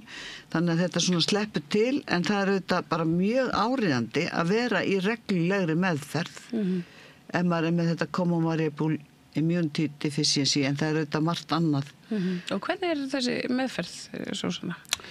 Við fáum náttúrulega flestir í æð inn á sjúkrahúsi og 3-4 vikna fresti í 4 tíma í senn. En í dag er hægt að vera með dælu heima eins og við Gulla erum að pröfa báðar hérna og þá setjum við bara 4 nálar í kviðina á okkur einu sinni í viku og horfum á góða bíómynd í 1,5 tíma og mál er afgreitt. Og fyrir vikið að vera að fá þetta einu sinni í viku er við mun jafnari í mótefnum. Áður fyrir vorum við að fá þetta 3 vikna fresti og þá var maður stútfullar á mótefnum og til í allt bara. Og svo fyrir maður að dala og 3. vikan er orðin svona ansi tæp.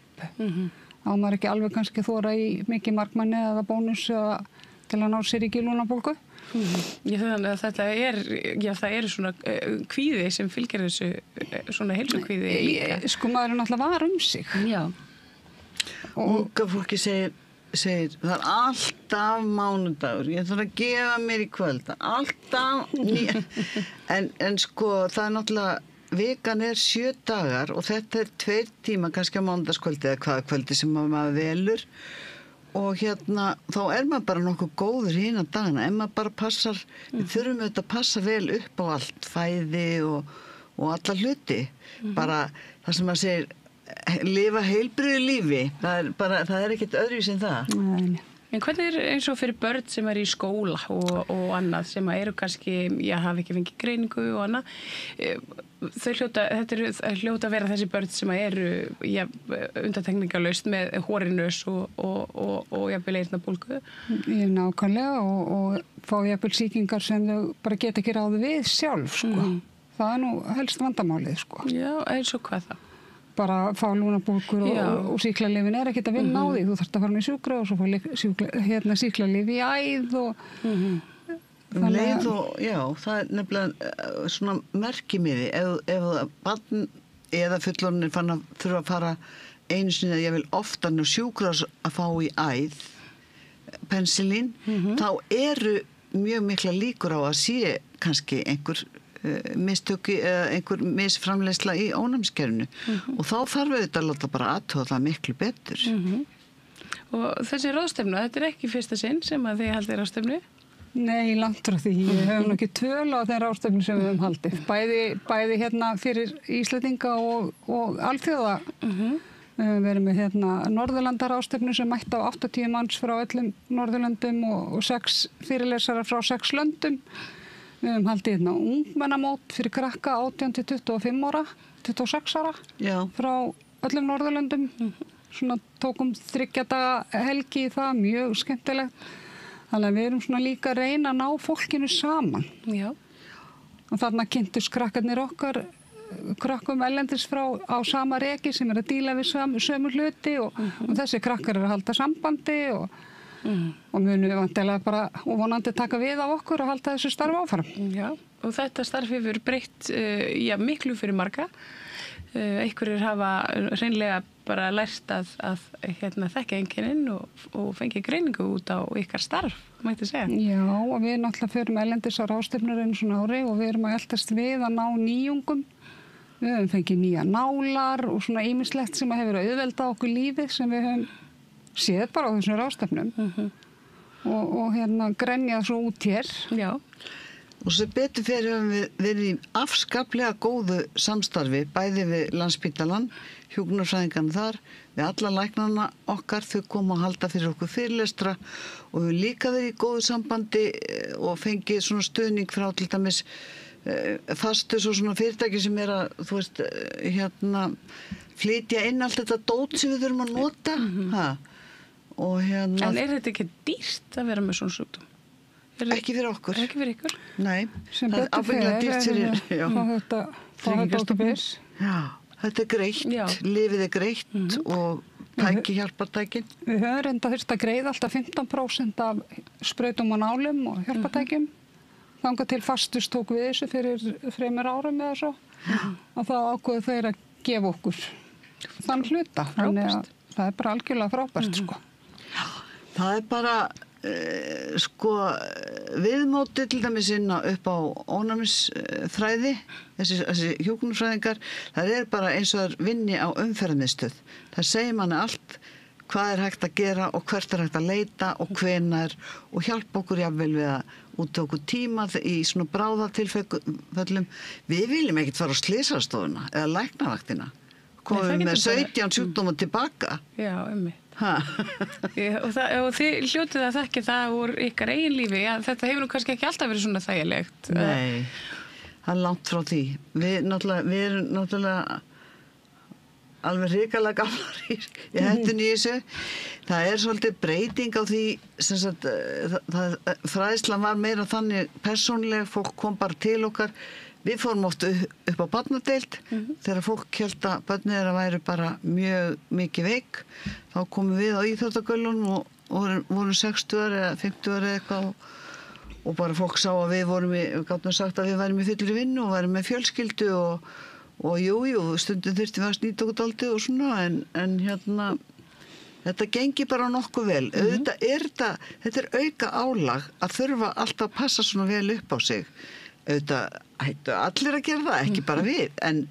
En sko, já, maður fær samviskupið ef maður til dæmis gleymir að fá sér húfu og eitthvað þegar það er kalt og er svo veikur og á mæti vinnuna. En við bara mætum alltaf eiginlega í vinnuna. Ég er ekki að segja sér gott, en við höfum bara, maður einhvern veginn venst í, maður veit ekki hvernig það að vera öðruvísi. Maður alltaf verið svona. Hvernig voru þið greindar snemma eða uppgötast þetta snemma í ykkar lífum eða var þetta mörg ár af óvissu? Sko ég er 25 ára þegar ég greinist og þá er ég búin að vera meira minna inn á Vífilsstöðum í 3 ár. Já. Þannig þú veist, þetta alls konar sko. En í dag er skimað, tekið blóður hæl á nýburum. Já, einmitt. Og þar er verið að skima fyrir svona þessum alvarlegustu tilfellum af ónæmiskalla sem betur fer. Þannig að þetta er allt í framför, sko. Þegar Sigurðardóttir, doktor, kom hérna fyrsta barnadeildina, að þá greindi hún dóttur mína og þegar búið að vera að greina hana, þá var nú svona aðeins fara að pæla því að ég væri nú ansi lasin og ansi hórið og eitthvað og hérna þar með fekk ég mína greiningu 2 árum á eftir henni. Já, og er þetta svona gena? Jú, þetta að einhverju leyti. Þú getur fengið ónæmiskalla, gæti náttúrulega verið rangfeðrar, við veitum ekkert það, en sko það er ekki, þetta er ekki algjörlega gena niðurnelt alla tegundirnar. Sumar eru það alveg mjög greinilega og aðrar ekki. En ég náttúrulega er ekki genafræðingur. Þetta er mjög flókið hvernig þetta erfist líka. Það er til fólk sem að, þú veist, eina fólkið, ein kona frá Þórshöfn og maður frá Vestmannaeyjum, eina fólkið í Íslandi sem ætti ekki eignast barn saman og það er að því að þau eru bæði einhvers konar berar og þá náttúrulega lendir þetta svona.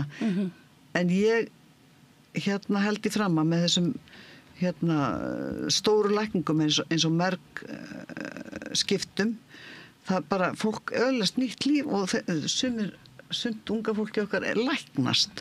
Það þarf ekki að berjast við þetta alla ævi. Þetta bara gengur tilbaka? Já. Það fær bara nýtt. En þið félagi Lind, þið ætluð að vera með þessa ráðstefnu eins og við byrjuðum hér þáttina og fyrir áhugasam. Hvert á það að leita? Það er ráðstefna upp í Þastus upp á Höfða, ekki Stórhöfði 7. Höfðabakki 7. Höfðabakki 7, já. Og það er velmerkt skilti á hægri höndum að ekkur niður hérna. Þetta er morgun og hefst klukkan 5. Klukkan 5 á morgun. Já. Og allir velkomni sem við okkur vilja tala og við bjóðum upp á veitingar og flotta fyrirlestra og bara... En þeir sem þú ekki, þeir eru kannski að því að við slæmt ónæmiskerfi. Já, þeir bara komið með grímu og spritt og hanska og eitthvað þegar þeir vilja það. Og eru þið með vefsíðu? Já. Við erum með vefsíðu sem er lindisland.net og þar eru ýmsar upplýsingar. Og þetta kannski, svona senda ykkur fyrir og þar er hægt að skrá sig á ráðstefnuna. Já. Og náttúrulega mjög gott ef fólk skráir sig inn. Ef það hefur ekki tök á því þá er það samt velkomið. Og þarna verður, sko fyrir utan lækna og heilbrigðisstarfsfólk að þá verður þarna móðir sem á 2 drengi með ónæmiskalla og er sjálf með ónæmiskalla. Hún ætlar að segja sína sögu. Og annar sonur hennar sem er 21 árs, hann ætlar að segja sína sögu. Þannig að þetta verður svona svolítið breytt svið í annarkvöld. Frábært. Og fyrirspurnir, opið fyrir alla fyrirspurnir allan tíman. Og við vonum bara, tilgangurinn er að þetta verði einhverjum að gagni og upplýsingum, þannig að það sé hægt að Já, ef þetta ekki bara verður til þess að einhver einn greinist eða leitar aðstöðar þá myndi ég nú segja að þetta væri vel þess virði. Sko reyna að grípa alla og eins að kynna fyrir fólki heima meðferðina. Við erum með börn allstaðar af landinu og það eru foreldrar að taka frí í vinnu, barnið að taka frí í skóla og það þarf að fljúga til Reykjavíkur til að fara á Landspítal í meðferð. Eitthvað sem er hægt að gera heima. Geta bara að sitja heima og vera laus við þetta sjúkrahúsumhverfi og... Svona fyrir utan, álæði bara á sjúkrahúsi sjálft. Já, algjörlega, og kostnað. Já, akkurat. Þannig að vonandi bara fara sem flestir að færa sig yfir í heimagjöf. Já. Sem að hafa tök á því, eða gilda það sjúkdómsins vegna. Já. Og þetta er bara náttúrulega, það er svo mikla framfærin akkurat núna. Það liggur við að maður vildi óska þess að vera ungur aftur og prófa að vera, bara að láta lækna sig að þessu. En það er það er framtíðin. Ég held að það verði það sem að gert verður. Það hafa nú þegar 2 börn frá Íslandi verið sendt til Newcastle í mergskipti. Við erum reyndið að styðja við þau, það er fjölskyldur. Já, og hefur gengið bara ótrúlega vel, sko. Já. En það er náttúrulega 4 mánaða sjúkrahúslega erlendis og já, mergskipti. Mikið álag á fjölskyldur, sko, og kostnaður og annað. En þar með eru börnin laus í flestum tilfellum við þessa lyfjagjöf. Bara, já. Komin með sitt eigið ónæmiskerfi. Þetta er ótrúlegt. Vísindin. Þetta er algjörlega magna. Og viðhorfið, það er eiginlega það sem við viljum núna vinna í. Það er að sem flestir viti hvað er ónæmiskalli. Skólagerfi geti brugðist við því að reka fólk fyrir að mæta ekki daginn eftir gjöf og hvað það er sem hefur komið fyrir, sko. En bara að viðhorfið, þetta er sjúkdómur sem hægt er að lifa með góðu lífi í flestum tilfellum. Það eru alvarleg tilfelli sem erfitt er að eiga við. En ég meina, ég veit ekki betur en allan að við höfum bara átt ágætt líf og verið í 1 og 2 vinnum og eigum börn og fjölskyldur og bara höfum geta gert mjög margt. Ég náttúrulega til dæmis valdi mér ekki kannski alveg rétt starf. Ég var að leika í Þjóðleikhúsinu fyrir 550 manns og hérna sem hóstuðu og hérna og svo fór ég að kenna og hérna þar voru líka mörg öðrum manns. En mér leiddist ekki, mér þótti alltaf gaman í vinnunni og ég hef bara geta gert þetta og ég held að flestir geti það. Með góðu vilja og góðu stuðningi frá heilbrigðiskerfi. Og fræðslu. Og fræðslu. Algjörlega. Þá er þetta bara á þetta geta gengið vel. Það er frábært og við hvetjum bara alla til þess að kynna sér Lind samtökin ykkar og ráðstefnuna á morgun og kíkja upp á Höfðabakka klukkan 5 og hlýða þar og fallega og áhugaverða fyrirlestra. Guðlumari Bjarnadóttir og Súsanna Antónsdóttir, þakka ykkur kærlega fyrir að koma hingað til mín og gangi ykkur vel. Takk fyrir. Takk fyrir.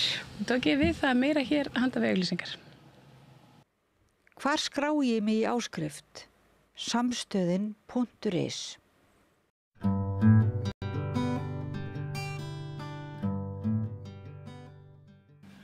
Come in, come out, without a doubt, to stay with me on solid ground.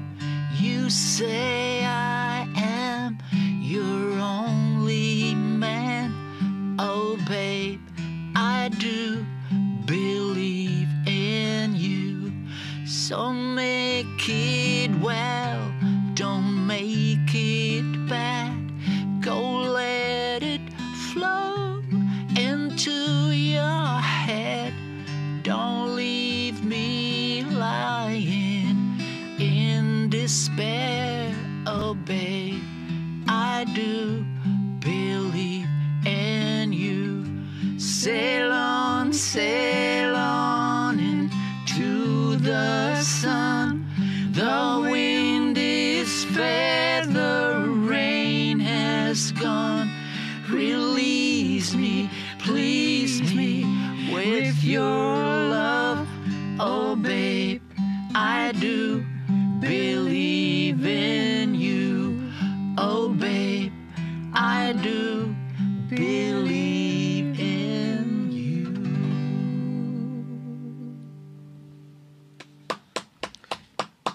Það er svona önnur stemming hérna að verið á borði núna. Það eru konum við góði gestir hérna. Edda Borg og Jóhann Helgason, verið velkomin. Takk fyrir. Takk.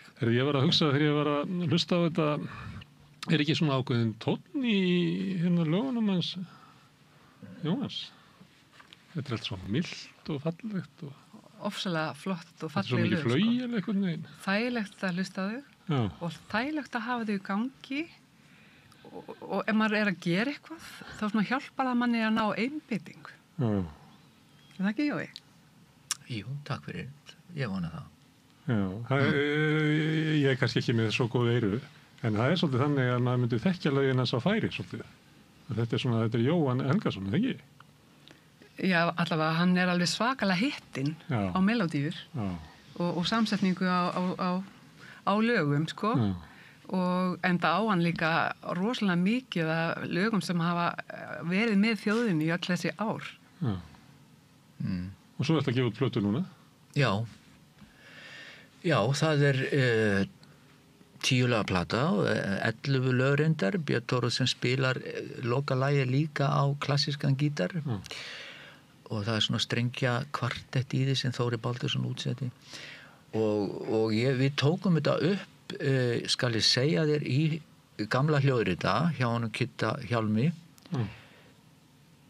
Öll lögin fyrsta... Er það hljóðriti bara eins og hann var þarna í kringum 1980? Já. Sömu græðunar það? Já, en hann er búinn að bæta mikið að Kitti er búinn að... Já. Hann er búinn að safna sér. En það er sérst svona sound sem að... Já, það er líka bara... Þú veist, maður var þarna... Þetta var annað heimili bara 70, sko. Gunni var þarna svo rosalega mikið að Þórðar, sko, eins og þetta var að vinna mikið með honum líka og það var bara líku við, sko, 2-3 í viku, bara allan áratuginn, eitthvað í gangi, sko. Hvort sem það voru plötur, rattanir, auglýsingar, hvað var, sko. Og við tókum upp þarna 10 lög sem sagt, ég tók upp með gömmunum sem eru Björn Thoroddsen, Þóri Baldursson, Stefáni Stefánsson, Bjarni Sveinbjörnsson og Sigfús Óttarsson. Fínir hljóðfæraleikarar. Já, og við vorum búin að taka svona líklega 3 æfingar á þessi lög, sko. Ég samdi öll lögin 2023, svona laðist í lagasmíðar það ár og síðan bara bókaði ég stúdíóið og ætluðum að taka, sko, 2 daga í þetta en þetta var bara ein sessjón af því við vorum búin að æfa lögin, sko, að þá tókum við þetta bara upp og þetta var 1. maí 2024 sem við tókum þetta upp, sko. Bara öll í röð og einu upptaka á hverju lagi og þeir öll svo gott bæ. Og bara live, sko. Og síðan ætlaði ég nú að syngja megnið þessu aftur eins og maður gerir nú gjarnan í seinni tíð en þegar við Kitti fórum að skoða þetta og ég fór að pröfa að syngja þetta aftur þá var það ekkit betra. Þú veist, það skapast ákveðin stemning, sko, þegar þú ert að syngja live með bandi og þú er bara slagur, þú ætlar við þetta hvað sem er hendum þessum söng. Þá ert ekki að setja einhverja stellingar, sko. Þá verður þetta alls svo miklu meira ríl. Þetta var svona Bítlarnir og þeir sem voru á undan þeim Sinatra allir og Haukur Mortens, hann vildi allt taka þetta live, sko. Þannig þetta er að halvu leiti svona live. Já, það eru 7 lög live, sko. Svo tók ég hjá Bjössa Tóri í stúdíónu hans hinn 3 sem voru ekki alveg því ég var eitthvað aðeins kærulaus. Þú ætlaði að spila plötuna, þú ert með gömmum í Bæjarbíói, Hafnarfirði? Já, við erum með gömmum og þetta verður okkur fulltingist þarna á píano og kannski ég fæ að bæta eins við það að þeir voru náttúrulega búin að gera plötu með Jóa áður sem heitir As Time Goes By. Þá voru það svona gamla ameríska söngbókin sem að gamlarnir spiliði með Jóa og það var svona undanfari að þessari plötu. Já, það var Night and Day og As Time Goes By og Casablanca og þessi lög, sko, sem eru bara golden endalaust, sko. Og það kom til að því að við Bjarni Manuel Eddi, sko, við vorum á Hótel Borg dinnermusik 92 að spila. Þá var ég, sko, ég var svo hrifin af þessum gamlu lögum, sko, Someone to Watch Over Me, Night and Day, As Time Goes By, þetta er yndislega og ódöðleg, sko. Og voru svo með eitthvað annað líka Dock of the Bay inn á milli en svo tók þessu lög alltaf í mig og ég hringdi í Bjarna sannlega 2022-1 eitthvað þessi lög bara, ég getum ekki gert eitthvað til að taka þetta upp þessi lög, þeir eru bara ég er alltaf ásækja mig, sko. Og svo hringdi hann bara stuttu síðar og þá var hann búinn að fá gammana með sér í það, sko, og tókum þetta upp hjá Stefáni Stefáns, hann er með stúdíóaðstöðu þar sem hann er að kenna upp í Árbæjarskóla og tókum upp plötuna þar live og þar sem að mikrofónin þar var ekki það góður sko, og eitthvað lag inn og annað, þá þurfti ég að syngja það aftur hjá Bjössa. Þannig að það var ekki alveg eins og gamlu gaurarnir gerði þetta, en hérna, ég held að það hefnist bara mjög vel. Mér finnst þetta bara hafa mjög fín plata sko. Þetta þá músík sem þú manst eftir þig bara úr frumbernsku eða? Eða gettist henni seinna? Já, þetta allt sami sko, 1930 eitthvað, elstu lögin 28-9 sko, og 40 og þetta bara eitthvað sem situr í mig sko. Þegar kona mín að horfa á sjónvarpi og þætti, þá ég að horfa á svartkvíta mynd á YouTube með Humphrey Bogart eitthvað sko. Veit að ykkur svona nostalgískri minningu. Já. Ég velti fyrir mér að því að þessi ameríska söngbók og svona, hún gefur mann svona nostalgíusvip og þegar maður fær svona mat sem maður myndi eftir í gamla dag og eitthvað svona. Já. Og ég að velta fyrir mér, annarkvort mann ég þetta hérna úr frumbensku, eða ég hef bara lært að Ameríkonunum að þetta svona good old times. Já. Þannig ég veit ekki alveg hvort þetta ekta eða aðfengið. Þetta sko, svo þetta dálítið eins og hún Laufey sko, hvað hún fær góða móttökur á, hún dálítið með þessa gömlu músík sko, að því það búið að vera dálítið mikið svona, ég veit ekki, svona háa músík mikið sko. Ágengari músík. Já, og það fólk, þetta greinilega sko, fólk þarf eitthvað svona líka sko. Hefur gott af því sko, að því að En músíkið þín, hvaðan kemur hún? Ég var að reyna að rifja það upp sko, þegar ég sá eitthvað fyrst þarna Magnús og Jóhann í sjónvarpinu. Ég held að ég hafi verið, þú sagðir að það hafi verið 72. Já, þá hefur verið 11 ára. Já, Mary Jane sko. Bróður minn hafi flutt inn á heimilið svona raddaða músík og spiltir nass og það tók í. Þannig að maður fannst, ég hef ekki heyrt þetta áður á Íslandi, svona þennan tón. Nei. Og þetta svona amerísku tónn, eða ekki? Já, sko við náttúrulega vorum með kanan í eyrunum alltaf og það var svo lítið í RÚV sko, það var pop-hotn eitthvað klukkan í hálftíma eða hvað það var sko, svo voru lög unga fólksins reyndar og svo óskalögin, en þá þurftir alltaf að hlusta alveg dópi á lögum sko, áður en að koma eitthvað 1-2 lög sem þú fílaðir sko. En við vorum pínlítið byrjar að semja sko, vorum með hljómsveit sko, spilum húsband í Rockville. Þar var hérna móðir Jóns Ólafssonar sem var skífunni og öllu því dæmi sko, hún var eiginlega umboðsmaðurinn okkar og fóstupappan var bílstjórinn okkar. Og við vorum svona húsband þarna í gegnum þau sko, og hérna Rockville þá upp á veggi. Já, upp á í Sangeri þarna. Og skal ég segja þér þá vorum við pínlítið farin að fikta við að semja. Svo fór Maggi á sjóinn 1970. Þá var ég búinn að semja lag sem hét hérna sem var síðan litla músin sko. Þá semdi ég sem 68 sko. Þá hét það sko, þá var textinn hérna, I love Marianne, she is your daughter, I don't want another girl, Mr. Jones. Þannig þar kom þetta Mr. Jones, herra Jones sko. Það farið ég það sko. En svo kemur Maggi sko. Mr. Jones. Maggi semst fyrir sjóinn, ætlaði að vera skipstjóri og 70 og ég fór til Bolungarvíkur. Það var hérna Ingi Kristinsson sem var bróðir fyrsta trommarins í Hljómum. Það þekktist nú allir inn í Keflavík og hann sagði að þetta var alveg geggjað að vera hann í Bolungarvík.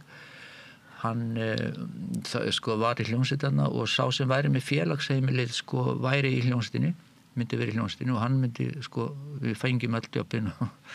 Hvaða ára var þetta? 70.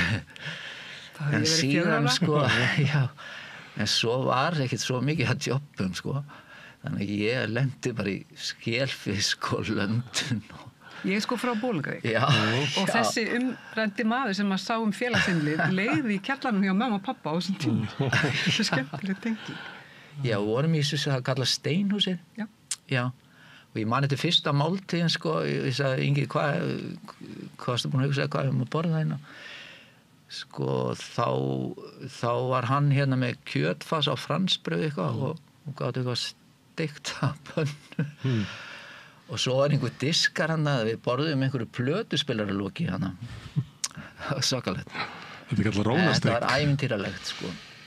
Og svo komum heim vorið og svo fórum við náttúrulega á Zeppelin tónleikana í höllinni maður, hann í júni sko. Það var hann að listahátti. og þá byrjuðum við Maggi, þá voru komni sko James Taylor, Crosby, Stills, Nash og Young og þá var allt þetta sko, við bara fórum alveg inn í þetta því við vorum bara kassagítara sko og byrjuðum að semja fullu bara og svo vorum konum með 10 lög eitthvað hvað var sko, tókum upp á kassetu og Ómar Valdimarsson fekk hana við spilum hann í Tónaberg á þjóðlagakvöld sem hann var með sko, með alls konar atriði þar svona folksongs og svo dreifði hann henni og lét meðal annars Jón Ármannsson sem var með verslanir og plötu útgáfu og hann var mjög hrifinn og hann stofnaði plötu útgáfu nýja sem hét Skorpjón og þetta var fyrsta platan á þeirri stofnaði útgáfu fyrir þetta ekki fyrir ykkur já, gaf okkur út sko og og seldist vel eða ekki?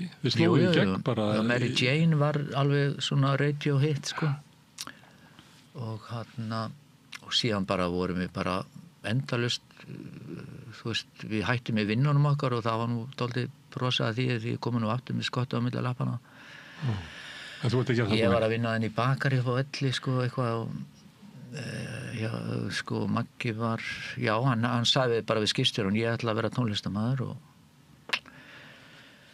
og við bara höfum svo mikið að gera hana við vorum hann á Verslunmannahelgin ég man eftir okkur í einhverju rellu með Ómari Ragnars og Kristni Hallsinni og einhverstað voru að fara eitthvað sko og útsýnakvöldum bara endalaust að gera sko og þetta skeður allt mjög fljótt sko á þessum tíma og hratt En má ég spyrja þessar röddum skiptir það máli, fóru raddir ykkar vel saman?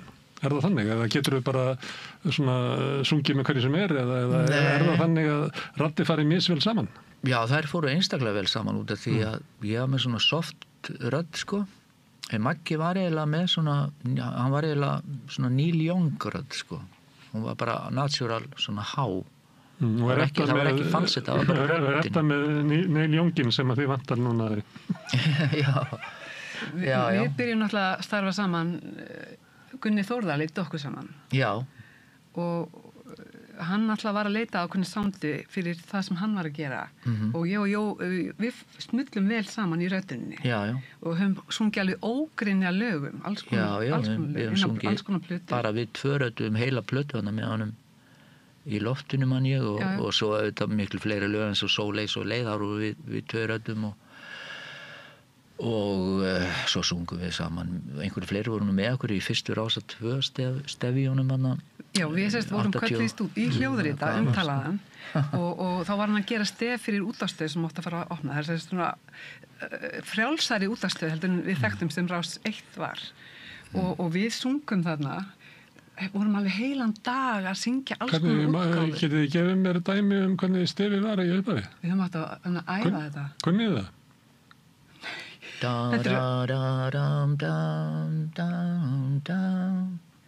Rástvö það voru svo mörg sko svona lítil og mismunandi löng sko en stutt sko og já, en þetta við héldum sko þetta væri bara eitthvað stutt projekt og sendum náttúrulega bara reikning fyrir vinnun okkar í stúdíónu ekki grunað okkur þá þetta er spilað í 30 ár já þannig að við vorum ekki góð í samningunum Það var þá samningum skött á mótinu Það hefði verið eðlilegt sko En þú ert ekki farin aftur þarna þú komst ekki tilbaka með skottað milli lappana þú er búin að vinna í tónlist síðan Nei, þetta var bara alveg glimrandi success Þú hefur verið með þína eigin tónlist en síðan hefur verið að syngja fyrir aðra þú hefur verið í bakröddum, sungið og lýsingarstef þú hefur eiginlega bara gert allt sem að þarf Já, og ég sko við vorum náttúrulega svo reyndu fyrir okkur erlendi sko og síðan kom ég heim síðan kom ég heim og þá fór ég mikið að semja fyrir aðra sko ég var ekkert sérlega spenntur fyrir svona sólóferðli sko ég hef bara gert það svona þú veist ég hef alveg gert það sko en hérna má ég spyrja á hverju, ertu ekki spenntur fyrir sólóferðli? Ég bara það er svo mikið vesen þú veist þú þarft að vera ég er ekkert mikið fyrir sviðsöldi sko og ég skjóta inn í. Ég get alveg tekið undir hérna það sem að Jói að segja. Ég man þegar ég var lítið stelpa, var að horfa sjónvarpið, var að horfa á Jóa og Magga koma fram og Jói, hann var svo ótrúlega cool, alltaf með þessi sólgleru, eftir því. Og ég veist að hver er eiginlega þessi gaur? Ekki datt mér í hug þarna, þegar ég var að horfa á, að ég ætti síðan eftir að vinna með þessum ótrúlega cool gæja. Og við erum ennþá að vinna saman. En það var að því að hann var feiminn og þú sagði mér líka einhvern tímann að það voru líka ljósin sem hann voru að fara svolítið í augun. Sem hann var með alltaf sólgleru. Sko. Já, það var bara... En hann náttúrulega rosalega cool. Hann mjög cool. Sko. Ég las einhvern tímann grein þar sem var skrifuð af fólki í Vestur-Afríku sem sagði að það að vera cool kæmi þaðan, hefði farið til Karibahafið og smita síðan upp í Bandaríkin og þetta væri ennþá til í sko þorpum í Vestur-Afríku. Þetta er afstæðum það að ég læt ekki svona einhverja sveiflur í þorpinu hafa áhrif á mig, held bara mínu jafnvægi, en ég er ekki hafn á þorpinu, en ég er ekki háður því. Þetta sögðu þau að vera cool sem að síðan við ferðast heiminn, farið til Bandaríkina, farið í gegnum Kanan til Keflavíkur og inn í hann. Já. Herðu, en nýja músíkin? Já, nýja músíkin sko. Síðasta sólóplatan sem ég gerði, svona eiginlega sólóplata var 1999.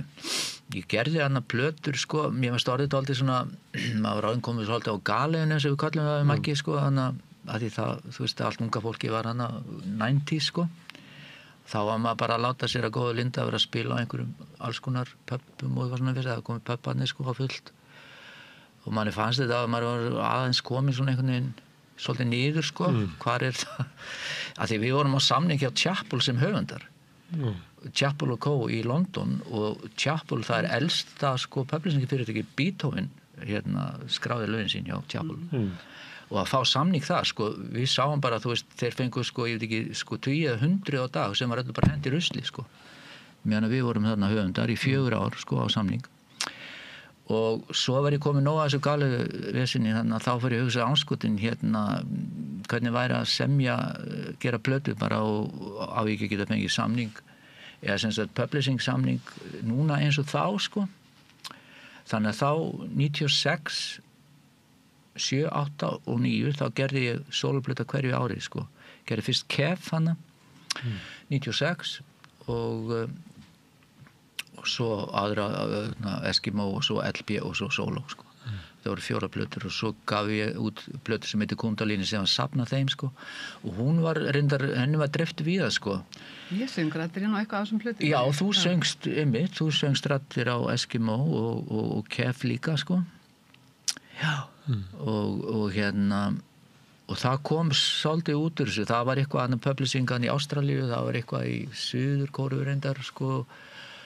Og svo var eitthvað að byrja að taka upp eitthvað lag í Bandaríkjunum og svona, þetta er sko orðið dálítið erfiðari tími þannig sko, 90 að því músíkin er dálítið breyst sko. En svo þarf maður líka eiginlega að vera á staðnum, þú ert að vera í London, þú ert að vera á þessum stöðum sko, bara til að skilur en hérna, en þetta voru bara, við erum byrjað ánægð með þessar plötur sko og svo gerði ég ekkert neinar sóloplötur fyrir sem slíkar fyrir en að Óttar bað mig að gera hérna, syngja sjálfur lög sem ég sami fyrir aðra sko, 2006 og hún heiti Söknur. Þá tók ég allir þessi lög, þú veist Söknur, seinna með Reykjavíkurborg, Karin og allt þetta og söngaði bara sjálfur sko. Og Maggi var búin að gera svona plötu árið áður hjá Steinari. Af sínu lögum sko. Álvar og jörðin og allt. Er munur á því þegar þú ert að semja, hvort þú ert að semja bara fyrir annan, stundum bara einhvern, svo veist ekki hver er, eða þegar þú ert að semja um eitthvað sem þú ætlar að fylgja sjálfur? Sko, já, ég verð að setja mig alveg sérstakar stellingar þegar ég semja fyrir mig, af því að sko, ef að lagið á að virka fyrir mig, þá verð ég að láta röddina leiða lagið. Sko, þegar ég er að semja, sko, að því ég sami mikið við ljóð og texta sko að þá er það komið skapalón og hughrif úr textanum bara eins og hvað sem það Söknur eða hérna eitthvað annað sko að þá er komið þarna strax sko skapalón og hughrif og það er miklu auðveldara sko en þegar þú ert að semja eða þegar þú semja fyrir mig þá er ekkert sko og þá verði ég að láta sko röddina bara, þá maður bara í einhverju bara rugli að syngja bara eitthvað sko, það þessi menn gera sko, og svo allt í einu kemur eitthvað stef og yfirleitt koma titlar með því sko. Og þannig sem ég fyrir mig sko. Þú semur með röddinni? Já, það má segja það sko. Þú semur ekki á gítar eða píanó?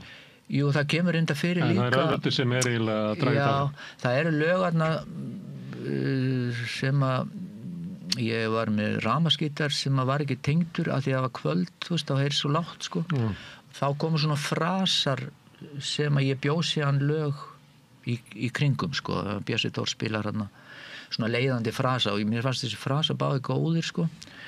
Það eru tvö lög sem að lögin sko þessi frasa eru leiðandi sko, þannig að þá voru frasarnir sko sem að ég bjó til lagið í kringum, melodi í kringum þá en allar þessar plötur 90s voru á ensku og ég hugsa með mér ekki mál að gera plötu á íslensku sko, náttúrulega, sko, ég búin að semja svona næstu 500 lög sko, og eiginlega 400 af þeim alltaf á íslensku sko, en svo ég leyfi mér að gera það sko, en ég ætla að gera íslenska sko, svo fer ég að semja fyrir mig og það komum bara enski titlar sko, þannig ég gæti ekkert fara að þegar að titlar koma það svona ríl sko með laginu, það verður bara að halda því, svo sem ég bara í kringum titlana og fyll upp í það sko. Og titill hvað? Titill og lagi sko eins og She's Done It Again sem dæmi sko, þegar ég fór út til LA og tók með Cobba Mag þegar hann bjó þar, þá tók ég plötu þar sko, Tass og þá var ég komið með sko 9 lög og öll með titlum sko, en mér vantaði að semja inn í þá sko. Og Cobbi var búinn að fá demóið eins og She's Done It Again og einhver fleiri sem á plötunni og og síðan reddar hann mér textahöfundi sko, kemur í sambandi við textahöfund og og ég sendi honum þessi demó og She's Done It Again kemur tilbaka sem Time Stayed On Our Side Time Stayed On Our Side og Cobbi var búinn að heyra demóið með She's Done It Again, hann sagði þetta gengur ekki maður, þú verður að hafa titlana sem þú ert búinn að sem komið með lögunum sko.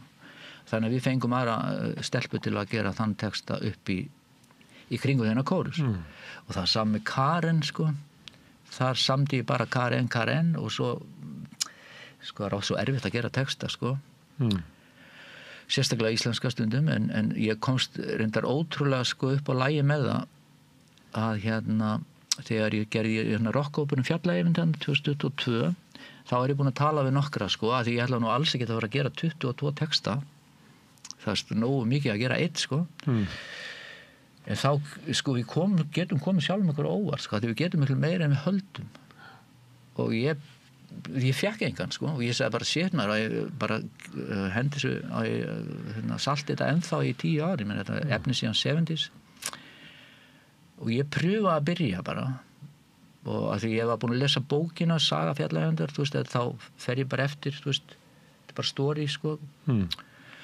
og ég byrjaði sko og það kom svona og svo bara fór ég í þetta daginn eftir og þá laga maður eitthvað og svona og svo bara fattaði ég held ég bara geti þetta maður þannig að neyðin kenni naktri konu að spinna já, ef maður fær engan textahöfund þá verður maður textahöfundur já, því við erum oft við nennum oft ekki að leita sko maður bara, já, þegar að neyðin sko þá verður maður en þá þú veist, þetta á við alla sko, við getum miklu meira en á yfirborðinu sjálfsögur sko.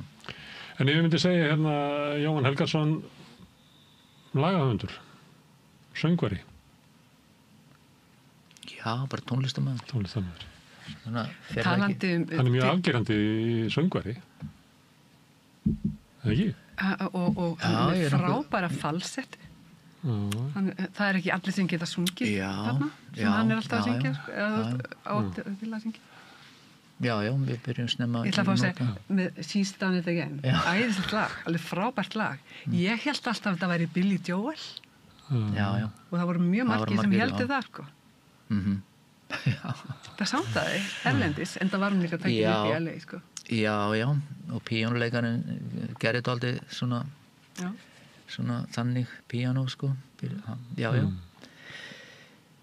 En þú talar amerísku söngbókina og svona. Já. Lögin þín eru svolítið svona, þetta amerískt. Já. Þetta einu amerísku öld. Já, líklega, jú. Frekar en enskt eða maður getur greint þar á milli. Já, það getur verið að sé rétt, sko. Já. Það sé kanin. Já, það er kanin, sko. Já. Sko, maður heyrði náttúrulega aðalega ameríska músík þar og þetta einstaka brest, sko. Þetta er náttúrulega fyrsta kynsluðin þarna í Keflavík sem elst upp í amerísku menningarheimi. Já. Núna búið þar allir í amerísku menningarheimi, Henrik. Já, það við þurfum að... En hins vegar ég sko mikil svona íslensku maður og málvönduna maður sko og búin að gera, sem ég segi, búin að gera sko lunganum mínu efni á íslensku og saman mikið við ljóð og ljóðaplötur og allt það. Það bara svona hljóminn og... Já, en við þurfum að passa íslenskuna alveg sérstaklega sko. Þá ég að tala bara sko fyrir komandi áratugi að því við erum, þú veist, með erlend vinnuafl sem talar ensku og við tölum ensku við þá og við þurfum að gera miklu meiri í því að styðja bara að vera skylda bara að læra íslensku bara til að þetta mál, þú veist, feit ekki bara smám saman út. Þið poppararnir af þinni kynslu voru nú aldrei skammaði fyrir að vera að syngja á ensku. Já, það var bara... Heldur þú taka undir það í dag? Nei. Það er algjört rugl. Það hefur ekkert með íslensku að gera, það syngja á ensku. Þetta er bara alveg svo ítalskan í tungumál óperunar, þá er enskan tungumál popsins. Það er bara ekki öðruvísi. Þú syngur ekki poplu á þýsku eða færisku eða dönsku, sko. Gef mér billið, þú fór en flífimaskína. Það er svolítið fyndið. Verður svolítið fyndið. Já, en við erum auðvitað sem betur fer búin að aðla okkur að því og það er bara kemur mjög vel út hérna og ég er bara í 7. himni yfir öllum sem syngja á íslensku sko og þetta er bara einhver luxus vandamál fyrir mig að það kemur alltaf á ensku sem ég geri fyrir mig og svo sem ég fyrir allar á íslensku. En hitt er annað mál að lög sem ég samið eins og ég gef þér allt mitt líf og seinna meir, þau byrjuðu allavega á ensku. Ég gef þér allt mitt líf var I give my everything og seinna meir var eitthvað, ég man það ekki. Þetta er góð kennsla í íslensku. Ég var að spá í seinna meir sé ég þér. Ég skildi þetta seinna meir sé ég þér að maður heyrir ekki það er góð íslensku kennsla sé ég við þér. Það langar að leiðrétta texta. Já, ég bara var ekki að botna í honum. Nei, maður heyrði nú ekki oft ensku textana, maður var að setja nálinn og plötun alltaf endalaust að því við vorum að kópera lög sko í rofum og nismunum og svo hélt ég einhvern veginn ég væri búin að finna alveg textan á einhverju lagi hérna og að því við vorum að spila í pása mjög hljómum sko, ég var að sína rúna þennan texta þess að þetta var þvílíkt bull hjá mér sko teki bara snarvittlist upp sko og maður heyrði ekki neitt sko, almennilega. Magnús og Jóhann var náttúrulega merkilegt fyrirbrigði, en þú ert changed, þú nefndi það áðan. Já. Það er svolítið svona orðsporið að change er svona fólk segir þetta með svona hálfgerðu glotti. Já, ég held að sé. Þú er alltaf verið að byrta myndið með búningunum. Já, ég held að sé. Frábærir búningar. Kannski koma þér aftur eftir daginn. Hvaðan komið sér búningar? Sko, change kemur til að því að ég, sko, við Maggi byrjum hana, sko, platan kemur út vorið 72, Mary Jane og allt þetta.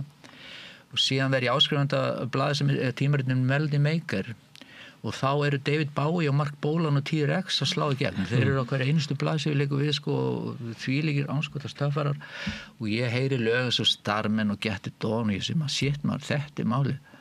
Og við erum sitandi og spilandi á kassagitana sko.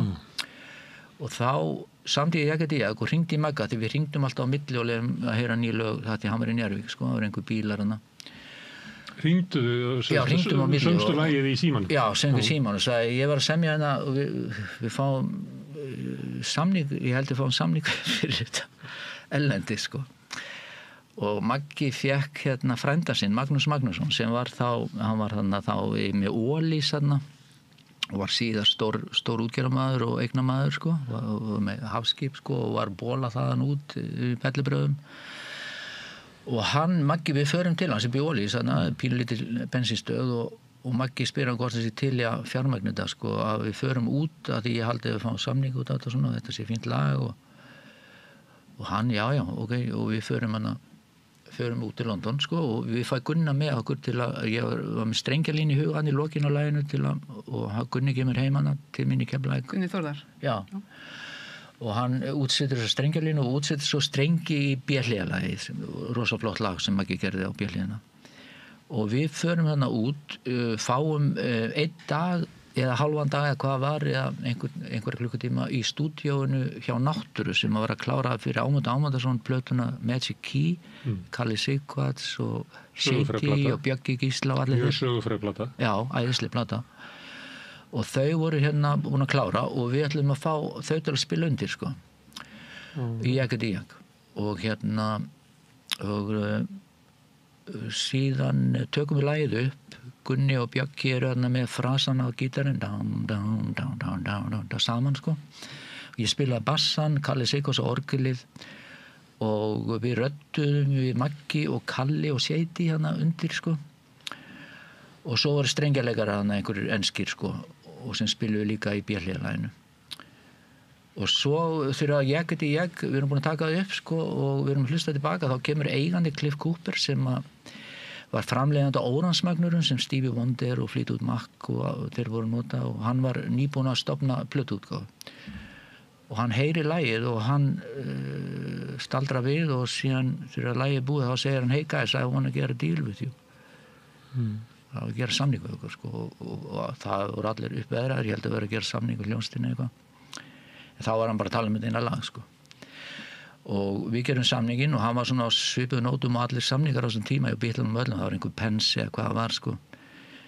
Það var bara þannig standard sko, samkvæmt lögum og allir því sko, byrli.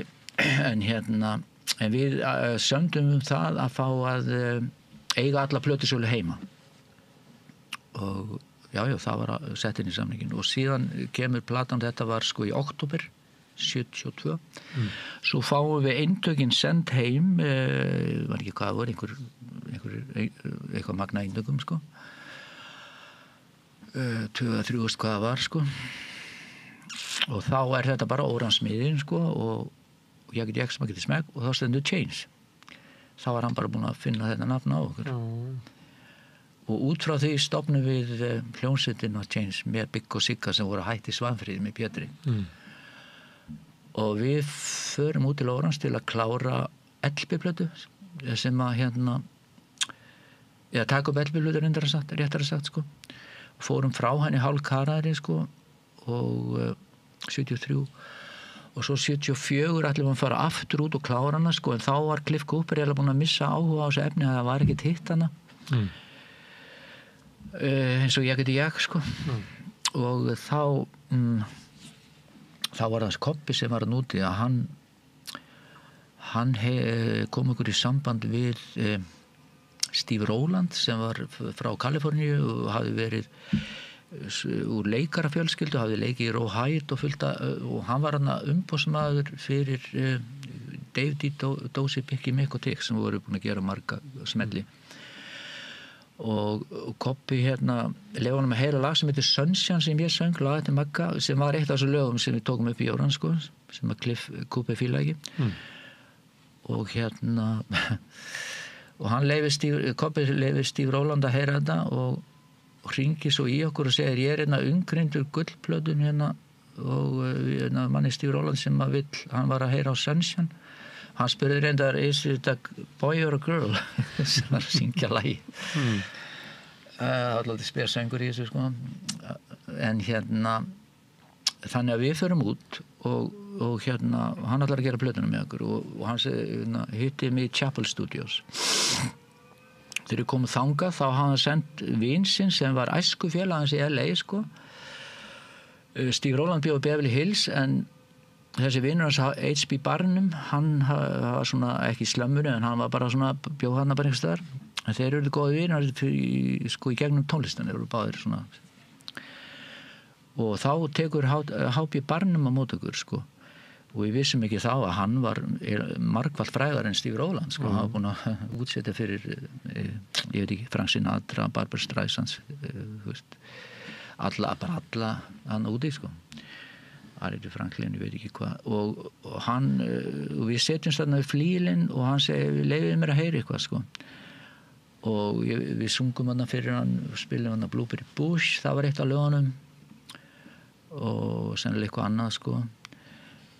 Og hann segi bara, og við segjum já, okkur langar til að gera plötu fyrir Ísland sko, sem var nú bara meiningin og hann segir okkur að gera plötu fyrir Ísland, ég meina, gera bara plötu fyrir heiminn og og þá það bara og þá var það þannig að sko Maggi frændi Magga, hann fjármagnar plötuna og hún kemur út fyrir jólins.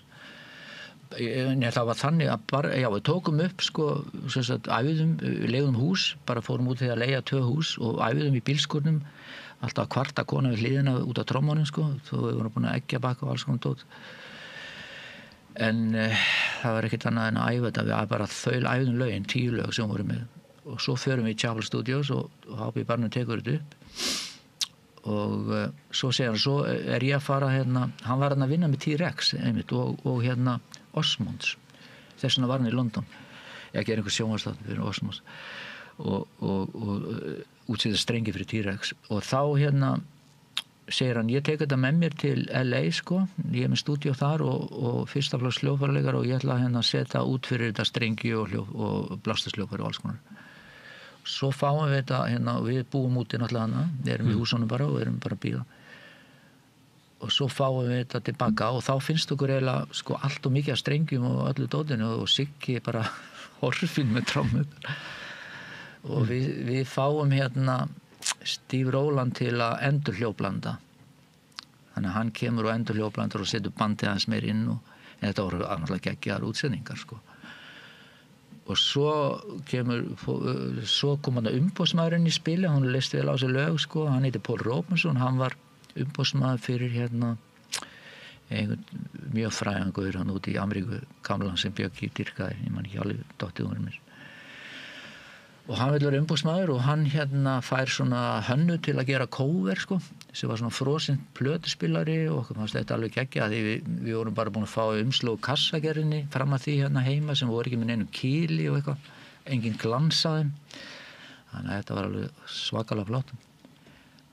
Og svo fyrir við heim á jólun og þetta bara selst vel og síðan kom upp hugmynd að bæta Bjögga inn og Tom sem var úti að spila sko. En Kobbi hafði spilað á píanó reyndar með okkur á þessari tjensplötu. Já. Og Tommi og Bjöggi semst komin í bandið og það gerður nýr samningu við Chapel þar sem þeir sjá helmingin á móti Magnúsi sko, Magnús. Með uppihald svona eitthvað lágans, við fengum alltaf svona matamiða við fórum stúdíu á hverjum degi bara með lestinni og byggum hann í Kent, Dartford og Bexley Heath 2 húsum sko og vorum hann bara, þú veist, fórum alltaf í lest hér í Cross og löpum bara niður í Chapel Studio sem var í Bond Street New Bond Street og það hljóðfæraverslið niðri og svo fær Paul Robinson og eru búin að taka upp hann að lög og þá vilja þeir setja þessa búninga sko, þeir segja að það allir þú veist og við hugsaum okkur þetta, Maggi var sérstaklega ekki hrifinn að fara í svona búning sko og við hugsaum já ok ef þetta, þú veist, ég hugsaði bara já ok, ef það gengur eitthvað lag þá getur maður bara hætt þessu og fara að semja fyrir aðra eða eitthvað ef maður næri einu lagi sko, maður komið smá pening maður vissi svo sem ekki hvernig þessi bransi gengur fyrir sig en við vorum sendið til frægs klæðiskera sem var að sauma þetta á alla sko og svona hvíta plattformskó og svo vorum við þetta var sér sniðið allt sko fyrir hárgreiðslu og svo voru að tegna myndir að því Paul Robinson var búin að fá samning hjá EMI sko þetta gefa út singles hjá EMI sko og við fengum það líka í sjónvarpsþætti hjá Bay City Rollers sem að það var ekki háskrifaband hjá mér sko, en við vorum svona gestir þeirra sko, en þarna var Þorskastri í hámarki sko, og Ísland var ekkit sérlega sko vinsælt sko. Og allavega við tókum hana 2 lög, eða hvort það verið 1 og 2 þáttum með þeim sko. Þetta var vel mönnu hljómsveit. Já. Varstu ekki að reyna að fá Change-búningana til að láta okkur verið í á tónleikunum? Ég byggi á sinna í safninu þannig. En þú kemist í þinn, það ekki margir sem getur gert það. Já. 50 árum síðar. Sko við fórum heim sumarið og spiluðum hérna alveg kringu landi sko, í búningunum. Og enduðum á Hótel Sögu og fórum svo með Sunnu til hérna Mallorca eða Costa del Sol og þar spiluðum við í klubbi bara sundlegabar með þar í búningunum. Það var dillinn sko að fá allir að fara út og við vorum búin að vera hann í mánuð og vorum alveg að gefast upp að vera hann. Það var svo heitt, Tommi var að kvarta sko. Heitt að spila í búningunum? Já, bara við vorum leiður að vera, ekkert að gera, spila í einhver klukkutíma hann. Svo fyrir við bara heim og síðan stefnan tekin út sko, aftur og þá einhvern veginn sko, þessar singlar voru ekki að meika alveg sko, og við vorum komið með hérna útsetjara sem að við vorum að ratta og að mikið og svona. Og þá koma svolítið þreyta bara í þetta sko. Við fórum allir svo heim jólin, Maggi var eftir hann með fjölskyldu. Það er ekki gaman að vera í hljómsveit ef það gengur ekki nógu vel. Nei. Það árangurinn dreifir fólk áfram. Já, þetta er sko líka bara, þú veist, við vorum með konur og börn sko. Siggi var með konu og 2 börn. Maggi var með konu og 2 börn. Björgum vorum með kærastunum okkar sko. Og hérna Byggi líka sko, síðan bara var ekki, þú veist, þetta var ekki rosalega mikið svona unit, svona móralslega allt saman sko. Þannig út af því líka að það var ekkit svakalega mikið að borða hana. Matamiðar, hvað er það ekki matamiðar, hvað fórstu með matamiðar? Jensen kom einhvern veginn í heimsókn og opnaði ísskápinn, það var eitt laukur eða eitthvað. Og Siggi var stundum duglegur að búa til svona kássur, svona hakki, við fórum með kóap og kartöflum. En matamiðarnir, hvar gastu keypt? Já, það var bara veitingastæðir sko, þannig að við stutt frá Chapel bara þannig niður í bæ sko, þannig að það var bara fínt. En ég var dálítið trikki sko með hérna, við þurftum alltaf að borga í lestina sjálfur sko, fyrir þetta kling sem við vorum með, dagbinninga. En við fengum svona bleika lesta með það sko. Og við reyktum nú allir á þessum tíma, ég byrjaði reyndar ekki að reykja fyrir en ég flutti til London að það var alltaf verið að auglýsa sígarettur og ég var svona, já, þetta máli. Það var svona billboard út allt sko, og auglýsingar í útvarpinu. Sem svona dæmi það að auglýsingar á ávana og fíkniefnum það virka, það er að taka þetta svensk drasl út sko, algjörlega. Bjarga mönnum eins og þér. Alveg, ekki spurning sko. Jón, þú þarft eiginlega bara að koma hérna og segja því að það er svo margt sem að þú hefur gert sko. Já. Þú komst með diskói til Íslands með þú og ég, eða ekki? Já, það var Steinar náttúrulega sem að bað Gunna að gera þetta sko. En ég bjargaði þið með því að Gunni fekk enga söngkonu og það var bara þetta niður sko, þetta út af uppfyrir sko, Helga neðana Ragga og Ellen sko, þær voru fastar hjá Jóni Ólafs. Það er mikið samkefni milli Steinars og Jón sko, hann vildi ekkert fara láta þær á silfurfati til Steinars með ykkur og svo kannski vildu þær ekkert, ég veit ekkert það, en annars var Ragga búin að vinna mikið með Gunna og Ellen eflaust líka eitthvað. En þá myndi ég eftir Helgu út af því að við höfum verið saman í Celsius árið sko, 77 sko. Og hún kom upp í hljóðrita bara hana, alveg kassa ólétt og söng lagið mitt í Reykjavíkurborg og Gunni bara var algjörlega að kaupa það og þannig var sá dúið til sko. Þetta er líka frábær söngun og Helga. Það er að koma plata og svo ætlaði það að vera með tónleika í Bæjarbíói hérna, þið hefur gert þetta allt sem að milljón sem áður. Já. Er eitthvað svona spenningu við að vera að halda tónleika? Já, sko, maður er alltaf spennandi sko.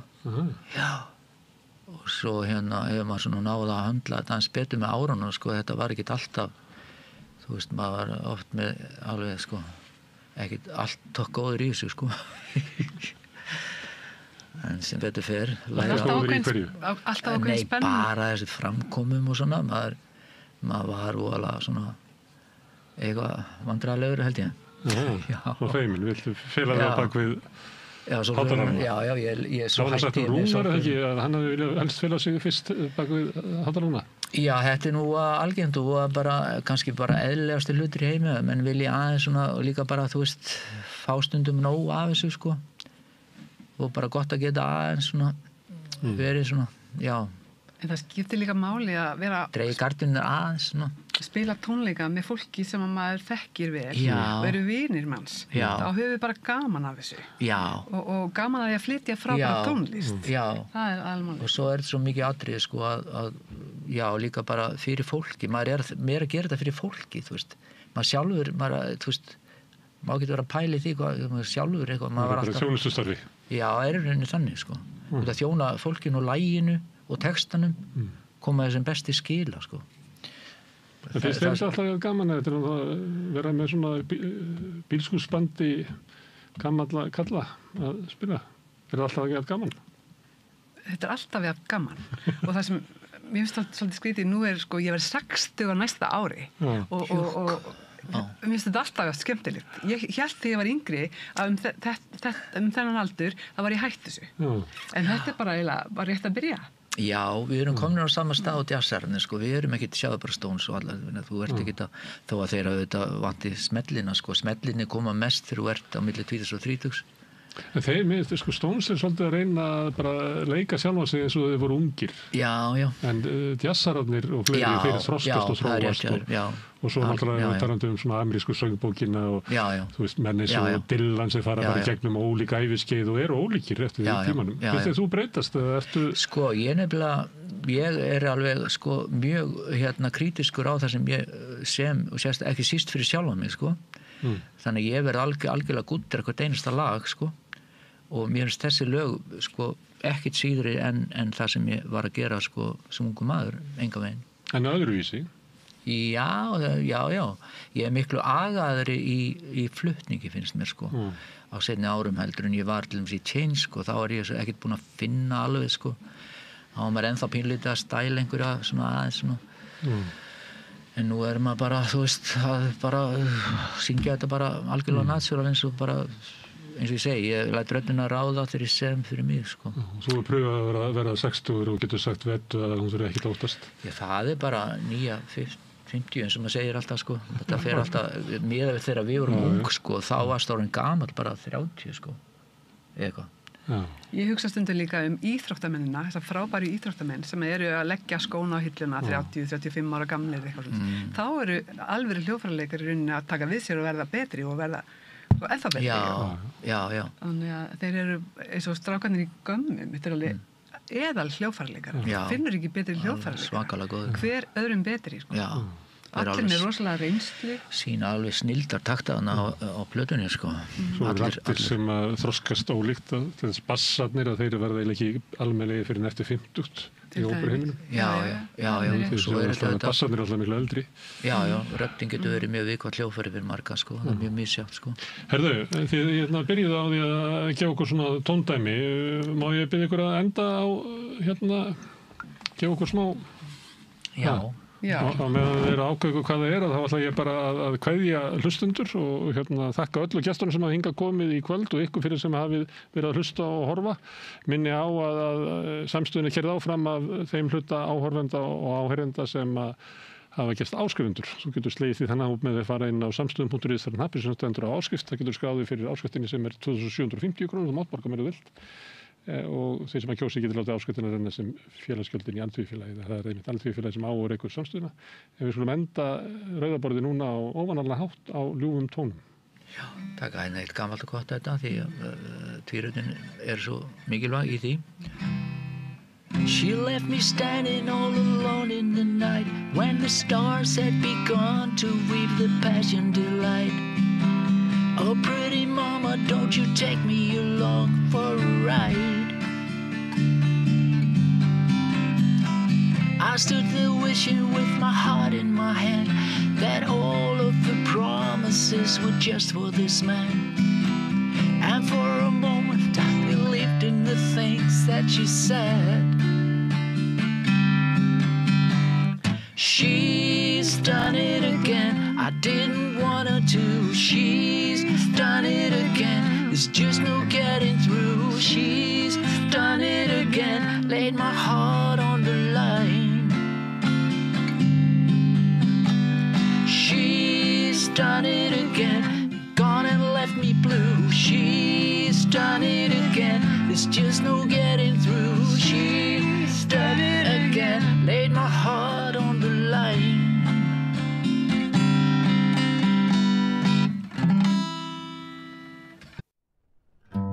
Segðu það á Samstöðinni. Samstöðin í eigu hlustenda, áhorfenda og lesenda.